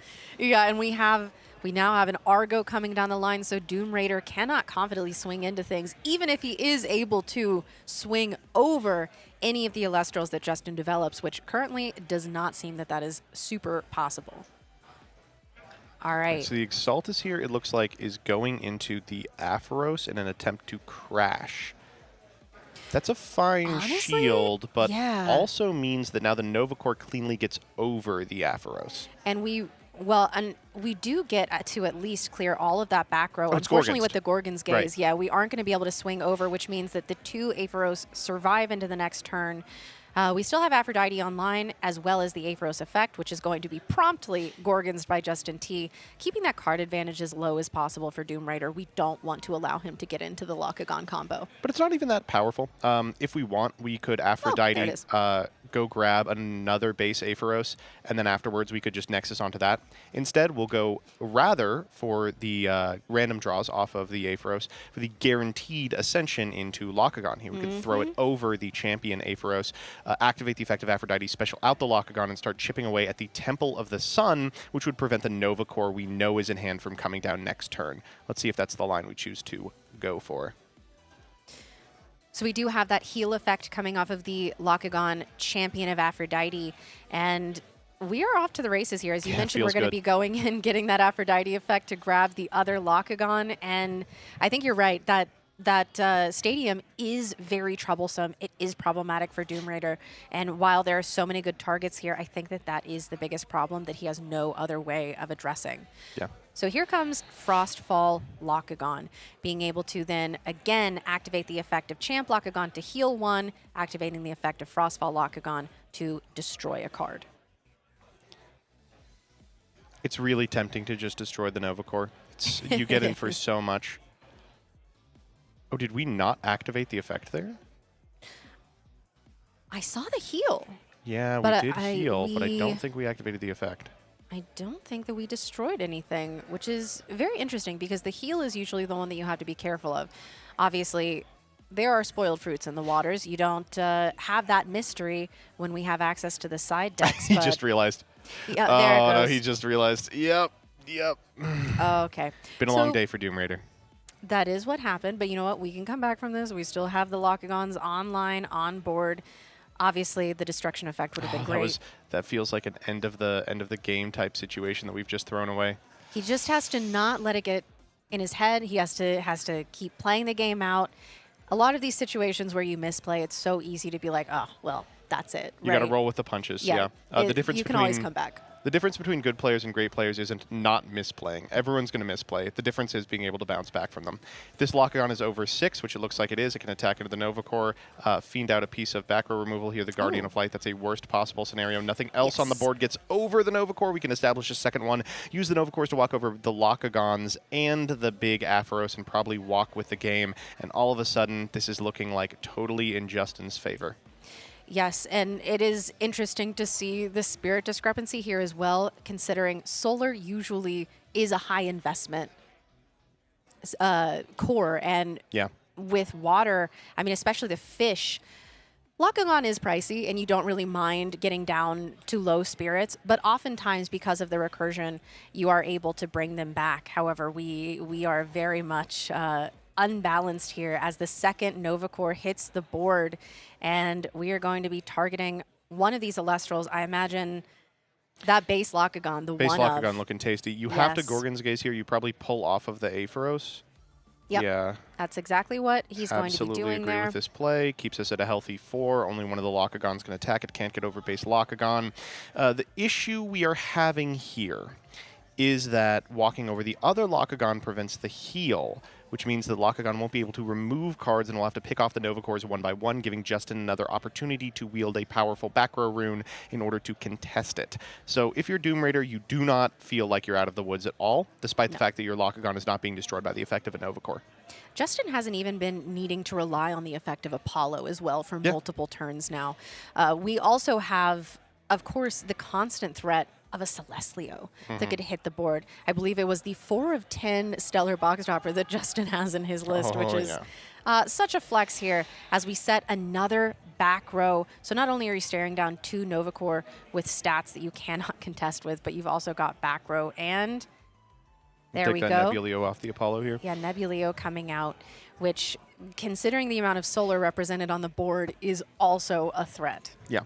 So the issue here is I think you have a bead on the back row being Argo, because we saw one earlier and it wasn't ever activated or set, which means that the Nova Core that isn't Gorgon's could attack into the Locagon Argo for a necklace, take 2, and then potentially get away with it. But doing so is pretty tough because there's a lot of back row runes that blow you out. It's a huge investment. Here, 2 for the Argo and 2 for the necklace, and then 2 additional spirits at the end of the turn, putting you down to 2 against a deck that can go really, really high. And of course, we do have the 2 additional back row from Justin's set. So it's like, yeah, one of them might be an Argo, but we still have Gorgons that can hit with. We still have all kinds of things that can absolutely just stop this strategy in its tracks as we go for that base Aepharos. Love this attack here, yeah. The thing that's going to stop you is the ability for Justin, or for Doom Raider to find an out for the Nova Core. So we're only on 1 Locagon. It's all but impossible to trigger its effect. We need an Ambrosia, of all things. That, I think, is one of the only things that could potentially clean up this board state. Doom Raider is thinking about it here. We have a pretty solid board, and you're right, an expend to draw to try and get... Oh, we are an ascending. Ascension. Is that Unk? No, it's Aepharos. Interesting. All right, well, that is a base Aepharos that could theoretically find a way back into this game. It's a looks body like on nothing board. into Justin. As well as, you're right, a potential to draw, hopefully. We're going to move 1 here to the Aepharos. Kind of gnarly. You have to do it this way just because otherwise you are put in a position where the linked effect won't be online. We'll try to attack over a Nova Core. This is a Locagon that's way suited up. This is going to matter for Argo math pretty big. Let's see, we are looking at our underworlds here, checking probably the size of this Locagon, which you are right, is absolutely massive. Okay, Argo being flipped here. It's actually just going to prompt a scoop out of Yep. Doom Raider. Okay, this is a tough situation for sure. If you're Doom Raider, you feel like that was an unlosable game. You brought it close despite a game-losing misplay from you. So, like we've said multiple times here, the importance isn't the ability to avoid misplays. Everybody's going to misplay. It's a really long tournament with a lot of tough rounds, a lot of mental math. The ability is, can you bounce back? And I've played enough against Doom Raider to know that he probably can, but he also does sometimes get in his head about these types of things. So I'm hoping that he will be able to perform adequately in the next couple of games. That said, it feels so bad to be in a winning position and then have it ripped out from under you, especially when Justin now has the benefit of his side deck. Absolutely. And speaking of side decks, I know that Doom Raider is promptly going for those Atlantis. Yeah. You know that you have to get the stadium to be able to contest the Temple of the Sun, which just sat there for the entire game.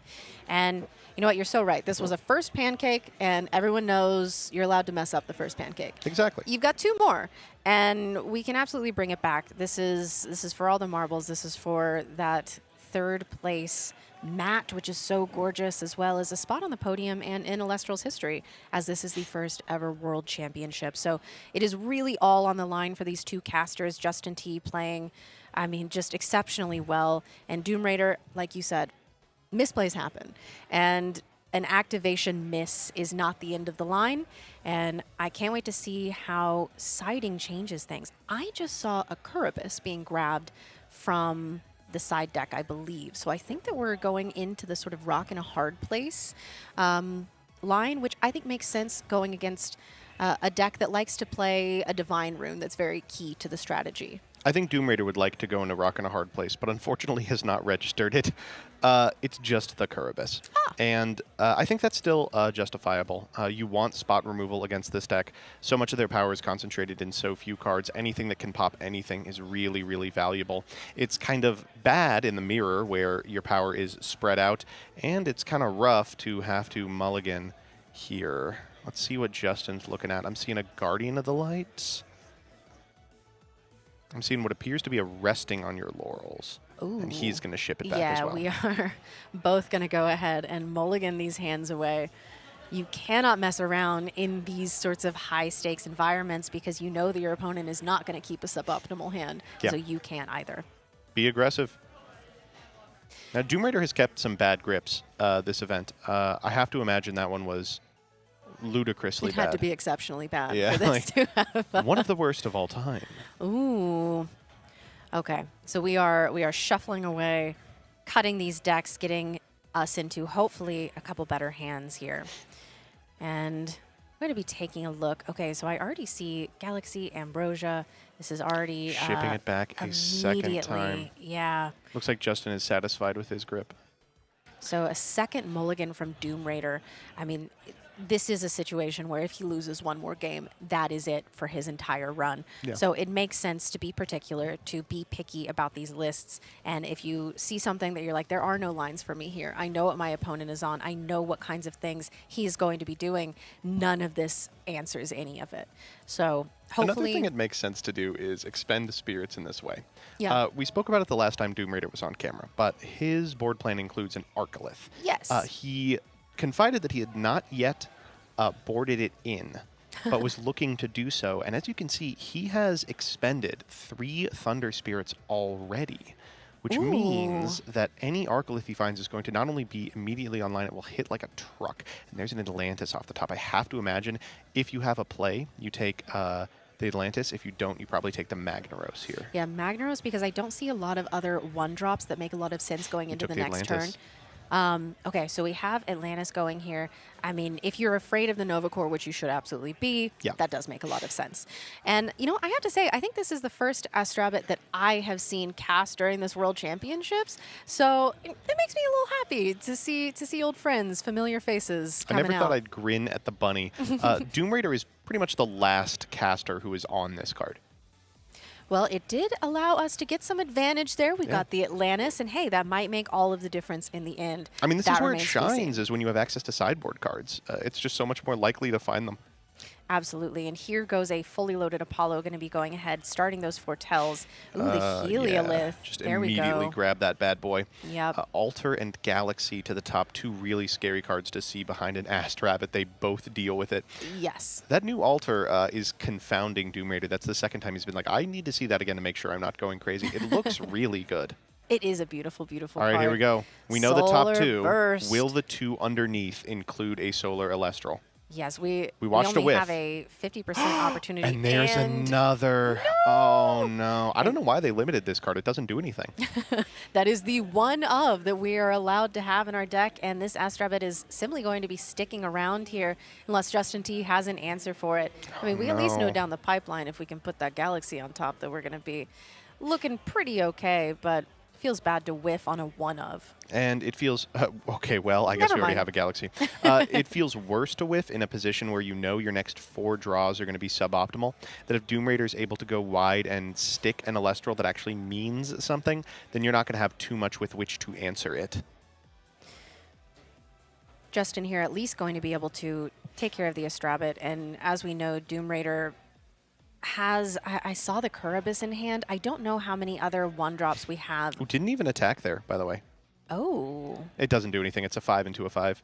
I was thinking new Galaxy. This is old Galaxy. Oh, okay. All right. See, going to the Trishula school of thought here. Exactly, yeah. You play the Galaxy. Stellar Galaxy so that they think it's the new Galaxy. All right, so 3 really crazy rips off the top here for Doom Raider. You can see we've got a PTA, an Earthquake, and a Foamy. Foamy is guaranteed access to your game plan. It's really hard to ship back. But against this strategy, it's really hard to pass up Earthquake. I think anytime it's hard to pass up Earthquake. It looks like we just did. We'll take that Foamy. Okay. I mean, hey, at the end of the day, you have to look forward and say, you know what? It is more important that I am able to play the game as opposed to preventing my opponent from doing so. Exactly. Now, importantly, if we play the other Galaxy we know is on top of our deck from Justin's perspective, it will cause both Galaxies to swap twice, which creates an infinite loop that immediately draws the game. Yes. Yeah, we will actually cease to exist here in Las Vegas, and it has been a good run. Thank you so much, Elestrals, for everything you've given to us. Well, the human experiment is about to come to an end. Yes. Oh, nope. Thank goodness. We're casting the Plucky instead. Okay, here goes Plucky, going to be going in, searching for an Apollo, unless we see a Gorgon's Gaze. We're not Gorgon's gazing the second Apollo. I mean, there was a thought about it, and I thought I did see a Gorgon's Gaze. I know. Maybe don't even say that kind of thing. we talked about it a lot in the last match, but it certainly feels like it's so important not to give nonverbals in this game to ensure that you're not bleeding information just by thinking too hard about activations you have responses to. An Exaltus here is a great pickup. Temple and Argo coming soon. Important part of that Plucky isn't necessarily that it got an Apollo, but that it got to shuffle the deck. Yes. from which otherwise no help was coming. However, now we have some real action that Exaltus has proven incredibly valuable. Not only does it get you into all of the cards that can get you the cards you need, that being Glimbat, but it also gets you into basically every single one of your threats. Novacore, it can also get Celestlio. Yeah. And we're in a great position for Celestlio as well, with a couple of guys on field. All right, setting one more. Big day for Doom Raider. Does he commit to the Foamy? Let's find out. Argo off the top here. Ooh, okay. So we do have some answers here. We can do some battle tricks moving forward. This could be a good time to start going for the combo. Doom Raider really thinking about it. I don't know what other answers we have other than re-enchanting Rabbit again, but Justin is just building up his strategy. He's like, I will re-enchant Rabbit again. Yeah. It might happen. I am thinking about it. We expended a lot of Thunder Spirits. It's possible we can't re-enchant Rabbit. That's true. The only option we have is to either normal cast Foamy or to go and grab a 2-drop. I guess we could have a Misenchanted Kuribus if you're just interested in the stats, but I don't foresee that being the case. We are letting Justin get away with a lot is the one frightening thing here. Like, without Yes. contesting the board, we're putting ourselves in a position where Celestlio absolutely could come down and absolutely wallop us. Yes. Maybe an Altar of Stars to Nexus onto the Plucky into a hard Ascension would do it right now, and also put the Astrabbit in a compromising position. We're going to get the Aphrodite here. Pretty great. Gets us access to a Foamy, which gets us access to a Locagon on a future turn, or a second copy of Aphrodite, as we saw in previous rounds. Handing it over to Justin for a quick shuffle, throwing the deck back and saying, all right, good luck. So Doom Raider getting this combo started, it almost feels a little bit too late, given everything that Justin has already established, the back row that we've built up. I will remain optimistic. We will, in fact, see how this goes. But like you said, it feels like Justin has been allowed to get away with a lot of things. That Exaltus in hand is going to be getting us into basically anything we need. All right, we're starting. Okay, so here comes Temple and the Novacore said, I don't actually need Exaltus. I have it already. No, we have Novacore. Doom Raider, fortunately, we saw get that Atlantis. So there is an answer next turn, but this is not next turn yet, and we We're are just gonna simply fire off that dealing Gorgon's with. case. Yeah, absolutely. Paying off of the Rabbit, which makes a lot of sense there, because unless we can really get Justin to play into this telegraphed Argo on this Rabbit here. It could be anything. Hey, it could be anything. But we might be in some trouble. So I believe both Justin and Doom Raider have an Argo, but Justin's Argo here is way worse than Doom Raider's. Casting Argo from this position on something like the Galaxy, of course, costs 4, puts him at 4, and then, of course, costs an additional 2 if we're getting Necklace of Harmonia, putting him down to a spirit count of 2 just to out an Astrabbit that is on its way out anyway. Yeah, I think at that point you simply let the Galaxy go down, even though it really would be nice given the possible Locagon combo coming in. Yeah. But oh my goodness. Wow. I wonder if you Argo this. Probably not. Okay, so taking down the Foamy, and it looks like we are simply passing. Good draw. Okay, the Gorgon's Gaze, we have the Aphoros if we want to start doing that. Again, that Atlantis that we've seen Doom Raider have from that first Astrabbit. Aphoros coming out here, and thank you, Galaxy. We are not 5s. Okay, so here goes the Aphrodite. It'll grab effect. the other Aphoros, which of course we can then special cast because we have not cast one yet this turn. As we, at some point, I imagine, activate this Atlantis. And, I mean, for all we know, Justin T has a second stadium in hand, but that remains to be seen. We'll see. He has we'll access see. to a second one at any time, courtesy of Exaltus. Yes. So while getting the Temple of the Sun off feels good, it doesn't really accomplish too much. Like the Novacore is already on field. What you want is the Exaltus to come onto field, grab the Novacore, and then to play down the Atlantis while the row of Elestrals is already full. Yes. But that's a big ask.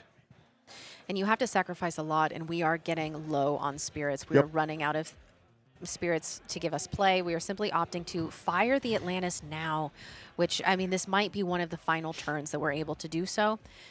Justin T looking at that back row and saying, okay, Seeing if he wants to cast anything off of it. Yep. Ambro here pretty good. Obviously hoping to Ambro into a Lockagon, but not in the cards just yet. So we're going to be healing back, which gives us a little bit more to play with. This is certainly a good time to fire it off. As you said, we do like to play the Ambrosia when we're able to get the effect of the Frostfall Lockagon. I was going to say here, just doing it so we can set that Gorgon's Gaze. Yes. So, how are we feeling about attack stats? These Apheroses are 2 6s, which doesn't actually clear anything. No. No, it does not. And 3 6s, rather. Yeah, and unfortunately... So we can make everything Exaltus here. We can go for Glimbat. I think that's probably the line. Oh, instead going for Nebuleo. Nebuleo. That's a great one because it's got 4,500 attack. Yes. Going for the reveal here, trying to find a Celestleo to simplify this board state here at 7 Spirits, and we did. There he got is. the Celestleo. Doom Raider kind of pumps his fist there. He goes, okay, EQ, Argo, Exaltus. Oh, things are getting really bad really quick. Ooh, I bet that Earthquake that he shuffled away is looking pretty good, although, you know, Atlanta's out here. It is helping us. Just not enough, especially like you said, when this Nebuleo comes out and itself is able to, just from the spirits represented on the board, have a significant attack stat in this Galaxy, basically making these Aphoros champs ineffective. So the Nebuleo here, I think, is a 7. Means the Nebuleo can get over the Aphoros, the Novacore can get over the Aphoros, the Galaxy can get over the Astrabbit. So things are going to get really dark for Doom Raider unless we start seeing Argo pushes. But now Justin's in a position where his Argo pushes are pretty good as well.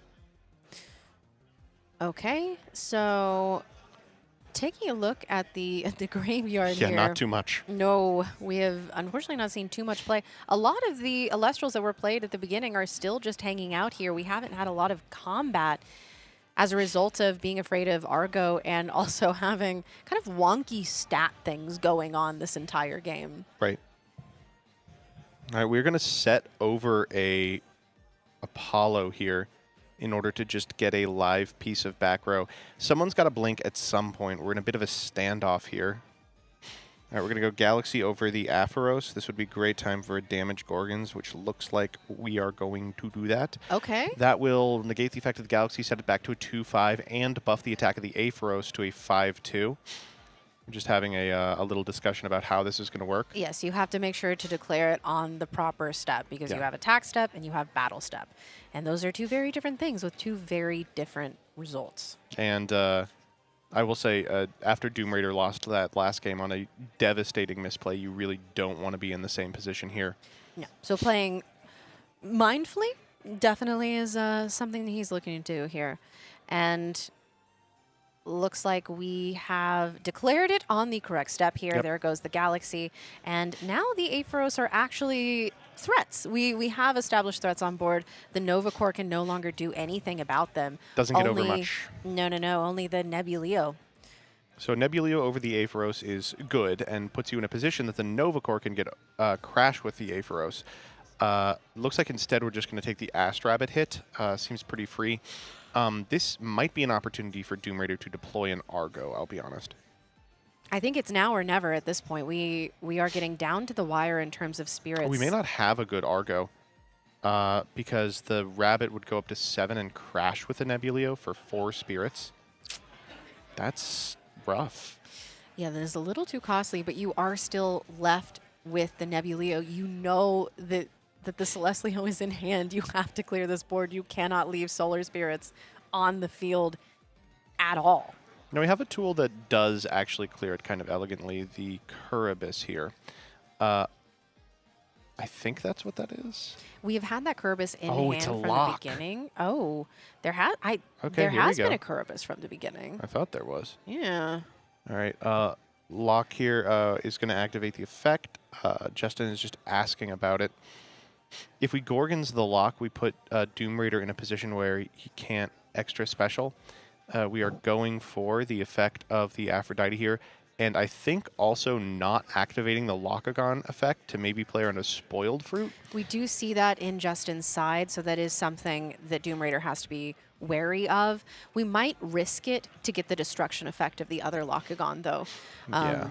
But activating it later, once we've been able to cast the second Lockagon, would be the time to risk it and not And now. proactive Gorgons on the Lockagon prevents you from special casting. Okay, so that makes some sense. However, unfortunately, Doom Raider is now in a good amount of trouble.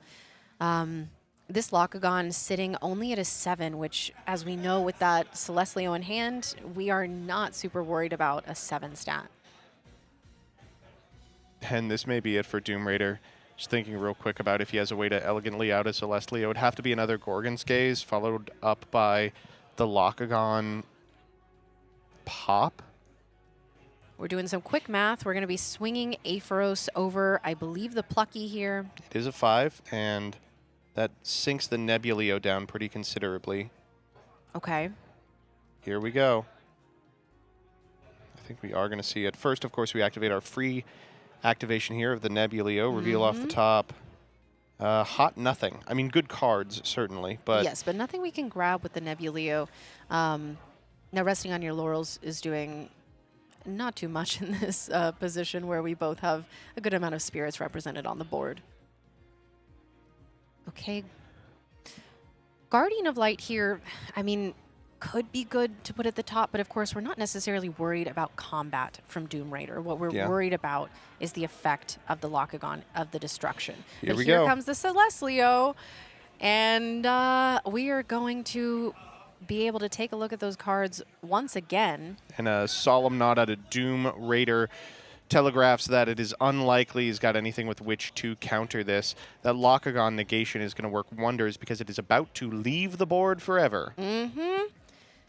Justin was able to take one Solar Elestral from the top of the deck here, and We're counting the attack on the Nebuleo real Yeah. quick to see if it still gets over the Aepharos. If you like shield the Celestlio, means the attack order probably needs to be slightly modified, but we'll see. so really considering this here, There's an argument to hit a back row.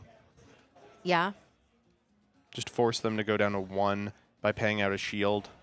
Then you've got 5 spirits to their 1 and just will get over it. Yeah, they are going to go for a back row. Targeting back row, hit an It's Argo. That was never getting activated. No, so. there are not enough spirits left to work with. Unfortunately, Argo is an expensive. Ugh. Yeah, we did know the earthquake was coming. Yeah. That's the draw. We'll get the Lockagon, I believe. Yep, going for the Lockagon there. Only the Aepharos left. I think this may be all she wrote for Doom Raider. Yeah. This is just too big of a board to be able to do anything about. We also saw Doom Raider expend those Earth Spirits. Even if we were able to get our own Earthquake here, there aren't a lot of answers to this Celestlio. If we can potentially protect the Aphros, we can ascend to a Lockagon and then Ambrosia our way back into this game. Seems unlikely. Nope, think we are And we just do, going we to do have take the damage. correct amount for an Unk here. Unk does Ooh. immediately win the game. Let's Oh, see. but with no Unk, Justin's going to walk to 3rd place, Okay. cement his place in Elestrals history, and win one of our top 3 prizes. Congratulations to the boy. Unsurprising to see a player of this caliber performing well. This is, yeah, honestly, very incredible to see Justin T walking away with a swift 2-0 victory. Unfortunately, Doom Raider just not able to bounce back from that misplay in game 1, which, you know what, it happens to the best of us. But congratulations to Justin T, and we'll be able to talk to him here in just a little bit. You know, it's a tough position to be in to have to play against Trish, lose that matchup, walk into the exact same matchup against another member of Trish's testing circle, and then get wiped in a similar fashion. I know that this one was probably particularly conflicting to you. That or you said, I'll be happy either way, no matter the outcome. I would have preferred for Doom Raider to win, just so that we could say we had a top 3 player. Yeah, or I could you see the just Matt wanna occasionally flex. at locals, but Yeah. no, we'll take it. We'll take it. Congratulations to Justin T. That means our top 3 are going to be Shurit, Trish, and Justin. Ooh. Incredible stuff. But the placement of which has yet to be determined. Yes, we have at least solidified the 3rd place on our podium being Justin T. And what a deserving caster. I mean, we've talked about it. This is a caster who has topped every single time he has entered a tournament. Yeah, I think with one exception. Yeah, you mentioned that. Where he was screwing around. That didn't count. Yeah. Regardless, I'm super excited to see the finals. I will be watching it from the stands. PK Sparks will be back in my place. You two will be able to cast this incredible historic event. And in the meantime, I will be able to speak a little bit with Justin T about his win, about his choices in deck building. Though we didn't see it, I really want to pick his brain about the Werepup. I know. I kept hearing all of this stuff about the Werepup package, and all we saw was it get milled and then also be a dead One set. new moon in the back row that never got flipped. Well, you know, it is what it worked is. out. Yeah, it worked out enough. Yes. You know, third place is nothing to shake a stick at. No, it is not. Personally, I am happy to see the Solar deck get third. I would be happy to see the Solar deck get second. I would like to see the Fish deck win. Yeah. Yeah, I think that's your pick for Worlds. I think Fish is my absolute favorite, and I think that it's like fun and synergistic enough that I would love to see it take the entire event. I am very excited to have either Trishula or Shurit, two incredibly deserving casters. That is going to be a battle for the ages. There is so much history there. There is such a story. And before we get into that, we are going to be speaking to Justin T. You're going to be asking him some questions. I know you're curious about that Werepup package, but we are going to go to a quick break. And when we come back, we will have Justin T. here for an interview.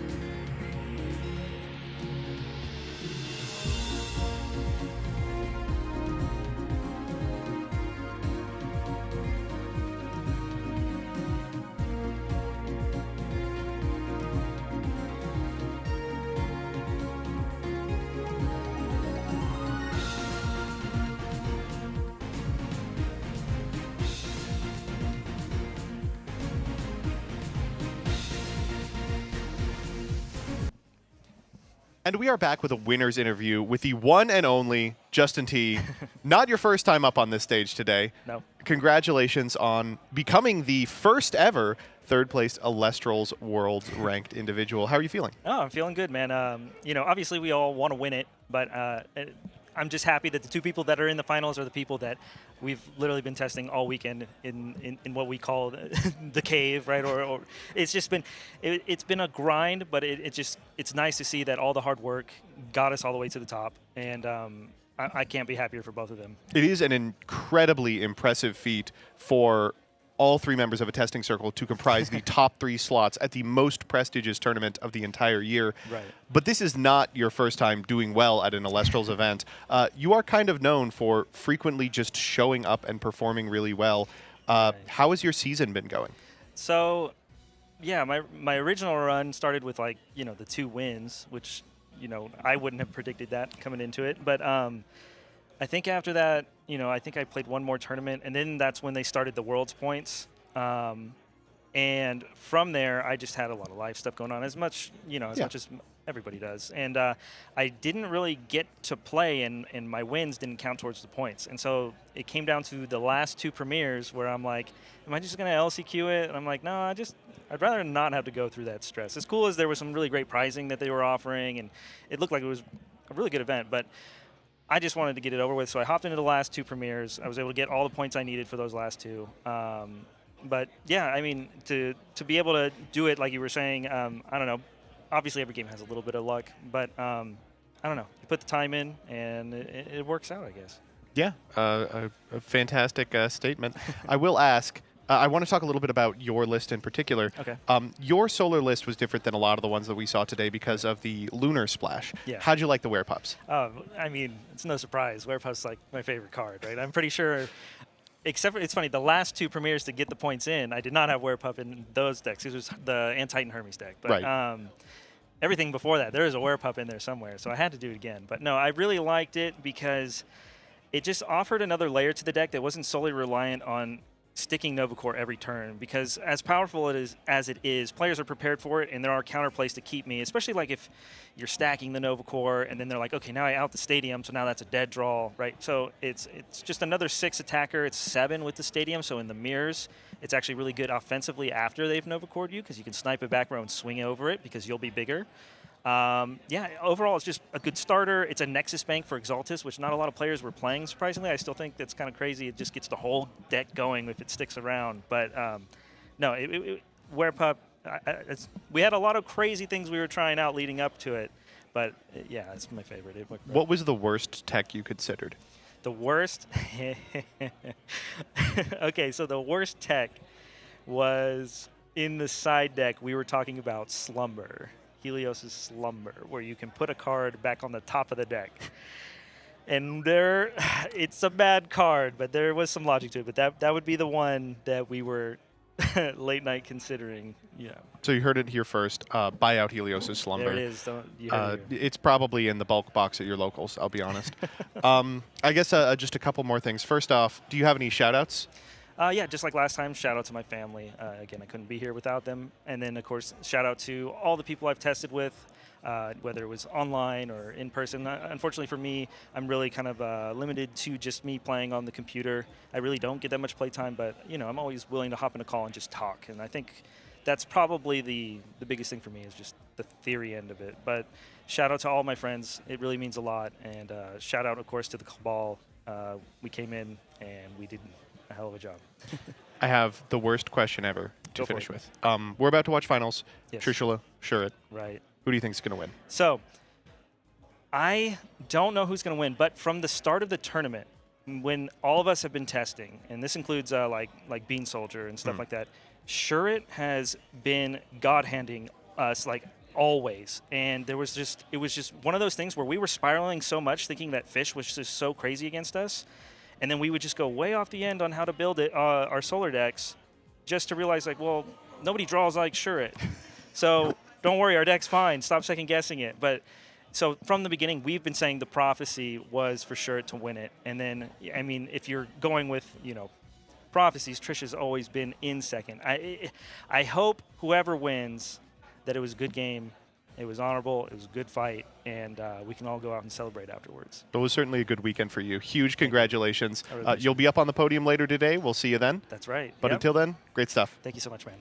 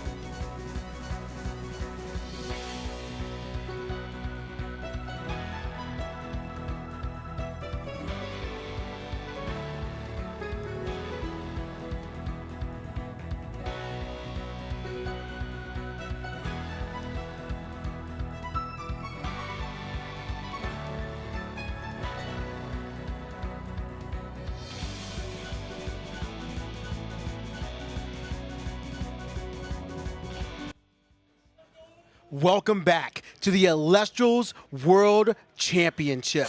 We are now in our finals. By the end of this next match, we will be able to crown our first world champion. An entire year of matches, premieres, regionals, and qualifier points earned culminates to this. On one end, Trishula will be meeting his friend and training partner for this entire event and beyond, Shurit. We have Solar versus Fish Nexus, and there is no one I would rather bring this finals to you with than my partner in crime, K. Cray. PK Cray is bringing you this one, and I am thrilled to be here. Kay, how excited are you? I am so excited to the point where I'm getting emotional right now. Yes. I really, like, anytime there's something really big happening, it's just like, okay, I'm overwhelmed. I'm so excited. We're going to crown a world champion, and these are two casters who are personal friends of both of ours, and how perfect is this? I'm so excited to be on the mic with you, PK.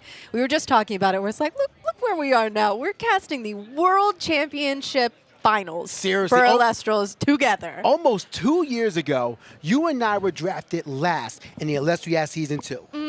And in that situation, since then, we have improved so much. Everyone has improved so much. We've been here through Frostfall, Daybreak, Moonrise, Firestorm, and now Lifestream. We have Sunstrike on the horizon. So many announcements in the closing ceremony that's going to lead us into the 2026-2027 season. But before any of that, we need to find out who is the best of the best. There are so many champions of our divines, but there can be only one world champion of Elestrals. It would either be Shurit or Trishula, and these records right now says so much between these two casters. Yes, these are both such storied casters. I have heard people say these are the best players who have never actually won a premiere.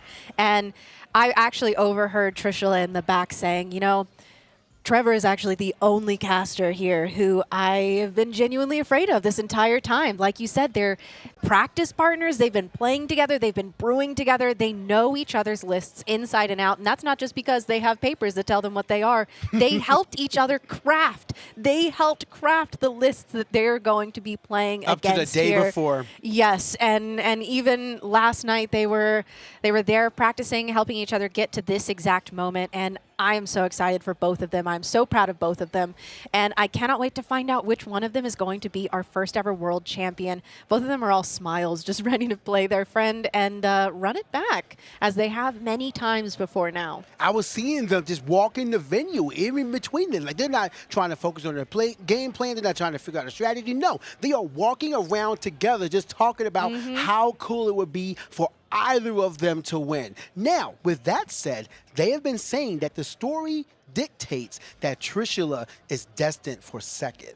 However, looks like our cards are already drawn, so let's get to it. Your Elestrals World Championships Finals begins right now, and Trish is on the play with a cast of Nebulio. Already coming out here, going to start the foretells. So, we have some scary stuff coming down the pipeline. We're able to add that Celestlio and the other Nebulio as we see other threats down the pipeline. Now, this is sort of the double-edged sword of Solar. Because you're foretelling, you know that either you have nothing or you have everything coming down the line, and oftentimes there's not much to do about it. I don't think that Trishula is going to be too upset about this one, being able to get both of those cards. 3 back row set and passing on. This is already a very scary situation for Shurit. However, Fish is very strong. There is nothing the Fish cannot do. You have to wonder just how worried Shurit is here, because talking to Trish in between rounds, we learned that not only were they training together, but this is the one person that Trish was afraid of. This is the one player on Fish that he was worried about, because in practice, Shurit consistently got the better of Trish. Yes, and we already see Fish doing Fish things as Shurit enchants the Magneros, and the Magneros was unfortunately immediately met with a Gorgon's Gaze, so we're not going to be going in and searching for the Aphoros champion of Aphrodite.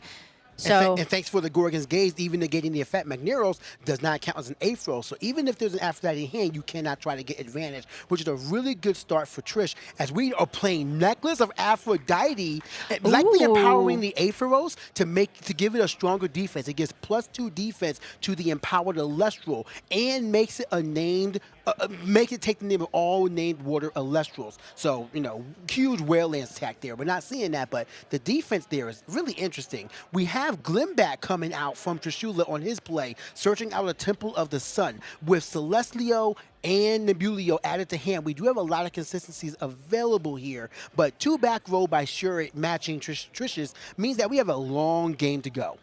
yes, we do. And we already know that there's that other Nebulio in hand. So there is a lot of options that Trishula has here. We have a lot of foretells ahead of us, and we haven't even seen an Apollo. Shurit going very defensive here, saying, oh, here goes the foretell from the Nebulio. And no hits, unfortunately, for Nebulio, but that does give us an idea of what we have coming down the pipeline, being able to stack those up in any order that we want to. That Lumaru could be effective here. That 5 stat line, as we know, is so critical in the game of Elestrals, and especially in a game of Fish. If we're able to get that Temple of the Sun up that we know was searched with the little baby Glimbat, then we will be able to contest all of these fish. However, there goes the poison-tipped arrow, so this Nebulio is not long for this world. No, and unfortunately, it wouldn't even be able to get over the Magneros either way, thanks to the Necklace of Aphrodite empowering the defense by 2. But unless, well, we're going for the hard play Earthquake though, and the Nebulio will be at 2 thanks to the 2 spirits on board, so it can do damage this turn. So a lot of spirits being removed from Shurit's spirit deck right now if this does go through here. But looking over the face down, but what exactly could it be as a Gorgon's Gaze? It looked like a Gorgon's Gaze. Now, it might seem like we are making a snap decision with this Earthquake, but I'm going to remind everyone watching that these 2 casters have been practicing for weeks and weeks and weeks, and Trishula knows exactly what the threats are from Shurit and knows how to identify them. So saying, okay, I need to get rid of this Magneros. You are valuing this. You've put the necklace on it. This is too valuable to not take the opportunity, even though this is a 1 of in my deck. For sure, especially with the Gorgon's Gaze now being worn out, it does count as an Aetheros again. If Aphrodite's in hand, you can get that search and really build up your board from there. But search out an Aetheros, get out a Champ Aetheros, a lot of things could happen from that one. So a really good play there. A lot of spirits being taken out from a spirit after the attack and the payout, but still, that Necklace of Aphrodite, a 1 of Insurance list, thanks to the open deck list, we know this, and we're going to be buffing up the Nebulio even more thanks to the Temple of the Sun. So the 1 that's not PTA goes up to a 5. The other one remains a 3 and will be destroyed likely by the end of this. But still, we have main deck Atlantis. We do not. Main deck, I'm sorry, Atlantis is in the side for sure. Yes, so we're in the next game for sure going to be going in and getting those Atlantis because we know that that is such a key in this matchup. However, we did have the Champ Aetheros in hand, so we are able to start doing fish things. If we have Aphrodite, there she is. Spoke that into existence. But good on Trish for realizing what the threat could be. Yes. But you can't help if your opponent just has it. We're fully loading up that Aphrodite as well. We're waiting on the search, though. Do we have any way to stop it? No, it does go through, and that's likely going to search out another Champ Aetheros. And as we know, Shurit's set back row there is a Gorgon's Gaze. So even if we are able to get, say, the Nova Core, for Shurit to be able to get rid of the Aetheros, Shurit is able to answer that with the Gorgon's Gaze. I'm curious why we went for the base Aetheros and not the Champ. Hopefully he doesn't forget that he always meant his normal action, or maybe he's just committing. We're going for the attack. That is a 4 attacker right now, and that is a 5. He's calling yes, so Argo. Has to be an Argo play, but the only other Argo target in Shurit's list is the Necklace of Harmonia. So we don't have an Argo set that we're able to use this turn because we know that the 1 is a Gorgon's Gaze. Oh, correct, yeah. So even if that was just set, we can't activate it quite yet. So this may be something that we don't even foresee here. However, actually we are going to be Battle Step Gorgon's Gaze. There we go, into the Nebulio, getting rid of the effect that buffs the Nebulio. So he is down to a 3, which means we are able to get rid of the little baby lion. That's a risk. That's a big Gorgon's Gaze. It is a big Gorgon's Gaze, and it is expensive. Again, a lot of these things, it's like you're looking at them and you say... Expend the draw? That was an expend the draw by Trish, though. So we know that that Trish was able to get, so there was the Lumaru that was in the last Fortel, as well as the Altar of Stars.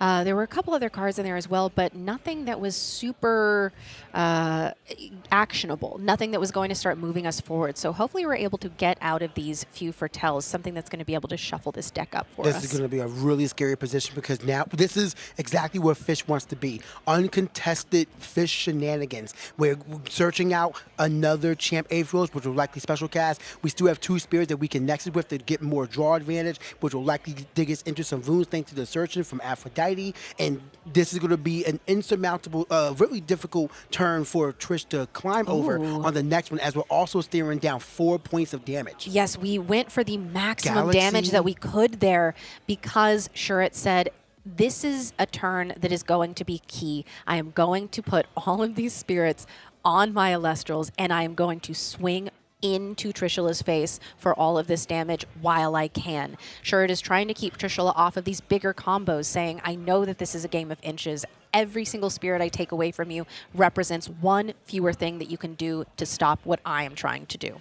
So now we're just taking the points of damage. He says, I'm going to take it for the 1. I'm going to take it for the 1. Do we take it for the... I think we are going to be taking it for the 4 there as well. 6 points of damage in this one turn. I mean, he did his best, but having that one turn where you could not find a single Elestral to cast out that turn, I mean, what can you really do? So, sure, playing on his back row to the point, but here comes the Lumaru. There's no Atlantis on the board, so this Lumaru is a 6, and barring the face down being a battle trick, should get over the base Aphros and really stop this from really being a snowball.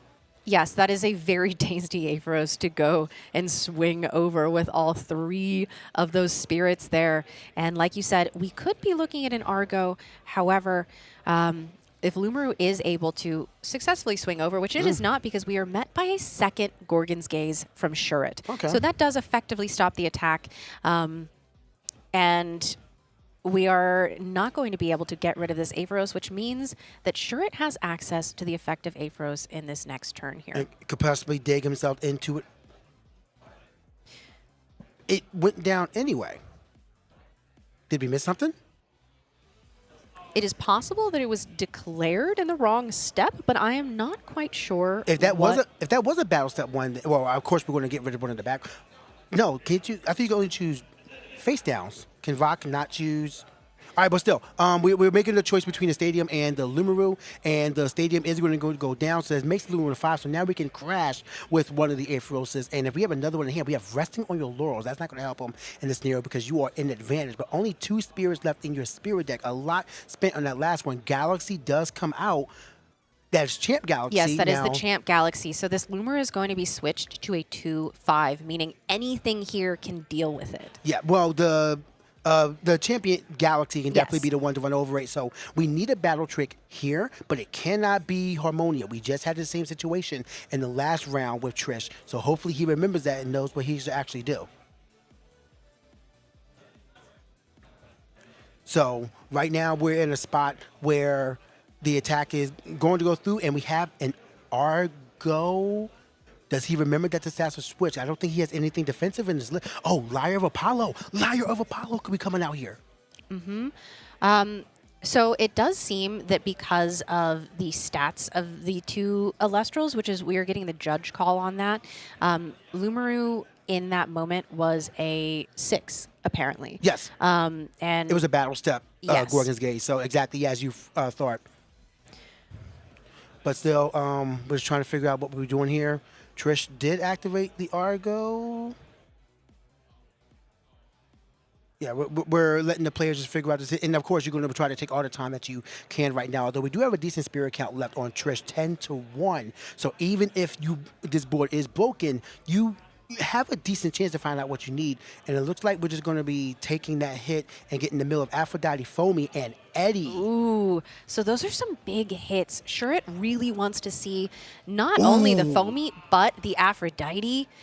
Oh my goodness. Shield of Achilles on the Champion Aphros is huge. So now we're only left with the Champ Galaxy, which is sitting there really like a fish in a barrel at 2 and 5. Basically, anything that Trishula wants to cast out is going to be able to deal with that, but that is contingent on him being able to see an Elestral, which he has been struggling with this entire time, which we are still seeing him struggle with as we see an expend to draw as we continue to try to dig into this deck. Is that Kuribus in hand? If it is Kuribus in hand, then we are looking at an Ascension probably into this next turn. If it's Kuribus in hand, then I hope Trish has that second shield. That is looks like Aepharos, and I cannot quite make. I mean, that hand shuffle is really quick. Yeah, these are the best of the best. They are moving cards faster than the eye can see, actually. Well, we're running back out Champ Aepharos. And I mean, that makes sense. We're now down to 0 spirits in Spirit deck. No extra spirits on field besides the 2 under the Elestrals. We are going to be taking 2 points of damage, and it's going to put Trish down to 4. So quickly running out of resources and options here, but still not out of a possibility. But we need to find an Elestral now. Unfortunately, Shurit has no answers to anything that Trishula will want to do because we are down to those 0 spirits. Trishula is simply setting a back row, not able to find another Elestral. This has been his struggle this entire game. And unfortunately, it looks like we're still in this situation. This is just game 1. Trishula is saying, do I want to expend to draw at this position? I know I'm taking 2 points of damage in the next turn. Wow. That will leave me with only 1 spirit left. But if I can't get a guy, then it doesn't matter. So there goes the 2 damage. We are down to 2 spirits left in Spirit deck for Trishula, 0 for Shurit. This is coming down to the wire. Can Trishula draw anything if it contests the Aepharos and the Galaxy? Trishula has this. Another Lumaru would do it. Concession. Trish is going to go down in game 1. Shurit is now up 1-0 here in this Elestrals World Championship Finals. The side deck is now going to come in handy. Trish may be considering those Galaxies, but Shurit really found a lot of value off of them as well. That game state, it just came down to the luck of the draw. There was what I can see, no real misplays. Just where are your Elestrals? Sometimes you don't see it. Now, looking at our side decks here, there are a couple cards that Trishula is going to be thinking about for sure. The one that is standing out to me is very interesting is the Poisoned Nectar. That is going to be a great card for that base Aepharos. That's going to be able to deal with that card as it was such an issue for him in this first game, allowing Shurit to get card advantage, keep drawing. As you mentioned, he is the master of the OG Galaxy. Maybe we see a little bit of that to mess Shurit up with those stats. It would certainly make Kuribus irrelevant if we made it a 9 defensive stat line. You can hear the crowd going absolutely wild. These are beloved casters, both of them just absolutely treasured in this community, as you can hear. And Shurit here looking at the side deck as well, furiously looking through what are all Shurit's side deck options. I love that we get to see it because we see what's coming in. We see the Atlantis. I wonder if he's going to consider the Atlas's Mist as well, because there's a lot of way where you want to buff your stats up. It can help shut down the Nova Core, help shut down the Nebulio as well. So a lot of potential there. Would have add that in, but at the same time, I mean, just watch how they consider and what they bring in. We saw Atlantis, but at the same time, Temple was barely a factor, and Shurit eliminated that almost immediately thanks to Rock in the Hard Place. I think that's one of the biggest things for Shurit in this advantage in this matchup is the fact that you can play Rock in the Hard Place, and likely, Solo doesn't want to really lose a lot of those cards 1-to-1-to-1. Like in that scenario, we targeted the Temple and the Lumaru, and you need the Lumaru because you haven't been seeing any other Elestrals. I will say that I saw all of those PTAs going in. Trishula has added, I believe, all 3 poison-tipped arrows, which I think makes a lot of sense. Going first, yeah. Yes, you want to be harpooning those fish and those whales. You want to be getting them out of here and preparing for this. Again, it's hard to say how this matchup really goes, considering Trishula wasn't able to get anything on board. We weren't able to start developing anything just because of the luck of the draw, really, and some bad foretells. And as we said, that is sort of the downside of Apollo, right? Is sometimes you foretell the absolute best future for yourself, but other times you are just staring down a bleak fate. The other rough part is the fact that we had 4 face downs and none of them were Guardian of Light? None of them? No way to heal? That is surprising. Yeah, if we could have seen some healing there. Okay, I do see that Poison Nectar. It looks like we are... It's currently there. Are we adding it in? I think we're No. I think it might have been returned back. Okay. Dang it. Yeah, it's being returned back to the deck. and I we'll was see the really PTAs hoping coming in. to see that poison nectar there. That one was my guess. Meanwhile, Sherrod is checking the spirit math, trying to make sure that we have the right spirits for the cards that we sided in. This is going to be a very intense game 2. And as commentators, as players, as fans of Elestrals, I want nothing more than for a game 3. So hopefully Trish can find the winning formula and foretell a popular future to make that happen. We have our decks all shuffled up here. Going to be cutting the decks to make sure that everything is right as rain, and Trisha will be starting us off. We're hoping to see those poison-tipped arrows in the opening hand that we saw him add, and hoping to see more Elestrals, frankly. I would love to see more solar Elestrals. I don't know about you. That is all we want, especially since we only saw about everything. We just see Lumarulu is a pretty good solo Elestral to see. But Trishula now going on the play here. Now, the problem here is that if you win, it's likely you're going to be going second versus Fish. So what can you do in that play? Was that Apparently, expend to draw? expend to draw. That is what you're going to. You know what? This is such a classic Trish move. It is. Is expend to draw, set 2 or 3, and pass.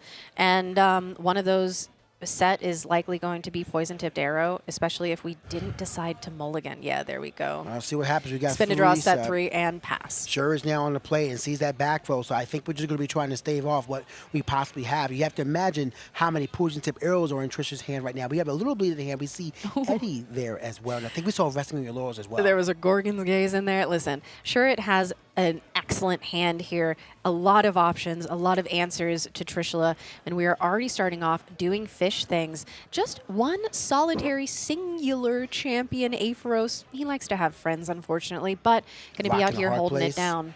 We see Rockin' Apart plays. We saw Eddie resting on your laurels. There's that Gorgons that we know is set at this point. Here we go. Temple of the Sun hitting the board here, saying, I'm going to cast out a Nova Core, and you're, never mind, because as we saw, that Gorgon's Gaze, it is going to be able to stop it in its tracks, which means that Champ Aphoros is here for another turn. Yeah, and likely that Rockin' Hard Place is going to be threatening the Temple of the Sun to bring the Nova Core down to 4. But it's still just, actually, if that is Resting Your Laurels in your hand, you could just drop that. No, we're going to go for the Eddie. Wait. Yes, so we want to do Eddie, Hard. and then we want to do Rock in a Hard Place, and now we're threatening Kuribus, which challenges most of the little Elestrals that Trishula is going to be developing at the beginning here, especially if we're going to get rid of this Temple of the Sun. We're going to be seeing Rockin' a Hard Place help Eddie ascend to its ascension, Kuribus. And as the Temple of the Sun is likely the one removed, and it is, so Trish has to believe in that back row here. Now, if we can disenchant 2 somehow, some way to destroy the Nova Core without attacking, that's not only massive healing for sure, but just board equalization that Trish is going to have a hard time getting out of as that stellar Kuribus hits the gorgeous stellar field. Kuribus. You know, I was a little iffy on whether or not I wanted to know what Kuribus looked like under the water for a long time, and then I saw the stellar. It was like, you know, it is pretty, but it also feels like it's not my business. It's just this like giant mouth at the surface of the water. There are some things in the world that people are not meant to know. It is not knowledge that we should have. Thank you, moms. Thank you, Elestrals, our team. Thank you all for doing this for us. But yes, we have the Kuribus sitting here now. So now you have the question of, do we have an Aphrodite in hand? We're activating something, and there's going to be Atlantis. So are we really going to disenchant from Aphoros and Fountain? We are. We are going to be sacrificing the Aphoros and the Atlantis in this situation. Gorgon's Gaze. And, sacrificing those 2 cards for naught. As they are stopped in their tracks. So here's the thing here. We still have a stat advantage. Even if Nova Core went to defense under Temple, it is still only an 8 defense. So how do we out this Kuribus? One more face down is set for sure. And we'll go. No way. Do we have hard play? Stellar Celestial. Let's go. Stellar. Now, last time we had a situation like this, Trish's foretells have not been great. We even saw him whiff on Don't put that on him. Don't put that on my boy. So let's see how this one plays out this time if we hold our breath. Let's see see. Gorgon's Gaze, Apollo, Poison Tip Arrow, and First Light. Not even one solar Elestral was foretold. Oh my goodness. I'm starting to wonder whose side Apollo is really on here. Whose side does he see in the cards? I'm not quite sure. However, fortunately, Celestlio, big 1310 body, and we can do that effect every single turn. Yes. So as long as Trishula is able to guard the castle, keep the Celestlio on board, we are in a good position to be able to continue foretelling for free each turn and having removal. The thing is, you need to hope that he doesn't have Aphrodite in hand. If we see Foamy, then Celestial is gone. You need to you need to weigh, is that back row shield? Is there a chance that there's Aphrodite in hand? Which probably not. You would have done it. You go for the attack, and the attack clears. Okay. 1 point of damage. Celestial remains on the board. Trish with 3 back row has so much advantage to try to secure this game 2 for himself. Okay, so Celestlio, as we said, we just need to guard the castle. The Kuribus has been taken care of. He has been sent back to the depths of the ocean and resting on your... We knew that that was in hand. We did, saw that from the beginning. And if the Kuribus was still on board, it would not be an option. No. If the Kuribus had stayed on board, we would still have Celestlio. However, here comes Galaxy Champion of Trishula. And that's going to threaten all the A-Frozen but Poison 10 Arrow hits the Galaxy. Happy Worlds, everybody. Chat, what are the stats? What are the stats? Let us know. Have you ever seen something so classic? The attack is high enough to still be able to inflict a point of damage here, and the attack goes through. We deal 1, and the poison arrow is paid out, and that goes down for the Trishula. They're just laughing. At this point, they're like, you know what?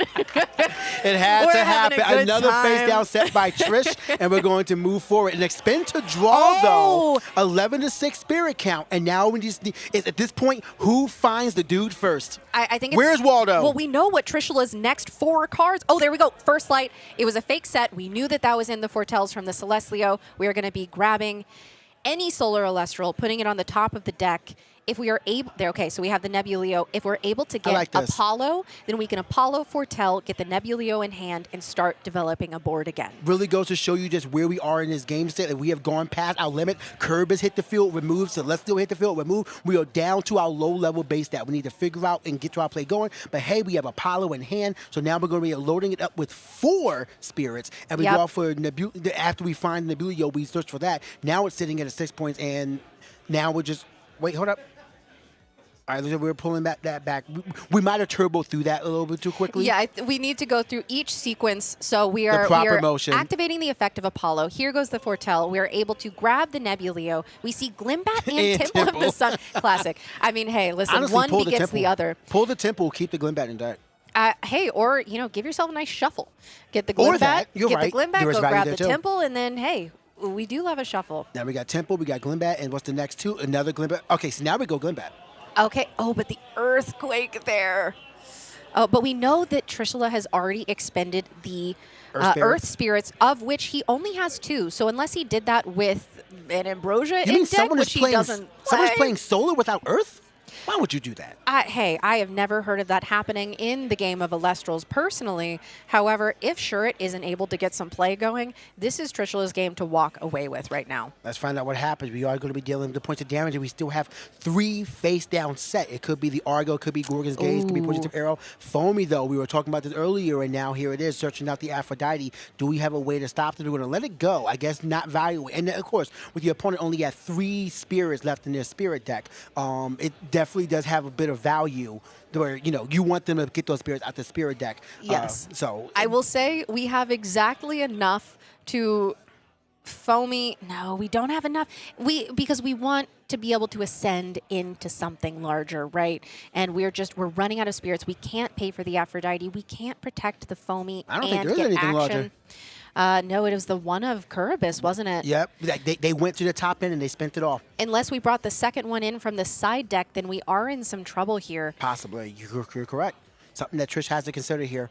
But right now, the Foamy's been certain to be having a set after adding Aphrodite, and we're going to be foretelling Lumaru, Temple of the Sun, and Glenbat. Definitely yes, go to Lumaru. The Lumaru is huge here, as basically anything that Trishula is going to be able to play is going to be too small to hit and over there's that this big Lumaru. brain of Trish pulling in the Leviathan, Water Enchanted Lumaru to dance around the incoming potential tsunamis. I haven't seen a Water Enchanted Lumaru in so long. It's been quite a while. Honestly, this is a really wonderful thing to see. All things come back to base set, doesn't Wateroo. it? Wateroo, indeed. Get that Nexus form going. Yeah, Water Necruff, Water Sorlet, Water Lumaru. There are And some that's a things that are just classic. concession. And we are going into Game 3 for our finals match. It could be either of these casters' champion title to win. This is an incredible state to be in. The problem here is that Trish lost when he was on the play. Now, sure, it gets to go into Game 3, starting it off. So how well does the fish actually go through? Is it season? Are they in season? Or is it time for the sun to rise over the horizon? Well, unfortunately, we saw two very similar games from these two casters. However, just role reversal, right? Yes. Trishula in Game 1, unable to see guys, having to expend. Shurit, same thing, unable to see guys, having to expend. And it is hard to say exactly what the matchup here is. How are we evenly matched? Were these sideboards effective? Or was my opponent just bricking? And there isn't much that you can do about that. You can't count on a deck to be consistent, and you can't count on a deck to brick. You can only play to your own outs and your own win conditions. And I would love to know, well, actually, we can see right now what they're respecting, but you already know Trish is most likely removing the Poison Tip Arrow out of the main deck, going second. But at the same time, when it comes to trying to stave off an April's Parade, I think that's one of the best things you can do is just maintain there. The crowd has gathered in droves as this finals continues to play on. We see the siding pattern of these two casters right now. We're just going through everything. Is that Atlas's Mist that was taken out? So it was in the main deck going into Game 2. Ooh, okay, so it seems like we were not valuing that, saying, you know what, I might actually grab a couple more Elestrals and throw that in here. I want to see. Might be a good idea. I wish we could have seen if the second Curvis was added, but I mean, we could only watch so much as one time, you know. But looks like the Poison to Arrow, we see that in Trish's hands right now. Is he considering taking them out? And there they go. Yeah, that's exactly right. It is such a good counter rune when you go first, exactly. And aside from that, there are other things that just offer more value. Hey, maybe that Poison Nectar. I'm just saying, maybe take another look. Maybe take a second opinion. Okay, so that is Trish's notes, bottom text. Those are his notes to himself to remind him of who he really is. You know what? I love that. And I think that that's beautiful. He consults it before every Game 3 is what he's told me. So he's drawn power from it, seemingly has never strayed him wrong and up until this moment. So well, you know what? He's one game away, but either way, a huge story concludes for both of these casters. One of them will finally win their premier tournament, and one of them will be the first Elestrals World Champion. I mean, either way, it looks like these two casters are already quite decorated with these beautiful green ribbons that they're both wearing. Like, that means that they're winners in our heart. I think that that really is what that is just the casters of our heart. And we're finishing siding here, going to be cutting decks, making sure everything is squared and ready to go. And we're going to be getting into Game 3. This is the final game of the World Championships. I cannot wait to see how this turns out. Best of luck to both of these casters. May you see guys. Sure, it will be on the play. I saw Exaltas in Trish's hands. Not exactly a card you want to see going first, but not a bad card depending on how your opponent opens up. Sure, we have not seen a bleed of the hand quite yet, and we are already on the play as we are searching for a Fleur Mine. Seems that we are going for mulligan. Yeah, simply mulliganing this hand away, saying this is too high stakes to keep anything less than a 10, frankly. Of course. And, you know, for Trishula, actually, I would say that Exaltus is a pretty good opener. I agree. It allows you to, if you have Apollo or something else to Nexus from, it allows you to basically give yourself access to your entire deck, being able to search any of those ethereal Elestrals. So depending on what you're lacking in the hand, you can craft it.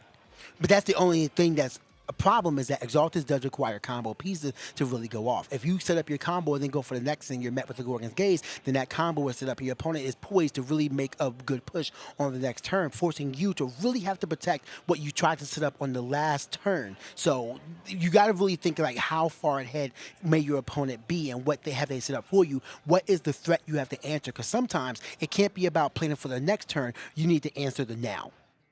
That's very true, as we have Atlas's Mist still in the hand. Yeah, sure. Looking at this current hand, I don't know if he seems particularly happy with it, but it seems we're just going to keep it and go for the champion. Top 16, by the way. Stellar Foamy champion of Aphrodite, going in, grabbing Aphrodite, which this is such a great combo because not only does it allow us to get the Aphrodite, but then we can go and grab the other Foamy, which allows us to get any 2-drop water Elestral. In this case, it is going to be that Curubus. Yeah, Curb is being a huge threat and a surprise jump scare to help out a Celestial. Even if it has to sacrifice itself, it can get the job done. And we already know these casters at the moment are only playing one of their top-end cards, Celestial and Curb. As a matter of fact, we saw them destroy each other in the last game. So with Foamy now on the play, fully loading up the Aphrodite as well. A lot of spirits being taken out the spirit deck for sure, but this could be an investment that equals a World Championship title.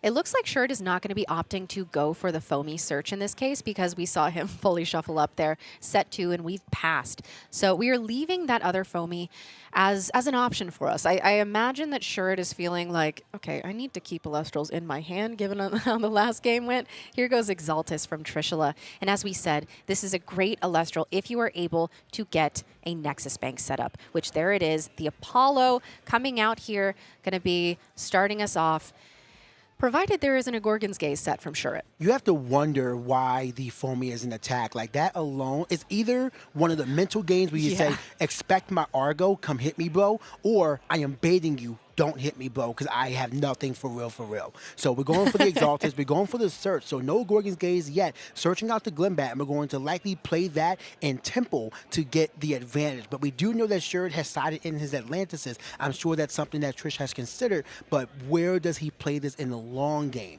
Do you have any back row that can protect Exaltus so you can save your Temple for a potential Nova Core in the future? Do you have do you need the offense, or you're worried about the Aprils coming out or a big search from the Foamy? Looks like we're going to be going for the Fortel, and we're going to find Exaltus, Solar Burst, and Nebuleo. Now, this is a hand you do not. Now, mind you, you might want to do that search first for the Temple, but still, you want to keep that Solar Burst on top so you can have that when you possibly need it. It's First Light in Trish's list. Yes, he has 2 First Light, and I imagine that leaving that Glimbat was actually, so that was a bit telegraphed, that Argo right there. Trishula being very smart in leaving the Glimbat search to be able to say, you know what, if I get bricked on this Apollo, then I am going to be able to deal with that. Here comes the Necklace coming out here, Exaltus going to the Underworld. Aphrodite or Hermione? It is the necklace, the +5 Harmonia necklace, and Trishula. You know, I have to say, you're probably not too upset about costing Shuret 4 cards when you've already set up your next who knows how many turns. Trishula has a game plan. He has foreseen the future with Apollo, and the future is bright as long as Shuret doesn't get too crazy with these fish. Now that Champ Apheros is going to allow the fish to get just a little spicy as we start mixing it up there with another one on field. 4 fishes coming at Trishula. We are getting the base Apheros certainly right now, right? Yes, exactly. But going down 12 to 4 spirits and knowing that your hand is loaded, I cannot imagine that Trish is too worried. But if another back row comes out to help shore up that field, Trish may have more on the field than his fork can bite. Okay, so we did grab that base Apheros. Unfortunately, we've already used our normal cast because I know Shirt is wanting to get rid of that necklace and saying, I need something to be able to Nexus off of here. We had the other Aphrodite coming down here, and we are searching out the Champ Apheros so that we can get the special cast. That way, if Trishula is able to deal with 1, we still have a second fish available, and they are, in fact, both 5s. I know that Shuret has to be afraid of that Nebuleo that Trish snapped up from that Fortel of the Apollo and saying, you know what, if I'm a 5 and you're under Temple and you only have 1 other spirit, that is at least a crash. There is that Champ Apheros coming out there from the special cast. So now we have 2 5s on the field and a 6 attacking Foamy. But if that necklace is not Nexus off of, then we have 4 points of damage, 2 points of damage, putting Short down to 4. It looks like the attacks are being declared, so we're just going to let this go. And I think if you're Trish, you are fine with this. 12 to 4? That was an incredibly valuable Exaltus. Not only did you get the search, you've set up your next few turns, you made sure it pay 4 cards just to do a battle trick to get rid of it, but then burned for 2 because he was unable to get rid of the necklace that he set up. That is insane value. That is 6 spirits alone just from an Exaltus, which in and of itself, once it's gotten its effect off, is not a huge threat. Yeah, not only that, but just what you got put in your hand. You got, I mean, you know the Solar Burst is there. So, I mean, of course, unfortunately, you do have to out 2 champion Aetheroses right there, so gotta get around that. But we have the Glimbat coming through here. I guess wanted to make sure you get that Solar Burst first. Now we get the Search of the Temple. If Nova Core is already in hand, that face down needs to be gazed, and one was already spent. Yes. Oh, no, and was it? so we have the Argon Temple was of the Sun coming out here, going in and grabbing that from the effect of the Glimbat. And that does tell me that either we are just reshuffling because we didn't want to see the cards that we saw from the Apollo last turn, or we do have the Nova Core in hand. I imagine that we're going to be going for that Nebuleo, though, depending on how this Foretell goes on this Apollo. Okay. So we're going for the Solar Burst, Yep. and we're going to see exactly what is there. We have First Light. Come on, let's... Okay. Whoa! Oh. All right, Oh. Exaltus, that's Okay, what that you want to Exaltus send. is... And a Nova Core. And a Nova Dog. Core. I imagine we are going to be pitching Wait a that minute. Exaltus We- right now. We pitch Exaltus, we Apollo for Nova Core, we play Temple of the Sun, we out the other Electro Yes, you don't this take out. is- You run over the Foamy. Yes, we have just drawn the Wombo combo, as the kids say. This is about to be redonkulous. And Exaltus has been sent to the underworld here. Trishula looking at these saying, yeah, I think I'll probably put this Nova Core on top here. I think, I think that'll suit me just fine. There's been about And- 6 to 7 cards that have been looked at that Trisha just said, I know exactly the 2 I need, and I promise you this number will be nice as Temple of the Yeah. Sun comes down, and we already know Nova Oh, we Core already is had telegraphed. it. Yeah, we didn't even need the Apollo. You already got it. So now we're going to check out the other champ, and this board is being picked apart with only 4 spirits left insured side. The Swing. Nova Core goes into the champion. Aetherals threatening 1 point of my damage and taking out the goodness. entire threatening of the board. The face down duck comes out, and it is Atlas's miss, Atlas's forcing miss. a crash Whoa. of the Nova Core. Still doing a point of damage, though, but removes the Nova Core in hand. The problem is that we know there's another Nova Core on the top, and there are 7 spirits left for Trish. No Argo coming out there. We're going to take that as a point of damage, so not really getting much value in terms of spirit mass, but also equaling the field. We have 2 spirits on Aetherals, a lot of cards in hand, 2 spirits in spirit deck, possibly 1 turn left for Shuret. The numbers are not in his favor. No, the only card we know for sure Shuret has in hand is the Foamy and the base Aetherose there. We do have the Nexus Bank, fortunately, in Aphrodite, so that could get us into some kind of card, hopefully some sort of healing. I don't know. We know that Shuret is running Galaxy? 1. Missed the other one. Oh, okay. Okay. Getting rid of the Temple of the Sun. With the other Nova Core stacked, we know that that was critical. So that was exactly the card that Shuret needed to see. As long as Trishula is not able to get another Temple of the Sun, we might be able to do something here. We're doing 3 points of damage to Trishula, and unless we see another Glimbat, we might be in some trouble. Trishula doing some real quick boy math here, saying, what can I afford to lose? This is getting a little bit pricey as I am left on 4 spirits left in spirit deck to your 0. But Shuret has 3 on the field, and with another face-down set, you already know that they are ready to launch a Gorgon's Gauge with 2 from that Aetherose, but it would lock him under anything else. This is just a really tight spot on Trish, and it all comes down to that. I mean, you know what your next few cards are, so what magic can you make happen? We're reading the Aphrodite, making sure as we draw into our card, we have 2 face downs that are unknown to us, and we are just here. I cannot believe that Atlas's Mist may have been the deciding factor. Atlas's Mist is such an incredible card to have made this much of a difference. And as we know, Trishula has that Nebuleo. That does not contest an Aetherose under Atlantis. That is... Okay, this is crazy, because if this attack goes through, even if you Gorgon's Gaze the attack in battle this Aetherose is a 7. No. It's a, we have a 6 on the Galaxy and a 7 on the Aetherose. I am doing the math and it's not quite Right. working. Right. The Atlantis. Do we have What do we do here? another Temple of the Sun? What? What's going on? Oh, so Argo. We're calling Argo. This has to be Argo. We can afford to do an Argo here. We can do exactly 1 Argo. Yes, for the necklace, it would get over it. So he's trying to think of how do I stop this? But then if I stop this, how do I get over this? He needs the spirits on board. Oh my gosh. He's going to have to pay for something off of this Aetherose, because you know if Trishula is swinging a 6 attacking Galaxy into a 7... Gorgon's Gaze, what phase? In what phase was that activated? We're paying off, or we're possibly stop. Oh, we paid off of the Atlantis. So now this Aetherose is a 4. We can't Yes. play anything else. It had to be on Another the attack Atlantis. step. It had to be, yeah. It had to be on the attack step because that would still allow a window for Trishula to activate an Argo if it had been on the battle step. A rock in a hard place. Oh, That's a concession. misenchanted. Your That means- Elestrals World Champion, Trishula! Oh my, finally the bride! Get this man a veil! Oh my I cannot goodness. believe it. What a fantastic finals. We got to witness. Oh my we got gosh. to be here for this. They are hugging it out. Big Soldier jumping on the stage. Justin going with Shurit, their friends. This has been an amazing event to Oh, culminate my here. goodness. 82 competitors to a top 16, an entire year circuit up to this. Incredible. Actually, can we get this very sweet moment that's happening just off camera to move slightly to the side because we have these friends absolutely embracing, celebrating this win as Trishula has become the first ever Elestrals World Champion. This is such an incredible moment, and we are just celebrating these casters who have worked together through this entire season, and it has culminated in this as we have A-Drive coming on to congratulate Trishula. We really do need to get this man a bouquet and a veil and declare him the bride. This is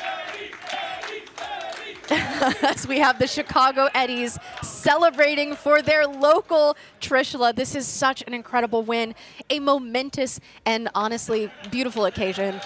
I'm so happy. One of us has to stay not emotional. I'm so happy. Both PK and I are sitting here choking up because we are just so happy for our friend. This is such a wonderful moment, seeing people celebrate Trishula, celebrating this victory, and just the beauty of this season of Elestrals that we have had in this conclusion of, I mean, what a story, right? Trishula, always the bridesmaid, except when it ultimately counted. Now the bride, the world champion. I said at the beginning of today, I'm here for the story. I said I'm here for the story. What an ending. It could not have ended either way. It would have been incredible for either player. Yes. I can't look at Man. you because you're tearing up, and I'm going to cry.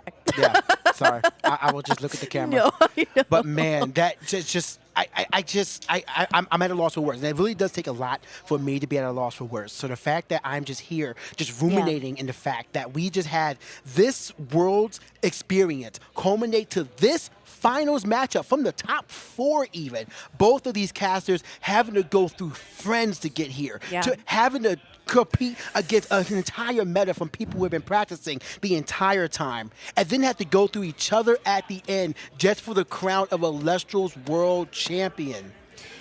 It has been truly incredible. You said at the beginning of this day that you were rooting for the story, and that is exactly what we have here. I mean, if you could have just seen, I mean, you were slightly off camera, but we saw a little bit of the joy that absolutely erupted in this room on that stage, and we have our first ever world champion. Not only that, but our top 3 as we are getting ready for a closing ceremony right now to finally crown our winners and celebrate them and all of the incredible casting that they've done to get to this point. All of these clashes, as you said, there was friendly fire, there were highs and lows, and all culminated in this. And I cannot congratulate Trishula enough. I'm going to be able to interview him, find out how he's feeling, talk about this win. We're going to be yapping here for a while. And I can't wait to hear from him, to see how he's doing, and to see how he's feeling about this victory. I'm so happy. I'm happy. There's no words that I can say. There's nothing that PK is speechless? I am happy, content, thrilled, exhilarated. I am just happy with where this is. I love this game so much. I'm going to go hug my brother. So you guys stay tuned. Kay will be here with the interview for your first Elestrals World Champion. And after that, we have reward and trophy ceremony and the closing ceremony.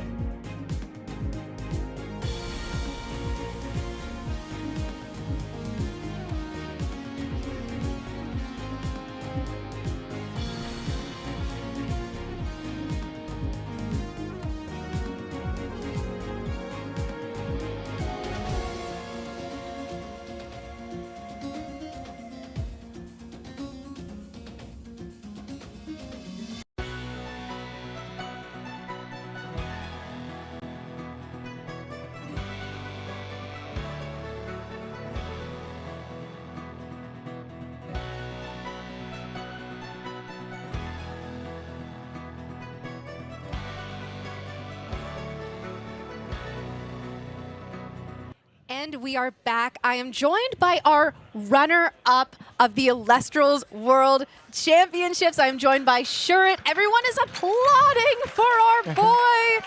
Everyone is so excited. We are, of course, going to be joined by Trish in a little bit. The man has had the World Championship title for all of 5 seconds and is already saying, you're actually going to wait for me. I have some things to go do. So we'll be joined by him when he is able to show up. In the meantime, I get to talk to my lovely friend Trevor. I am so excited to be chatting with you here. Me too. How are you feeling after these 2 days in, I mean, weeks and weeks of practice as well?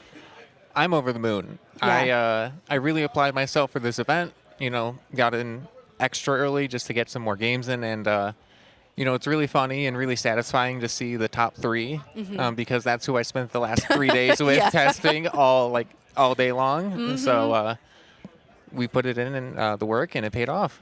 Now, I've heard people talking around the room saying that you are the best fish player. And I mean, we have evidence of that. You are the best fish player in the room. Yeah. And how do you feel about that? What drew you to the archetype? And what did the creation of this deck look like for you? Yeah, so I have always been drawn to water decks. Okay. I picked up the Lakagon deck, you know, when the set just came out, and we were playing that. I played Lakagon and Kissimmee. And so I just naturally progression, like, okay, you know, it's hit. Let's do the next best water thing. Yeah. And I actually worked on Justin with the list. So extra special shout out to him. Him and me put our brains together to say, how are we going to solve the solar matchup? Yeah. And that was rocking a hard place. Ooh. And is it usually, because we saw you use it targeting the temple, is that usually the decision there? Yeah. So or the Apollo, I guess? Yeah, so you mostly want to do Nova Core and Temple. Okay. It puts them in a rock and a hard place for sure. Oh, there we go. Yeah. And I know that there were some variations of this deck that were playing the Lakagon, which you were already familiar with going into this. What advantage do you feel the Kuribus list had? Was it truly just the solar matchup? It's a good solar matchup, but it's also really good into Hermes. Okay. Being able to non-target destroy anything comes up a lot, especially when other strategies with divines are loading up their divines. I didn't get to do Kuribus heal 6 off of a Hermes this weekend, so I'm disappointed for that. But that's things you can do with it, or you know, if it's a simple game state and they just have one rune set, you know, just go after that, and you're free to go about your turn. Now, there is a card that I have to ask about that did come up, and that was, I believe you know it by another name, but we know it by Dense Fog Atlas's Mist. Yeah, the chili mix. The chili mix, yes. We've been hearing about this. I know that just from my experience of your practices, that this was like, chili mix is crazy, chili mix is bad, chili mix is great. It's not so good. What was that experience like? Yeah, so that was another Justin T revelation. It was Friday night, and he was like, this kind of solves the mirror, you know, because it sets everything to base stats, and it makes it awkward if the fish are trying to crash Magnos into Aphros, for example. And it's also good into, like, all the cryoblasts, right? I'm already on Lunar Spirits for Rockin' a Hard Place, so I don't have to do anything weird. I can just board those in. And I know that Trish was on, you know, Whale. Yes. So I was trying to catch him out. And with the whale. It worked perfectly. Yeah. It was very cool to see because I have been hearing so much about this card, and it's like, yeah, you know what? In the final match of the entire tournament, now is the time for it to show up. And it really did, and it put in a lot of work. Now, we've talked about your list, which, of course, you know, I've loved to see the development process of it. But now I want to talk to you and this tournament experience, but also your experience through the season leading up to this point. How has Worlds been for you, and how has your time in Elestrals been up until this point? It's been wonderful. Yeah. Elestrals has become my main game. I love it for, you know, the friends I've made, the gameplay, just everything about it. Going through the season, you know, I've done a lot of webcams. I've seen you. Yeah, here and there. I've never cracked top 4, and I've never day 2'd an in-person event. Until today. Until today. And now you're the runner-up of the entire world of Elestrals, which is so incredible. Yeah, it's crazy. Now, before I let you go today, I will ask one question, which I know a little bit of your answer. We've heard some of it. But is there anyone specific who you would like to shout out and thank for your win today? Yeah, so definitely first thing to shout out is Trish, Justin, Josh, and Swole, helping being the testing partners over the weekend. Yes. Shout out to all the people back home in Chicago, the Chicago Eddies, putting up with me playing Fish for the last 4 weeks. I won't play it anymore, I'm sorry. And all the Nimbugs. Shout out to the Nimbugs.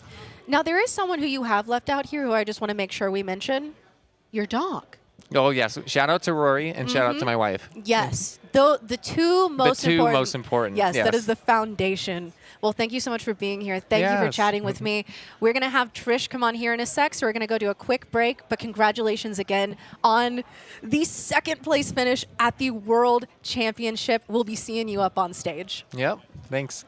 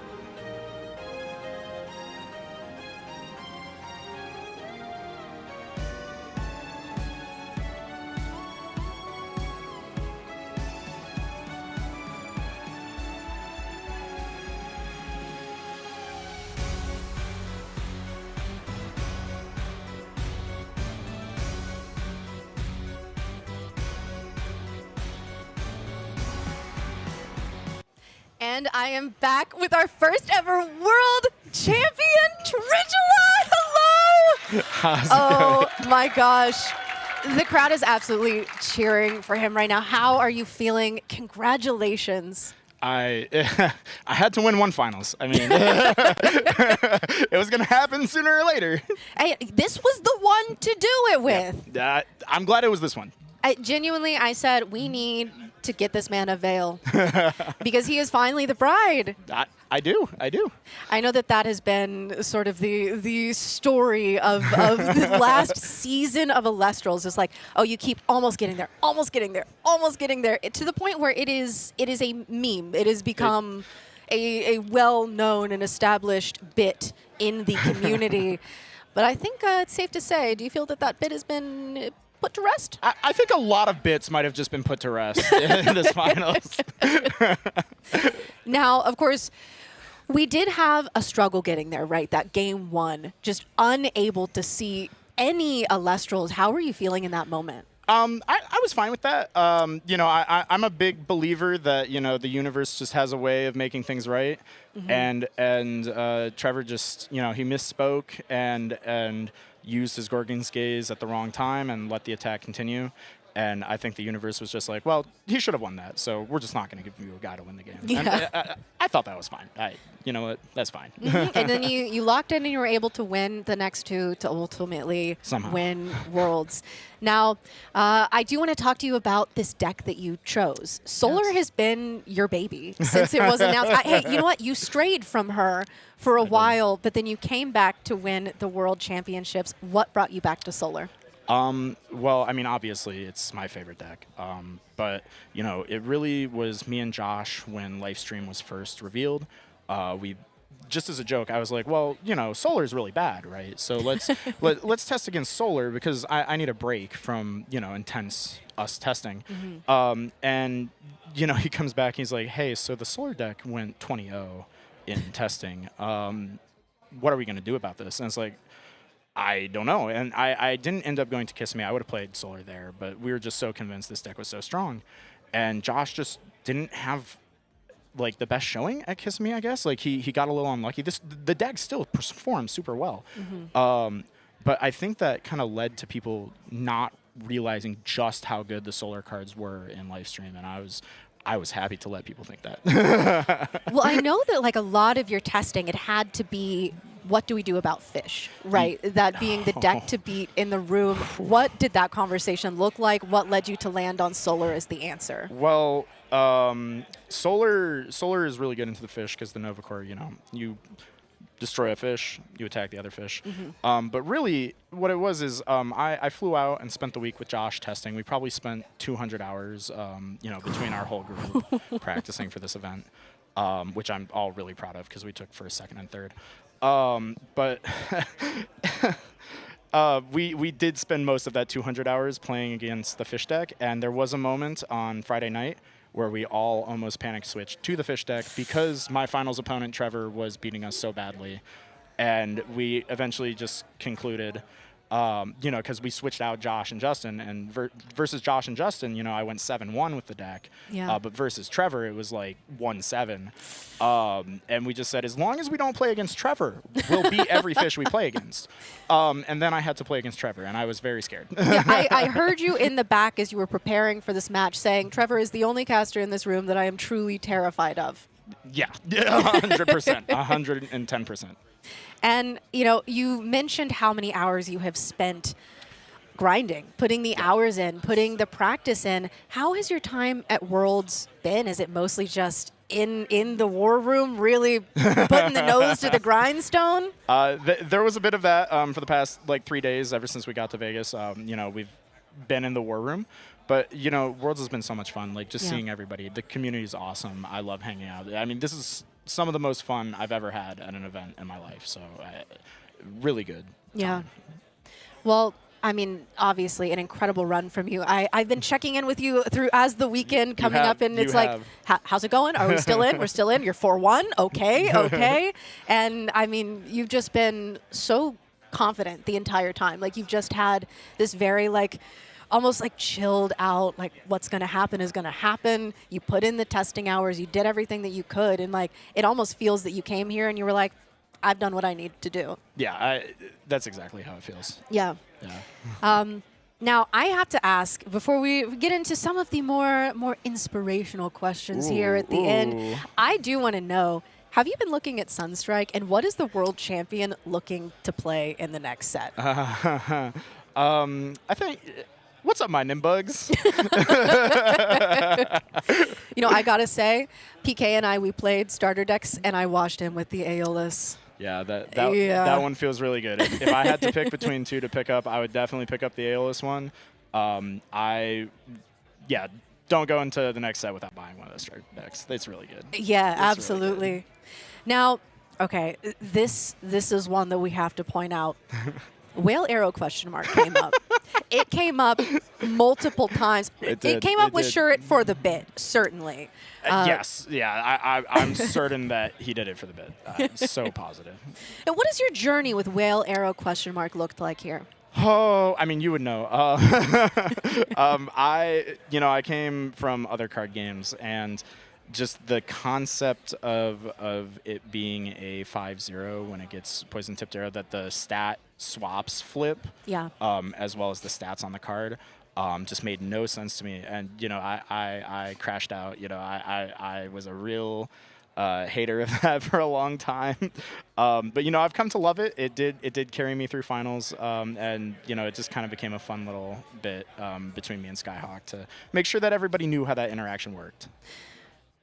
And it has. Honestly, I don't think I would know the answer to that question if it wasn't for the emojis whale arrow question mark, which for those of you who are watching at home, be sure to drop those in the chat because it is, there is nothing more classic than a whale arrow question mark Trishula moment. Do you know what the stats are? I still don't know. Skyhawk wouldn't answer I in don't. the finals. I'm actually not sure. Yeah. He told me to be quiet. Now, one thing I have to ask you about is this piece of paper. I don't know if you still have it in your pocket.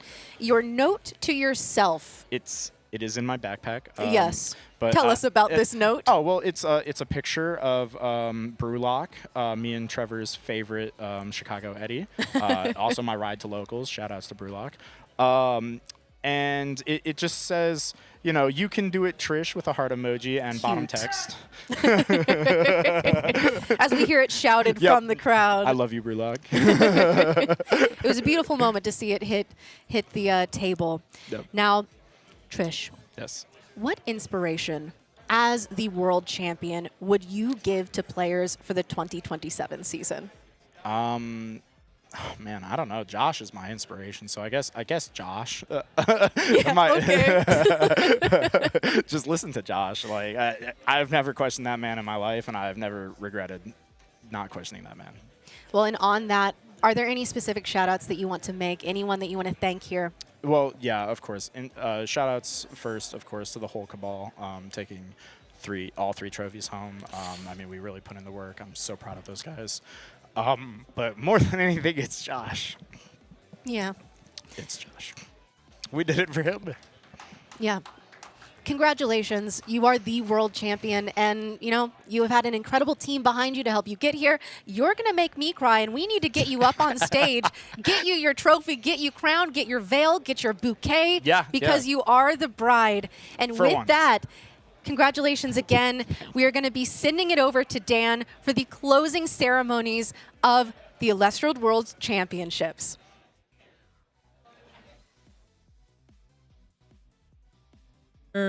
Let's make some noise for our finalists.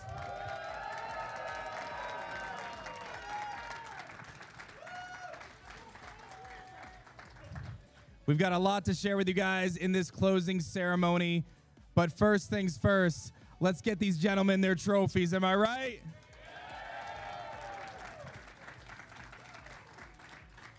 Coming in third place is none other than Justin T. Well done, man. Well done.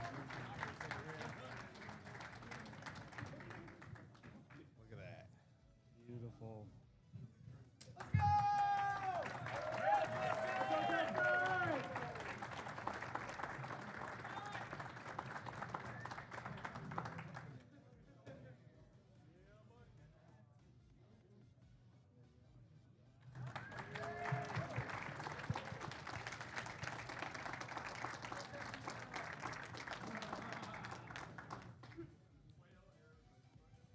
That was an insane finals. That was an insane finals. Let's give it up for second place, Shirt!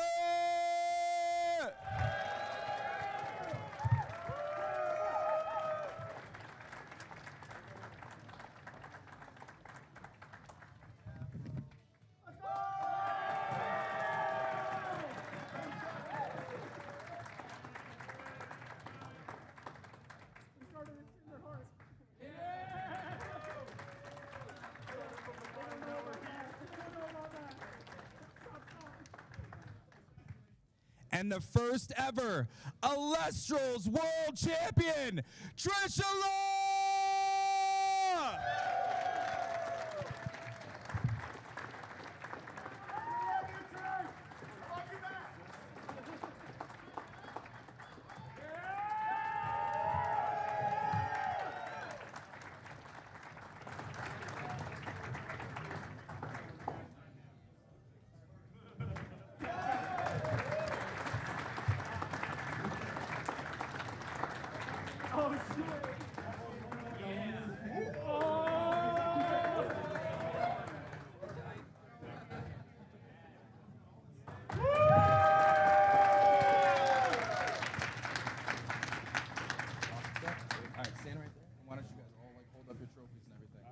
Throw them out on my shoulder.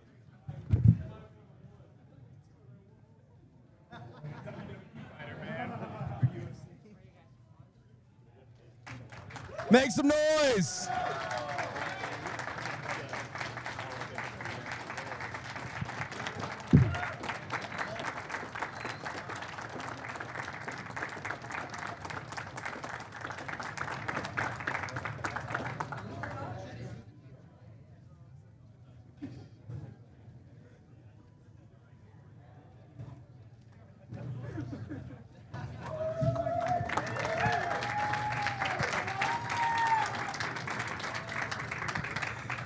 Wow, this is pretty incredible, guys. We have a lot to share here in our closing ceremony, so stay tuned in. We're gonna have some fun with this one, but a big congratulations to our top three. And one more time, let's make some noise for Trishula!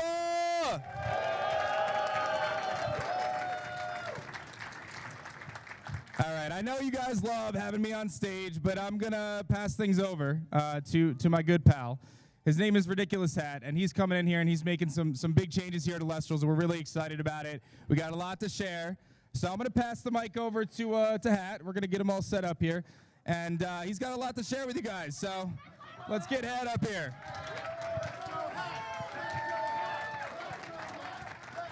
Don't worry, Dan. You can hold on to your mic. We got to. We got to. Hello, Elestrals World. Elestrals World. How are we doing? How was that finals? You all know this. All right. So, hi. Many of you know me. Some of you don't. My name is Ben, but I go by Ridiculous Hat. I am your Director of Player Experience, and I'm here to talk to you about organized play, the Road to Worlds 2027.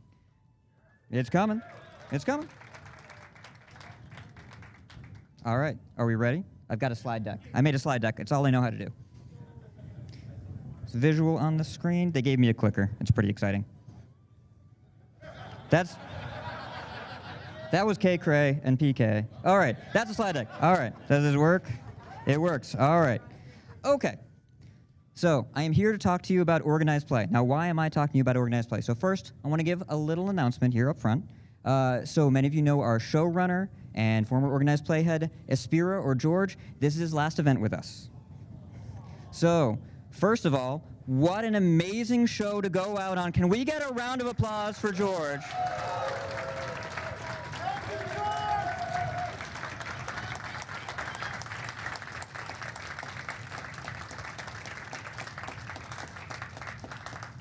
Back there checking his phone, trying to look cool. I get it. I see you.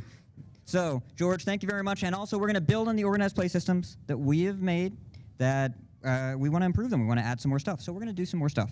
I'm going to tell you what we're trying to do first. First of all, I want to talk about building healthy scenes. What does a healthy scene mean? It means that your locals keeps going if someone is sick and someone else has a paper to write.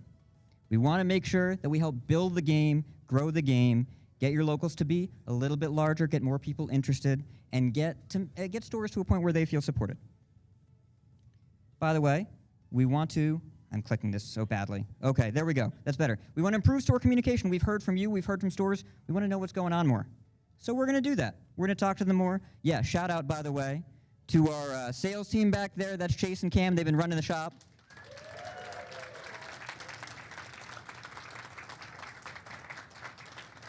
They love talking, especially Cam. Loves yapping. Though I regret to inform you, he likes Blizztrix. Sorry, everyone.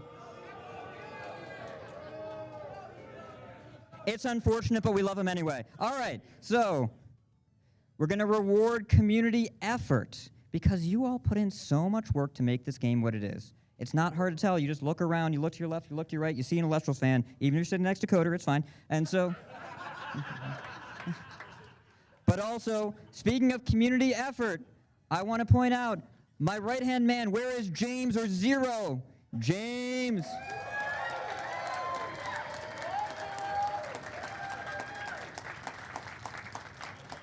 I didn't tell production I was going to point at people. I bet they want to do camera cuts. Sorry, production. That's on me. James, if you know James, you know our ambassadors, you know our local culture. That is all him. So, James, thank you very much for doing what you do. All right. And you know what else we want to do? We want to make cool stuff. Because that's Elestrals for you. Have you met A-Drive? You don't have to pan to him, production. It's fine. He's fine. He gets enough camera time. Okay. So let's talk about the road to Worlds. Now we have branding, because branding is key. We want to make sure our stores know what's up. You see all these different levels of events. You know many of them. Some have new names. We'll talk about that. The ones that reward QP have the points on them. You see what we did there. Points and points. See? Everyone understands immediately. I love this. That's all KG is. His branding is great. Yes. Okay. So I want to talk about a few of them right now. I want to talk about our expansion cycle events. They happen every expansion. Relatively rhythmic timing. Your stores will be informed of what's going on. They'll know what they need to do. You know the pre-release promo. Phosphocell Ultra Charged. Love that card. Looks fun. You've seen this before, but you can clap. It's fine. You can clap. Sorry. I'm okay with you clapping. It's fine. All right. Now, set celebration. This used to be set championships, but this is a fun, casual plus event. We want to make sure that the players that start at your pre-release, usually starter deck sealed, they bring back that starter deck. It's got a little extra juice in it, and they're able to have a good time. This is a casual-focused event. There's a flat amount of QP for entering, no QP for winning rounds. We want people to enter, have a good time, play what they feel like playing.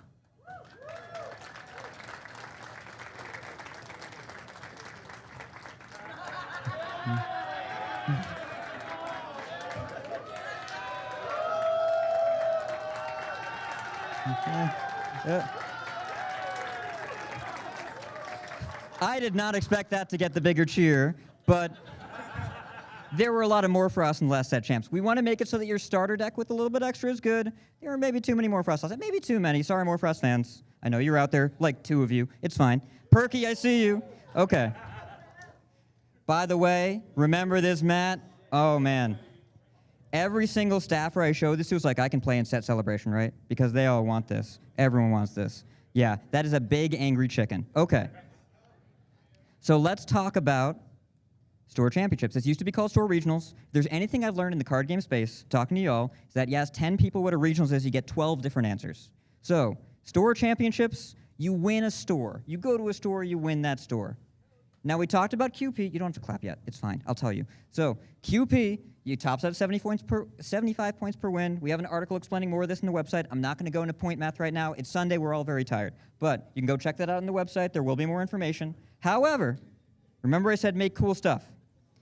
If you enter a Store Championships, you get a card. And if you win it, you get a cooler card. They're both pretty cool. This uses our new gem frame that you can only get at local game stores. If you enter, you get the Win-Gin, and if you win, you get that Tornado-Gin. So I'll see you all at Store Championships, am I right? Okay. We're not done, I'm not done. Okay, I'm gonna keep on moving because Dan has some stuff to talk about too. You're gonna wanna hear it. I'll keep going. Divine Favor. Does anyone know how it works? No, you don't. So, Divine Favor, for those of you that don't know what this is your season tracking system. We've moved from talking events, we're gonna talk about the whole season now. Divine Favor, it's real simple. You enter events, you get points. You win matches, you get points. We'll explain all the numbers on the website. You don't have to know anything now.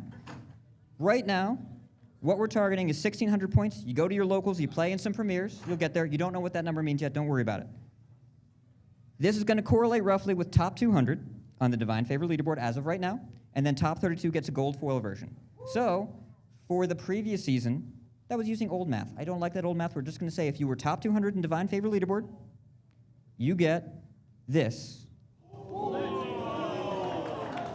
And if you're top 32, you get a gold one too. The new season starts April 1st, so you can check the Divine Favor leaderboard right now after I'm done talking, when Dan's talking. Check it then. And you'll see if you get one of these, we mail it right to you. We are going to communicate how this system works clearly. We're going to put it on the website. It's going to be real simple. You'll know how it works. Right now, the only one who knows how it works, there's Nick. He knows. Okay. But, I heard Nick laugh. Okay. But what if we also rewarded you for playing at your local game store? What if we took that Divine Favor system and filtered it down to just local support? Folk Hero. So, you get points for entering, points for winning, same calculation as Divine Favor. If you go to 8 of your locals, 800 points. You go to 8 of 16 locals in one season, and by the way, the season starts April 1st. You get a promo sent to the store with your name on it, and if you lead the store, you get a mat. This is the one for Season 5.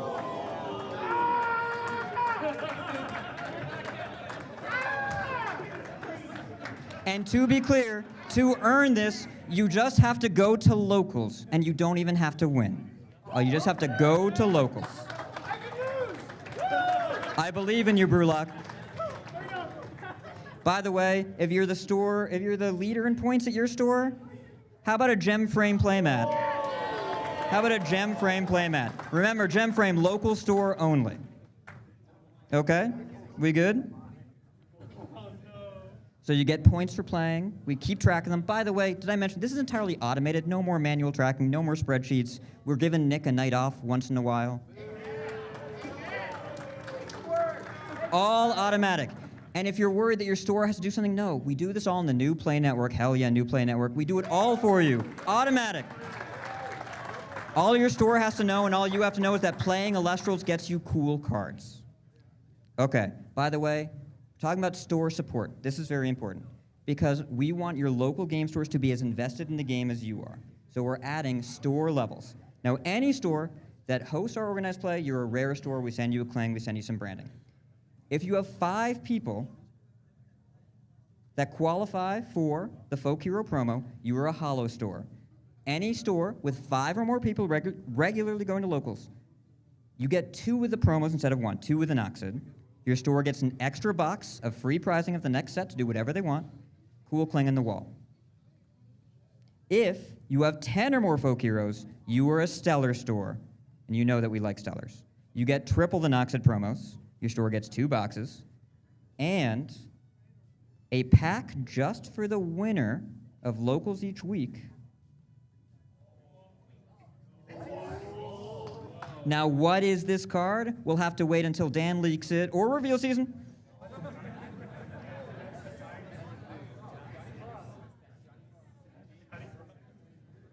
And if you're going to come up to me after this and ask what's in this Stellar pack, I have no idea. We haven't finished it yet. It'll be cool.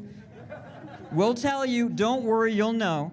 But the point of this, build up your store, build up your locals, earn special gold packs for winning. Okay. Talked about locals.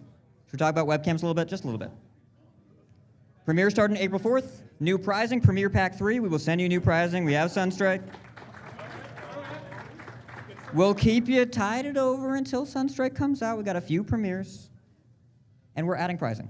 What if you got a playmat that matched your prize card? Wait, have we shown the prize cards? We have now.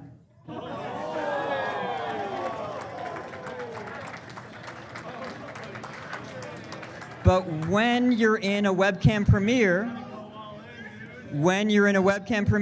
what's your camera pointed at? Your playmat?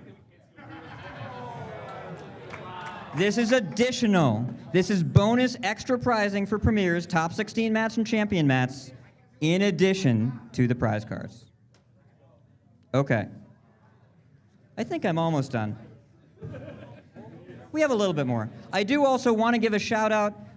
If you don't have a locals yet, Elestrals for everyone. We really care about our webcam events. And by the way, grassroots events. We've got a bunch of those, the Poison Nectars, the Stellar Invitationals. I know Luke is running tournament. By the way, the Ruminous Rumble. Where's Australia? I want to hear Australia. And you know what? I'm going to say it. Cobalt mentioned. Okay. It does actually say it on the screen. So, okay, one last thing, from me at least. Let's talk about Card Party. So Card Party is this really cool event. At each of these, we're gonna have a 64-person event. It's gonna be like a store open, very similar in terms of structure and pricing over 2 days. There's some information about this on the website. These events are really rad. And I'm gonna let my boss, Dan, tell you about why they're so rad. A-Drive, come on up. All right, don't clap for me. Can we give it up for Hat, guys? Come on. I'm not quite done. Love this guy. Love this guy. I like that. All right, so what do we think about everything he said, right? Good? Good? Listen, we've got a lot of great plans, as you guys just saw. It is so crucial and important that we support everyone in this room at bringing Elestrals to your local shops, at rewarding you for being involved, at giving you guys dope prizing, and in continuing to elevate, listen to the feedback, and continue to make the best game we possibly can. So, again, thank you. All of this is possible because of the people in this room and the people supporting at home. So we recognize that, and we just want to keep delivering on that and doing something awesome. Speaking of something awesome, Card Party. For those who do not know what Card Party is an epic in-person event run by Deep Pocket Monster. Does anyone know who Pat Flynn is? Pat is an awesome content creator, entrepreneur who has created an amazing in-person event. And for Elestrals, This is an opportunity for us to team up with Card Party, have an epic booth, have epic opportunity to do demos to a new audience, and also run an amazing 64-person tournament at each one of the 3 card parties. There are 3 events happening this year. We are going to be going to San Diego in May 2020, or May 22nd to 24th. That will be a Sunstrike event, and if I'm not mistaken, that's going to be our first Sunstrike premiere. You are not mistaken. Perfect. So if you're near the San Diego area, then you're going to want to come to Card Party, or you can make the trip. It's going to be a lot of fun. July 24th to the 26th, we're going back to Florida, Fort Lauderdale, for another Card Party. And we just love Dallas so much. We're going back to Dallas, Texas, September 4th to the 6th. But here's the thing. We just showed you a lot of really cool cards. But we got to save the best for last. Because if you attend these card parties, there are 3 exclusive card party promos. And each one of the card parties will have a different promo. If you come to the San Diego card party, you will get the brand new promo Lumavale. The other card parties will feature the other 2 Lumavale forms. These will be easy to get if you come to the card party, and it is going to be an epic event that you do not want to miss out on. I'm so excited to be on stage for the reveal of this. Do you believe how beautiful this mosaic I know, Lumavale trio absolutely is? nuts. Absolutely nuts. And these are not the prize cards for the events. These are what you get for attending the card parties. There are also prize cards for playing and for winning. There are so many cards at the party. It's a card party. It's going to be a card party. It's going to be a card party. So, we're going to have more details coming for Card Party very, very soon. So stay tuned to our social medias. We're very excited to be linking up with Pat, Deep Pocket Monster, and the Card Party family to bring Elestrals to new places in the United States and visit some old familiar places as well. That's not going to be it for us in terms of our in-person events. We'll continue to be working towards bringing you guys in-person events, but we're very excited to partner up with the Card Party family. Now, before I get to kind of my last fun thing of the day, I want to just take a moment and I want to have everyone in this room give it up for all of the players who threw down and everyone who came to Vegas.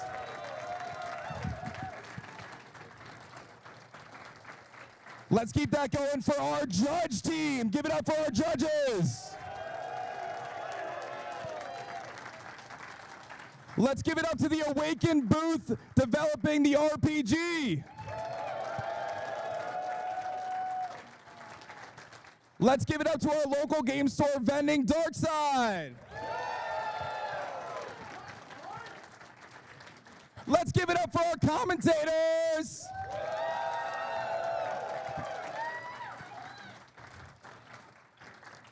Let's hear it for all of the Elestrals staff who threw down to make this happen, traveled from all over the world, from Japan, Canada, El Salvador, and beyond to make this event as amazing as it was.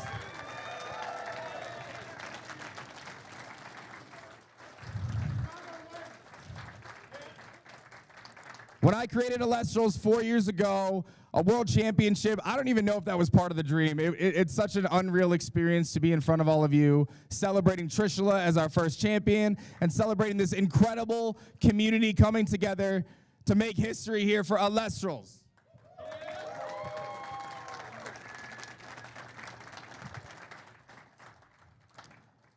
I am so thankful for everyone in this room and everyone watching at home. I can't express it in words, but just know that I am very appreciative, and I cannot wait to continue to put in the grind every single day. My team's going to do the same, and we're going to continue to elevate Elestrals and make it the best game we possibly can.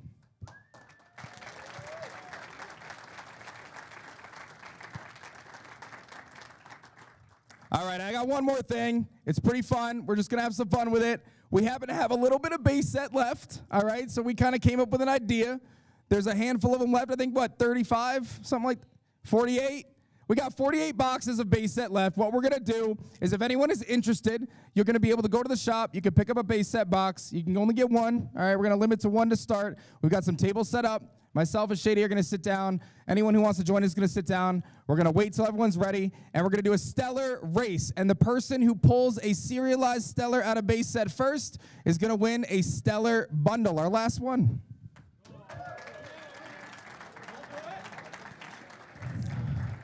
And there's everyone going. Okay. I want to just take one more second. I hope everyone has safe travels home. Wait. Yes, you have to purchase them. Sorry. I thought if that wasn't clear. Sorry, you do have to purchase them. I apologize. Oh, sorry. Sorry. Okay. It's still half off, though. It is still half off. Okay. I hope everyone has safe travels home. Thank you so much for taking the time out of your lives to come here and celebrate Elestrals in the biggest way. For myself, the Elestrals team, and everybody at home, thank you so much for coming to Elestrals World Championship, our first ever World Championship. Thank you, everybody. Safe travels home, guys. Back to the commentary crew.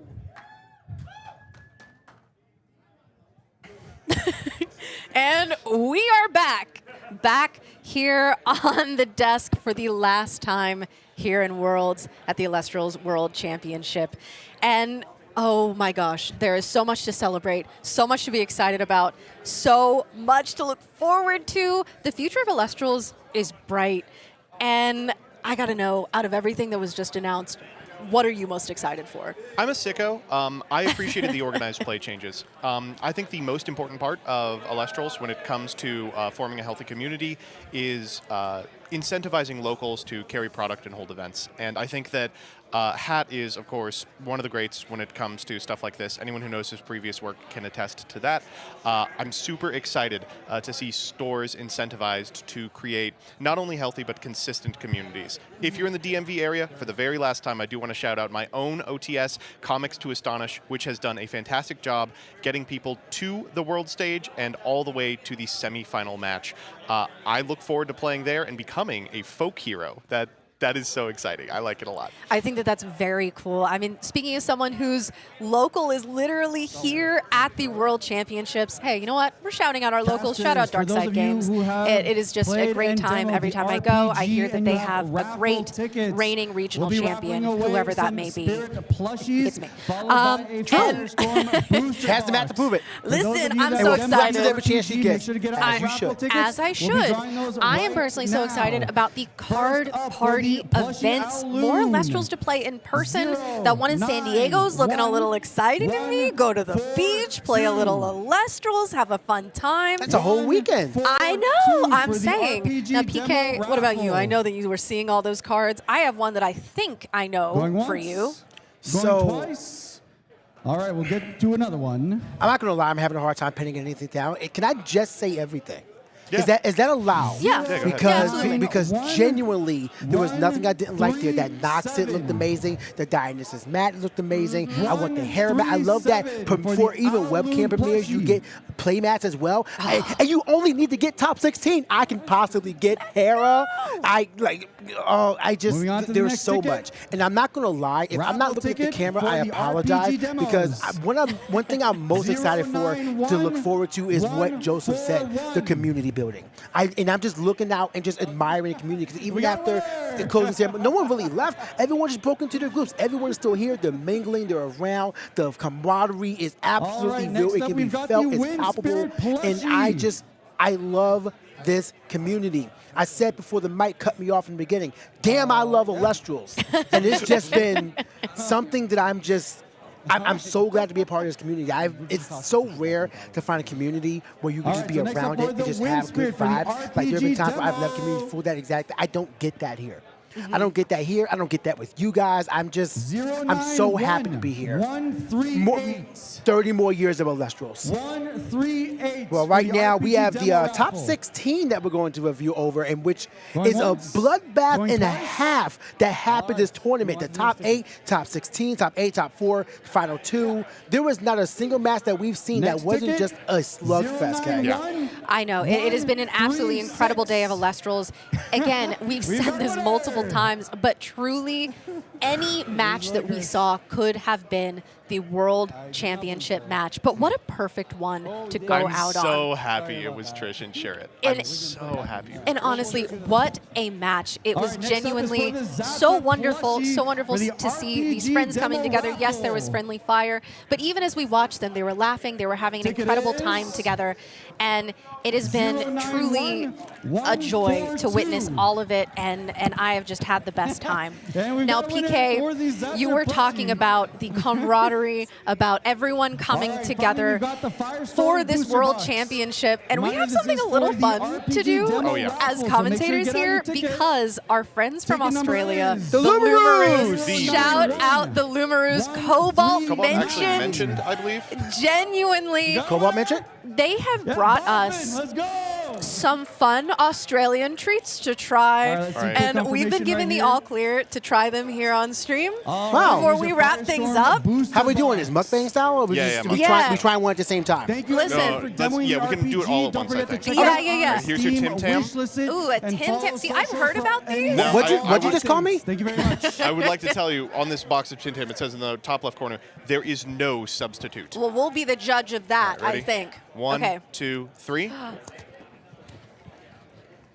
Oh, this is delicious. These are really good. No! These Oh, are good. These are real. I haven't really eaten all day, but these are really good. No, This these is how are y'all are incredible. eating down in Australia? No, this is really good. Ooh. You can feel this being fresh. Oh, man. I can taste like the sugar. Yeah. And it's creamy. It's good. Fine, I'll get diabetes. Justin It's T, okay. Listen, Shirt, okay. Good and crunch to it, Trish. too. Okay, What we is need this a little one? palate Your cleanser. This is the world's burger prizing ring. I over did at check, the not- prize Big wall burger in the corner of the taste. room. Yes, not Once made you're with done real taking photos and burgers, so stuff. vegetarians do not worry. No, I Oh, wasn't they're really. little. I These wasn't are ex- small. Many would say these are big burger rings. Honestly. All right, ready? As 3, long as you know how to 2, do it. 1. Okay, this one was bad. Oh. I didn't like this one. You don't like it?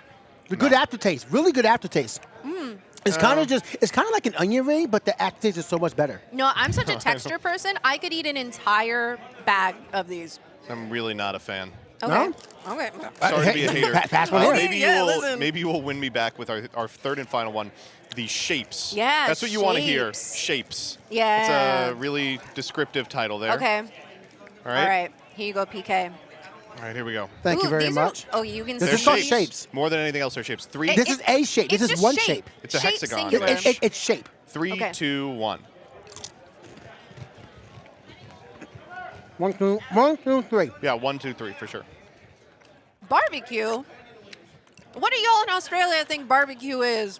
Put some shrimp on a barbie. They invented it. It tastes like barbecue Pringles, for what it's worth. I will be going hard on the Tim I Tams. keep I'm that not a big wrap fan around of the these shapes, I'll be boxes, honest. everybody. Hands on the Yeah, table. I could eat an entire bag of starting these. soon. These are They're insane. delectable.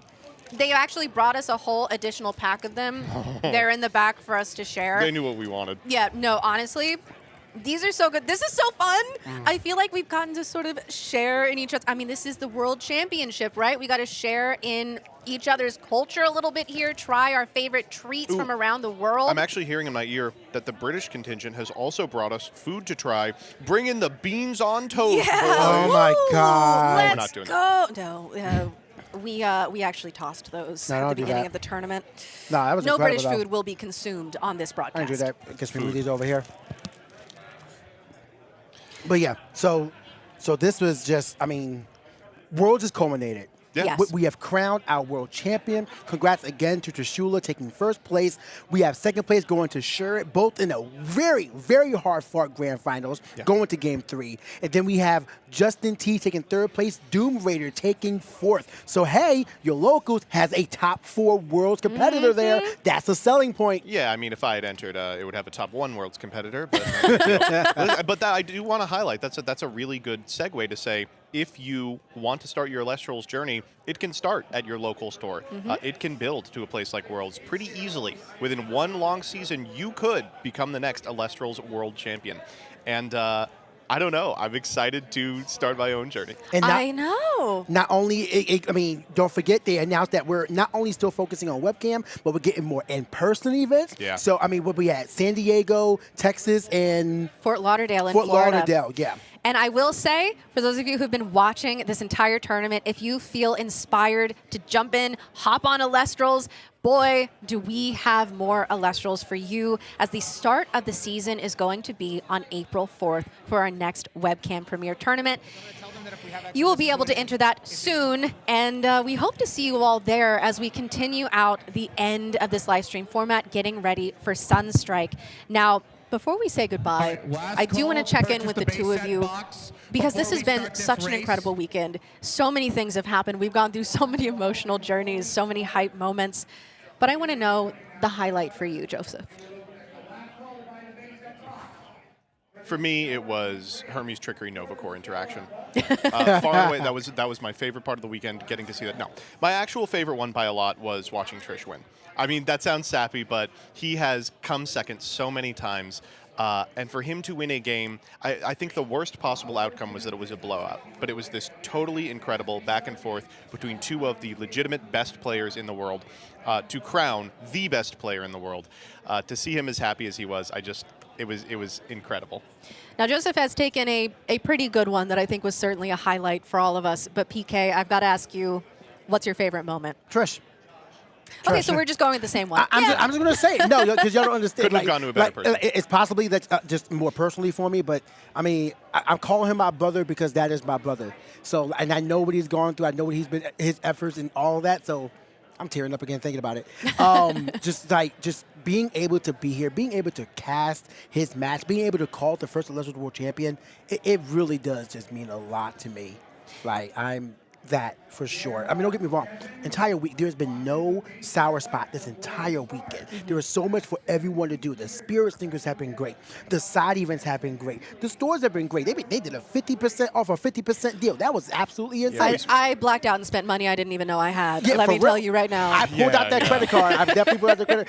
We had Awakened here for everyone to show out who supported it. We had so many trinkets around. There are signs everywhere. And then again, I cannot emphasize this, all this being circled around the community. Trish was my highlight, but the extreme games that we all got to call, being around the people, meeting everybody, this entire weekend has been a bright spot. I cannot tell you the number of times in interacting with the community, because when I'm not here on stream, I am doing my best to walk around, to interact with people, to chat with them. And the number of times that I hear the phrase, it is so incredible meeting all of these people in person. There is nothing like Elestrals, and there is nothing like the Elestrals community. Yeah. And that has been true. This has been a celebration of everything that has been built. This was the first ever World Championship, but most importantly, it was a gathering of the community from around the world. Thank you to the Australians who brought us snacks. A true world experience. I've got this pass here, one here, saved brother. it for Thank later. you very much. I'll keep you up, and you guys can eat those. Yeah. But everyone who we've been able to meet, the Brits were here. They brought the beans on toast, as mentioned, but we forgave them for that. We overcame that. People from all over the world, all walks of life, coming together under this banner of a game that we love so much.